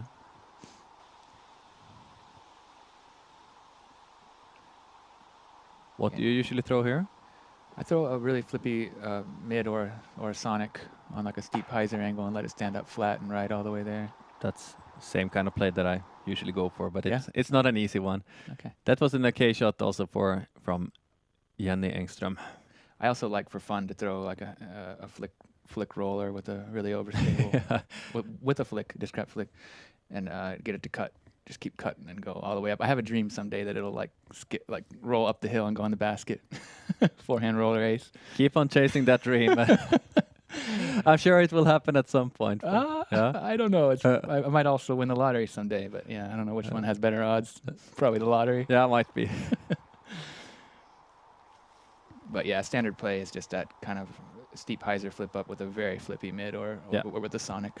Yeah, something that'll flip a lot. Okay, so Kristin has nothing else to wish for here than a bogey at best. She got herself back up to the, I don't know if you can even call it the fairway, but up to the tunnel at least. Yeah, up to the path towards the basket. Yeah, it's still kind of tight though. So Is it fair? this is not an easy shot. It needs to land very you see it. Oh no. And She's this might be a big number because even from there it's not easy to get. That's what this hole can do to you. You know, it can kind of deflate your spirit if you just think that a 62-meter hole is going to eat your lunch, you know. Is she rushing it a little bit? I don't know. Something's slightly off. You know, Yeah. you rarely see her, you know, behind in any round, and then to not get any birdies, yeah. I mean, she's not playing bad or anything, but she's not up to her normal kind of level. I wonder. I mean, she is bouncing back from a COVID infection, and she has an injury in her elbow as well, which might be forcing her to play a little bit more forehands than she would wish to. I think it was bothering her more with the backhand, if I remember right, from the interviews and stuff. Yeah, but she's that's gonna have a double bogey here, right? She's gonna drop. She's gonna drop down most likely. It's not gonna be on the We may top not 4. see her on the lead card if she's not careful. That would be a surprise. That'd be a shot. We know that there are many good players, but of course we expect to see the world #1 on the lead card. Absolutely. Another one who we expect to see on the lead card is Heidi Laine, playing great. Yeah. Really, really great. Under par.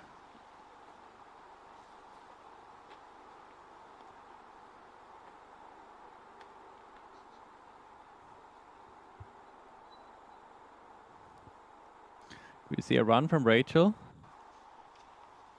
No, not today. Oh, smart layup.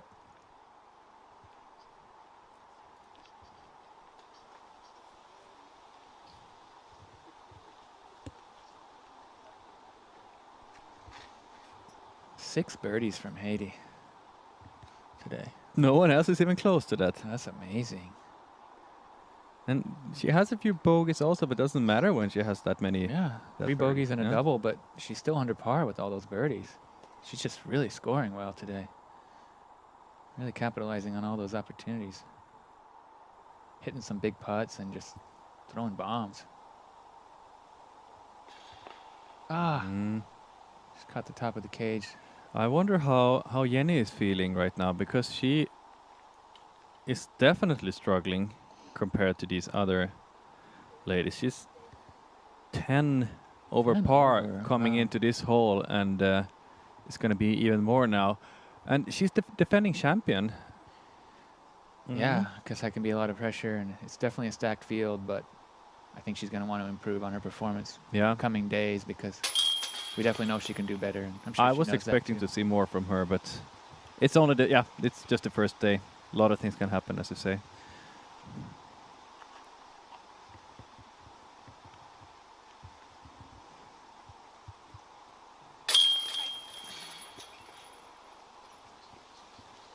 That's a double bogey from Kristin.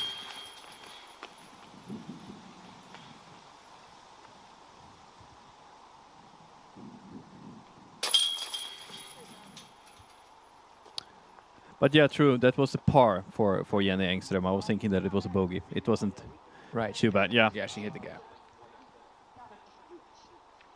So 3 pars and 1 double bogey. Yeah, and moving on. Hole 16. Par 4, 179 meters, 587 feet. Just ripping off the tee as far as you can get. OB on right and left, but not really coming into play a whole lot. Mando right there on the right. And then that scary green. Scary green, yep. Dropping off right on that big granite rock slab. I'm excited to see Heidi coming up with confidence and bomb here. Yeah, she'll get to display that power. She's throwing the furthest shot in Finnish history, so perfect chance to kind of showcase her distance here on an open hole like this, and I hope she really lets it rip. Yeah, those are so fun to watch. She's just so powerful. As long as the wind just allows her to go full power, then I'm sure we will see that.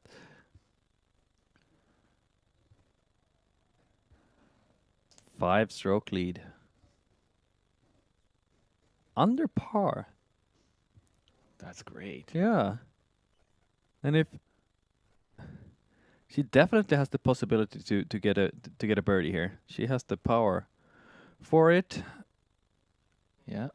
I would love to see that. She's not the only one though. There are a few of them that could reach this hole. Oh sure. Yeah, but it's not the longest par 4. It's only 179 meters, but yeah, that green's pretty tough. I think most of the ladies can probably get the birdie on here if they're with 2 really nice throws and a good putt. Playing smart, then you could definitely get it. But you need a great first shot here though from the tee. Great drive. Yeah, if you're too short, it's hard to get the angle and the distance coming into the green there. Jenni Karppinen also at +10. That's kind of surprising. Yeah. Both the Jennis I would have thought maybe would shoot a little hotter, but windy it's a windy day, yeah. Yeah, tough course, and first day, really big event, 3rd stop on the European Pro Tour, so much at stake, such a prestigious title, such a historical event. A lot going on here. It is. We are gonna have so much more action on tomorrow and on Saturday also. It's not over until that final hole on Saturday. Yep. It's going to be a really, really fun weekend here. Make sure you get back and join us. Sign on up if you haven't done so. Get that coupon code, 50% off. Welcome. First month. And now we get to see her rip. I would like to see her really. What's her really go-to for these big distance? I would guess a Rive. The Rive, yeah. Can handle all that power. There you go. Flips up nicely. Not the longest one, but still a huge shot. It looked like she was trying to be on that left side, which I think is really smart. It really opens up your angle a lot to get to that green. It's a much straighter second shot than from that side. Yeah, so that was more of a placement shot, but still a lot of distance. Yeah. Yeah, and she might be aware that she has a pretty hefty lead, and she's probably just going to play this one smart, not take any risks. It's that's a shot that I would be impressed by anyone. Like, sure. But with Heidi, we know she can go more. Yeah, exactly. we know what she's capable of. So, no, I'd be thrilled if I got a shot like that. And Rachel from standstill also that might getting be too far left. So much distance, but does it stay in bounds? Oh, she's it is. fine. Yeah, don't worry. That's fine. Yeah, she can still attack from there if she really wants to. I know she's not throwing her furthest distance right now because of that knee injury. So maybe it might be just out of reach, but we'll see. She definitely got some great distance on her standstills. Jenni has been throwing that Enigma really well. This is also looking great. It has line. The perfect angle. Just that touch of Annie that you need, and it's right on up there. Great shot.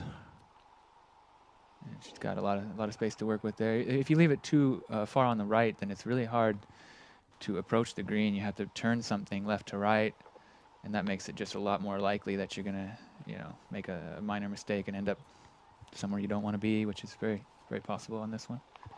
Well, nice smooth shot there. 4 good shots. Yep, everybody's in fine position.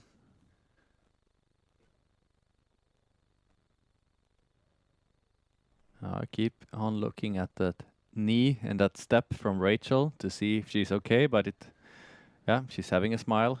So yeah, I think and I hope that she's okay, that it probably hasn't gotten worse at least. Yeah, I think she's definitely, it's hindering her performance a little bit. Hopefully she can just get some ice on it and rest it tonight, and that she'll come back, feeling pretty fresh tomorrow. But those meniscus injuries, they can take a while to heal. They can nag quite a bit. It's kind of hard to rest it because you feel like you can do quite a lot still, but it can be very tender. Nice smooth swing there. She doesn't look her usual happy self. I know maybe she's... No, and I can totally understand why she... If that is the case, that she is in a little bit bad mood, but her play is not up to her normal standards. Coming off from a sickness, a minor injury on her elbow. She also might be feeling a little bit sad that she wasn't able to go through with her trip over there to the States to play that major and could totally continue play with that American it, tour. I mean, I'm not saying that's the case, but I know I would be disappointed if I had a trip plan and wasn't able to do it for illness or whatever reason. I know she loves going over there, it seems like, and proving herself against the best in the world, and she's done it time and time again. So she keeps on showing everyone how good player she is. She still hasn't missed the podium this year. She has been top 3 every single time she has entered a disc golf tournament this year. Yeah, and she seems to be in her element everywhere she goes. She finds a way to be comfortable in the conditions and to bring out the best performances at the best moments when it really matters. So what a true champion and superstar of the sport. Yeah, but if she wants to win here, she's gonna have to change something. Yeah, because Heidi is not gonna slow down. We saw her have a little bit slow start in. That's a great shot from Rachel. Yeah, that was fantastic. Sorry to talk over that. That was beautiful. Imagine being up there with 2 standstill shots. I couldn't do that. I could never. I could never do that. I'm so impressed with that. That was some monster distance for a standstill forehand. Oh yeah, like wow, and the accuracy. She's right there. Heidi with a great shot. Can that come through? Oh, it's going too sails far. right past. Okay. Yeah, not maybe surprising, but it very. That was Jenni. Yeah, Jenni. What Yeah, did I say? I said Heidi. Oh, sorry. I meant Jenni. Yeah, no worries. Yeah. Heidi is in a She's better nice, position yeah. there.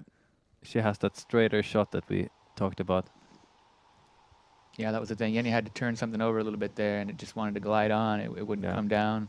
The wind might have been a factor on that, of course, but definitely a more difficult shot than as opposed to this kind of a little bit straighter look that you get when you end up on the left side more. Felon, very overstable She's fairway driver from. being aggressive here. She's going very wide. Should skip a lot though. Oh, it didn't. Oh, Maybe a little too wide, but it's in the circle. scary putt. I wonder what she'll do there. We saw what happened for Nate Perkins from a similar position. He was so, right in that yeah. same spot, basically, wasn't he? And his putt looked pretty good. It just caught the chains and unfortunately rolled. This looks pretty good. Oh, I think it's okay. It's inside. Right there. next Matching to her. Heidi. Yeah. It's gonna be a show off from that position. Who? I think the thing is that Heidi doesn't need it. And Kristin That's really right, that's right, does, yeah. So, I mean, And who's first situational up? factor at Yeah. play here. The context is always an important factor in what decisions are made on a disc golf course. And, being 7 strokes behind the lead as the #1 player in the world, you have quite a lot to play for and prove at that point. But is that going to be in her head? Because a mistake there can make it even worse. It was a big moment here. Yeah. the future of this This is event. going to be really exciting to see what happens here and how they play this. Like how the. Yeah, very exciting that they end up right next to each other, and that. Because even if Kristin is so far behind, it still feels that just her being here, she's always going to be the competitor for that win, even if She's a favorite anyway. Yeah, exactly. Yeah, she's #1 player in the world, so I mean, she's behind Rachel Turton, she's behind Silva Saarinen, but she is also Kristin Tattar. Oh yeah. You never count her out, and we saw her battle back, and she showed what she's made of there in Järva. She never gave up. She's just stayed within striking distance, even when Sophie was just playing, lights out all, day after day. Doesn't matter when you have her behind. Yeah, and then the second she faltered, Kristin just overtook her with ease. So, and she did it in style. Jenni saved her par here, can she? That would be big.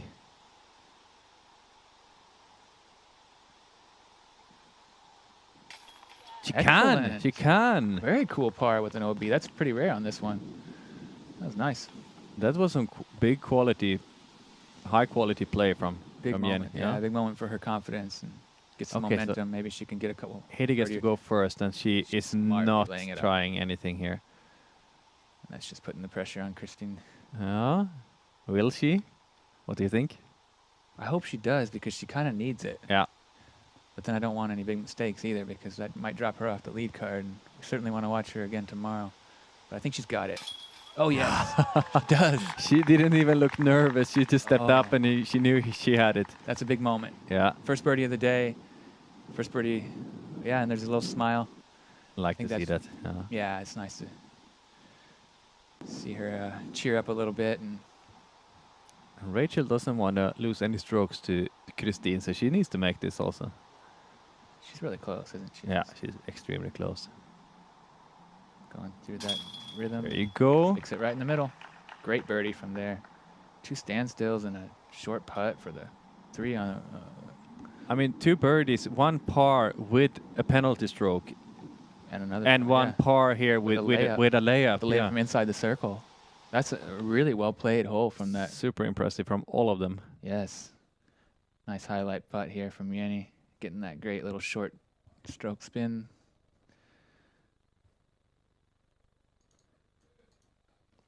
And look at this one. This was a great putt. Give it plenty of height. Fully committed. No doubt about Ooh, it. it was a little bit high left though, yeah? It looked scarier from this angle. Yeah.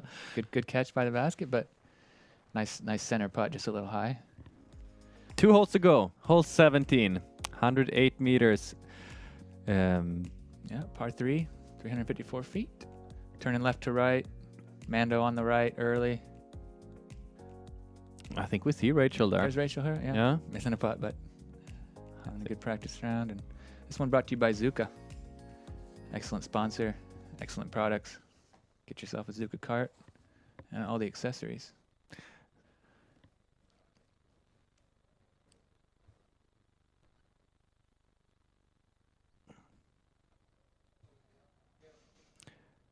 After that, look at the leaderboard. yeah, have a look at that. Oh, Kristin is already throwing. She was Just quick steps there up, from the tee. Rips a forehand. She is most likely playing this for par. I guess so. With that forehand here. Not. This one's, yeah, this is. I don't think it's even circle 2 there. No, I think that's a par, isn't it?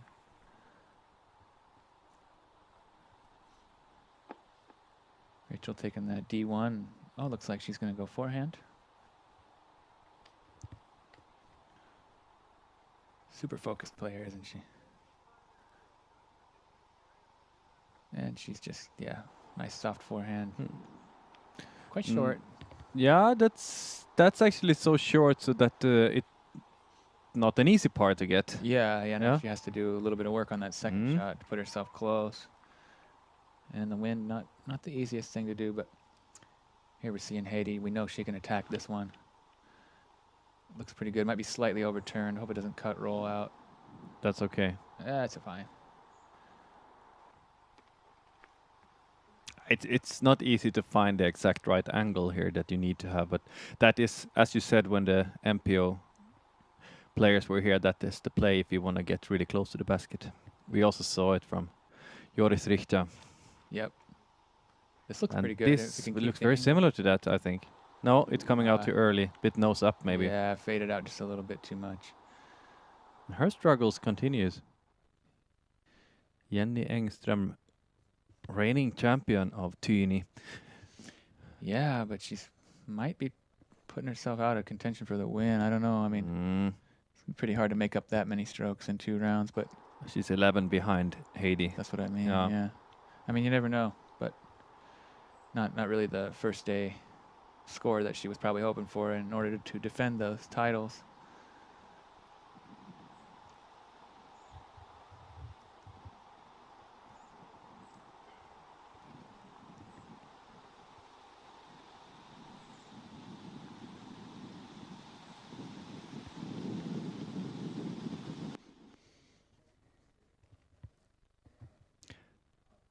But apart from Jenni's shot there, I think that all the other 3 are in safe, good positions, not to attack, but most likely pars.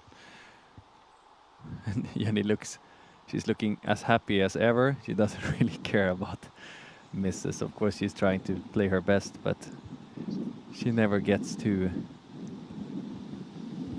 down, even after a few misses here and there. She's got a great attitude. Yeah.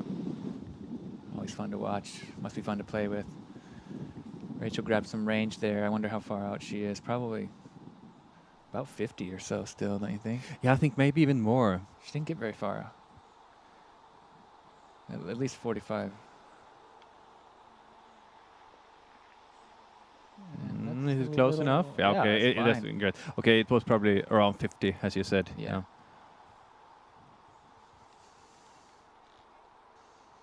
She got just close enough so that she doesn't need to worry about that putt.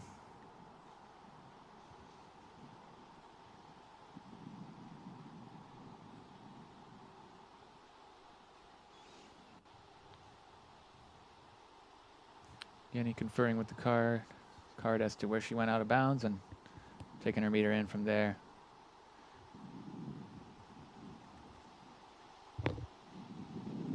Taking it towards the basket as per the new rule change, where you're allowed to take your meter in any direction after an OB throw. Ooh, is that good enough? It is, It's in the circle. Yeah, it is. Should be fine. Tad bit of meat left on the bone, but not too far out. Well, this is an exposed basket also for the wind, so you want to be as close as possible. It's for sure one of those baskets that are tricky to putt on because of the wind. Yeah, and when it's so open, there's not a whole lot of frame of reference to. That's where right. To direct your disc, you know, it's just that basket in the open. Sometimes that can be hard, especially if it's windy.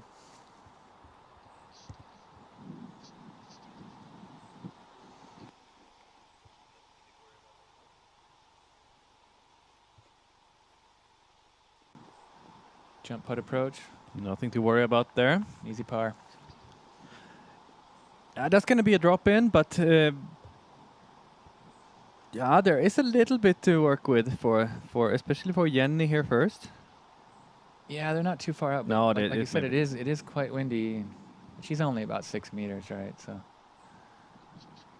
I'm thinking she's got this. Yeah, nice you're putt. Thinking right. Heidi up next.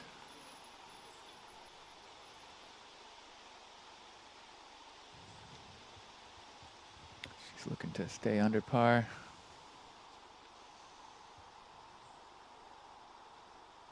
No, okay. Luckily it didn't go too far, but Bad miss there, though. that was a clear miss. Airballing it from that distance, that's not something we see that often. No, and she's been putting so well this round. That was quite a surprise, but maybe just a minor lapse of focus on that putt. Hopefully she can shake it off and just come right back. No stress. There you go. There you go. So unfortunate bogey for Heidi, but I guess good for the rest of the field anyway. Yeah, I don't think A little bit closer. Rachel minds. I don't think Kristin minds. No, Miss like that. put her just a little bit closer in reach. Yeah. Rachel now only 3 behind with this putt and starting to smell some blood maybe. Yeah. With a scary hole to go still. Hole 18. It's going to be exciting to see how they attack that in this wind. So before the last hole now, we're going to go have a quick commercial break, but stay with us. Check out our sponsors and... Hey, I'm Jonathan. And today we're going to talk about how to aim. You have some problems with the distance, the timing, and pretty much everything. This is kind of the ground or the beginning of the throw. There you go. Then we're going to throw some forehands. Oh yeah. Then you just stroke the board and then you push it in the basket. You should never, ever throw your max on a golf course. What?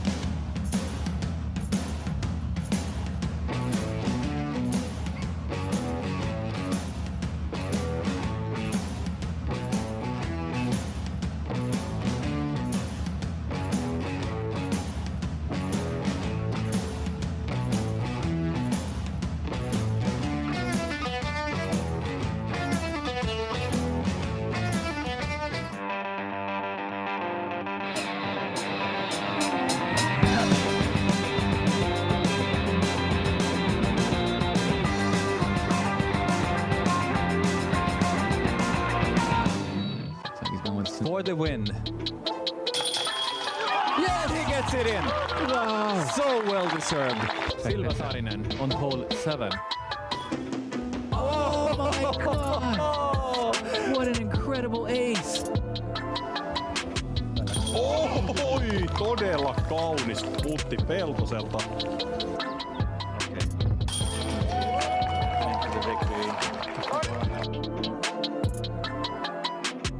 Zuka carts are built for a better game.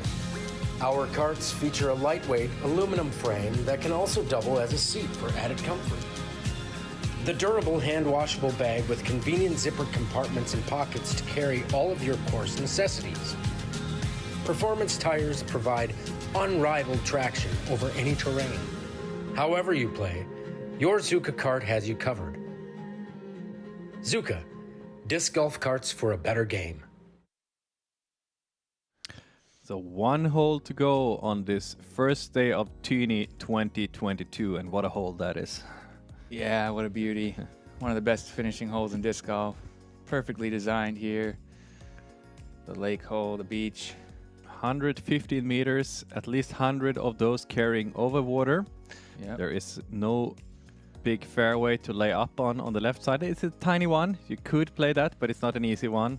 You just want to go all the way over the water and land on this really fast green. Yep.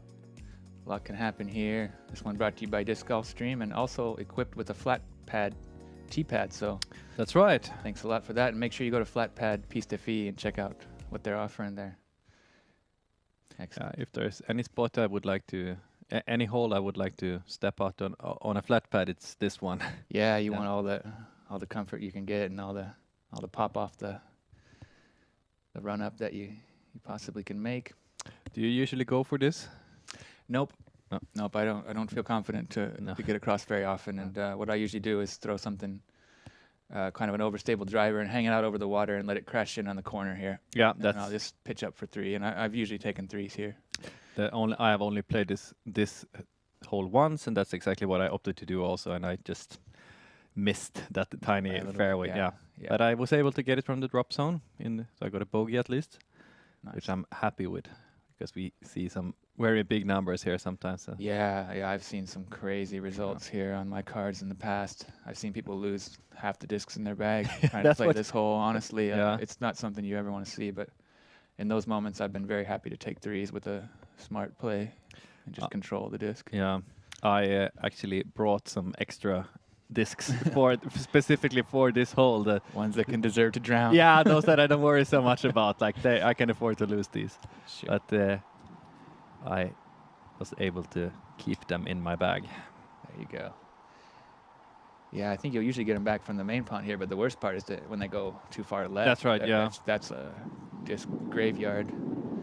It's not so deep, and it's usually people walking around here in the water looking for their favorite discs. So yeah, you're pretty sure you'll get those ones back. But if you mess up on the left side, that's a lot more difficult. Yeah. Like as we can see right now, some people are looking for their discs and causing a bit of a backup.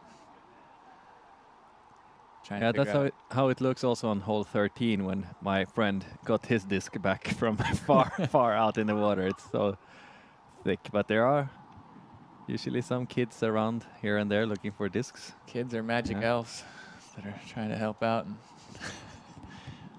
it's really nice to get those back. Some adults in some cases. And here's this is not the drop zone, but this is the tiny fairway that we are talking about. That is, could almost not call it a fairway. It's so tight. Yep, that's one of the options, that you're allowed to take your shot from wherever it last crossed in bounds. And she does that really nice. Solid upshot. Smooth forehand right next to the basket. Now it seems like it's a little bit less wind, or am I imagining that? But this is not a hole you want to have a lot of wind on, at least. So. Definitely not.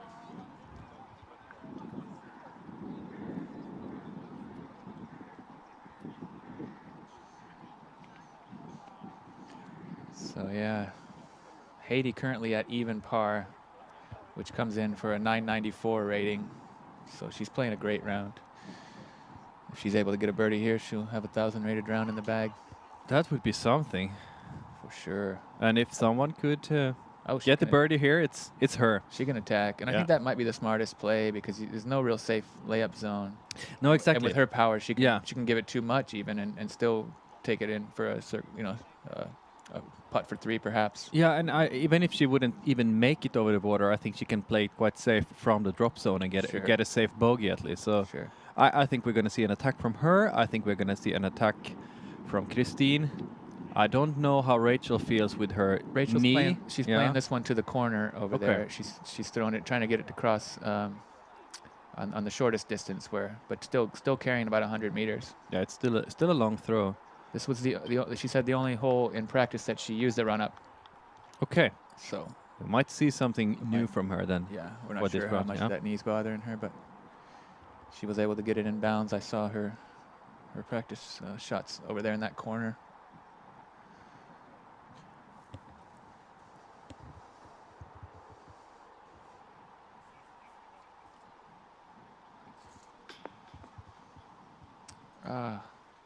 Just short on that one.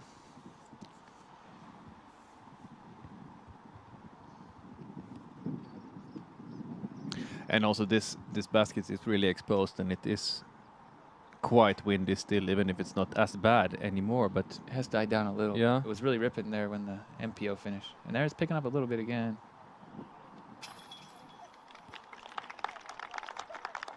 it's not an easy one, No. even if you reach the green.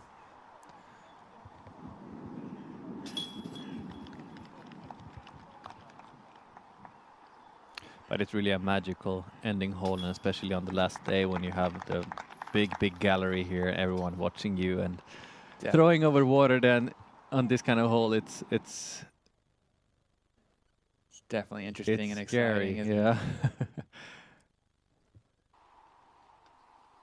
Nice nature moment there. Only 4 players left to throw today. Check out that tee pad. Oh, now we zoomed in, but yeah, it's a beauty. Yeah, great player on a great tee pad, flat pad.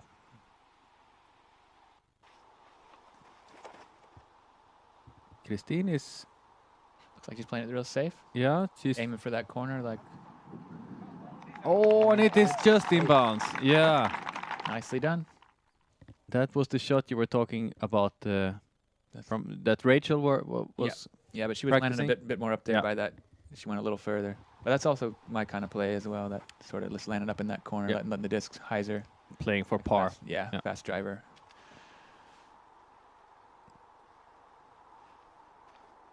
Just kind of letting it stall out and land safe in that corner. Yep, she's taking the run up.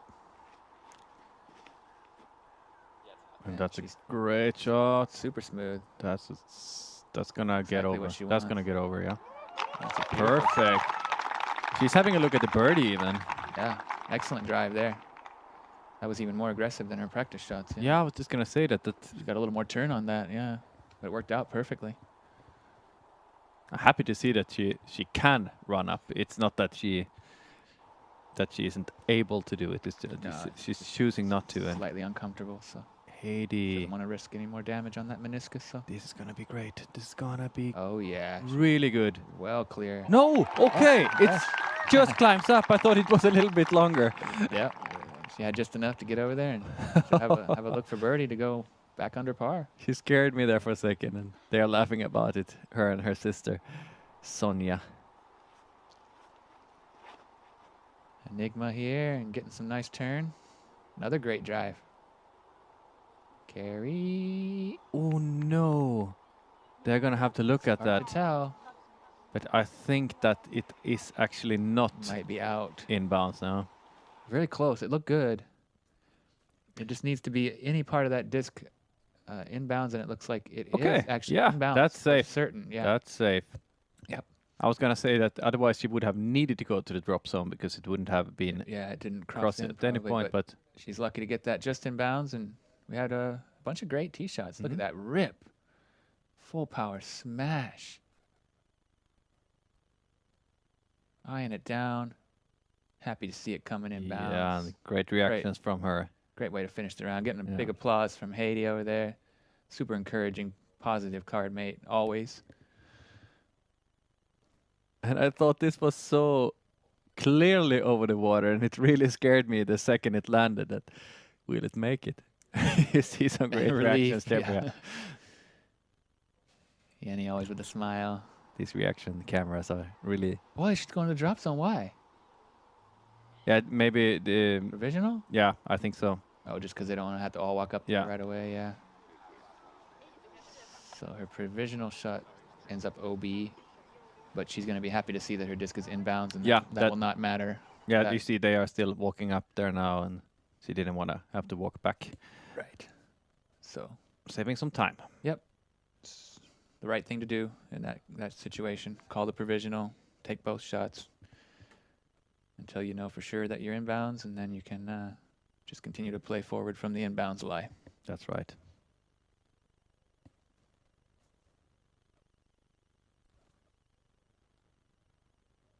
There we can see everybody. Now we want to see her reaction to see that it's safe, and I'm sure she already knows it by now. Yep. So that's why she's now throwing a second time. This will be her true second shot. No penalties. She can still get up and down for par. Yeah, I would almost be surprised if she doesn't. Right. This is, pretty routine up shot. Only about 40 meters or less. That's coming back nicely. There you go. Should Good work. shots.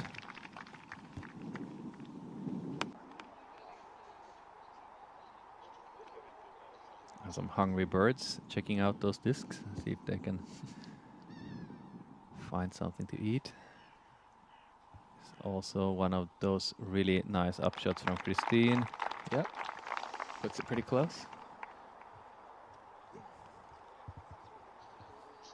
So Rachel.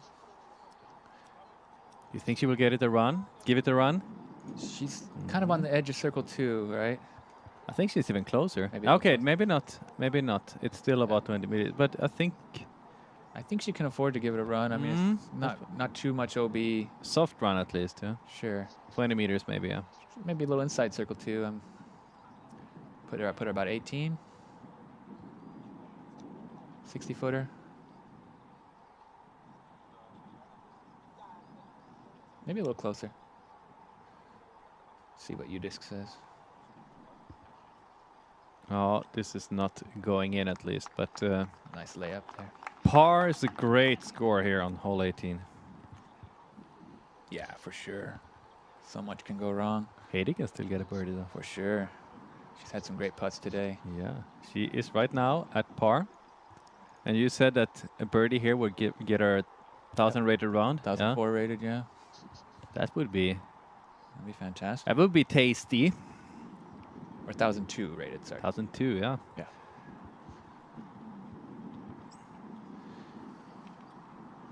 Tuomas Hytiainen's hot round coming in at 1,066 rated, so really great.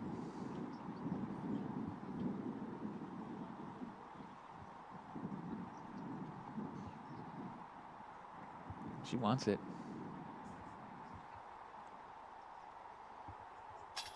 Oh, no. Great run, though. Lots of chains. Maybe she wanted it a little bit too much. She took a little bit more time than she usually does. And it looked pretty good out of the hand. It was just maybe a little bit to the left side. She's had a few that were close. But yeah, with putting, you know, close. Still gonna have a big lead. 3 strokes though. It was a little bit bigger earlier, but 3 strokes. Great performance.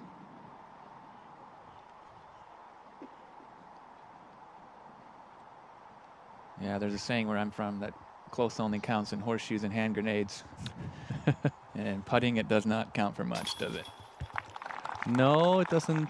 You don't get those plus points for being close in disc golf. Yeah. Doesn't matter how you get it in. Just gotta get it in. Yeah. Close means nothing on the scorecard, I guess.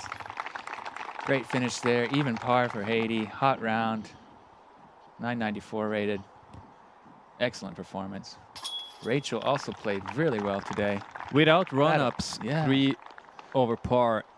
That's she really so impressive. Battled tight. You know, a 4 birdies on the day. Really great show. Here we get to see all the scorecards. And who are we going to see tomorrow then? We are going to see 3 of those that we saw today.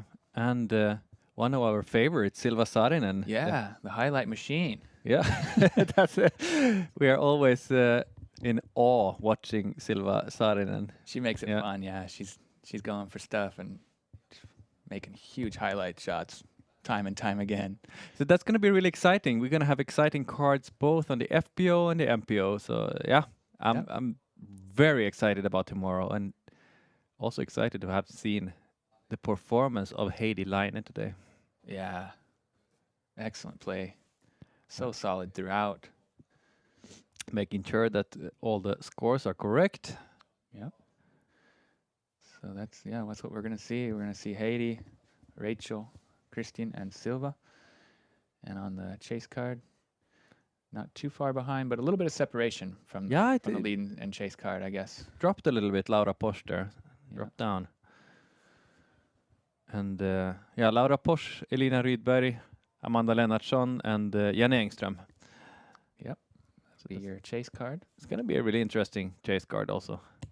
And it'll be interesting to see how Kristin jumps back from this, like 5 strokes behind. Definitely not out of it. Tied for 3rd. Plenty of disc golf to play here on Friday and Saturday.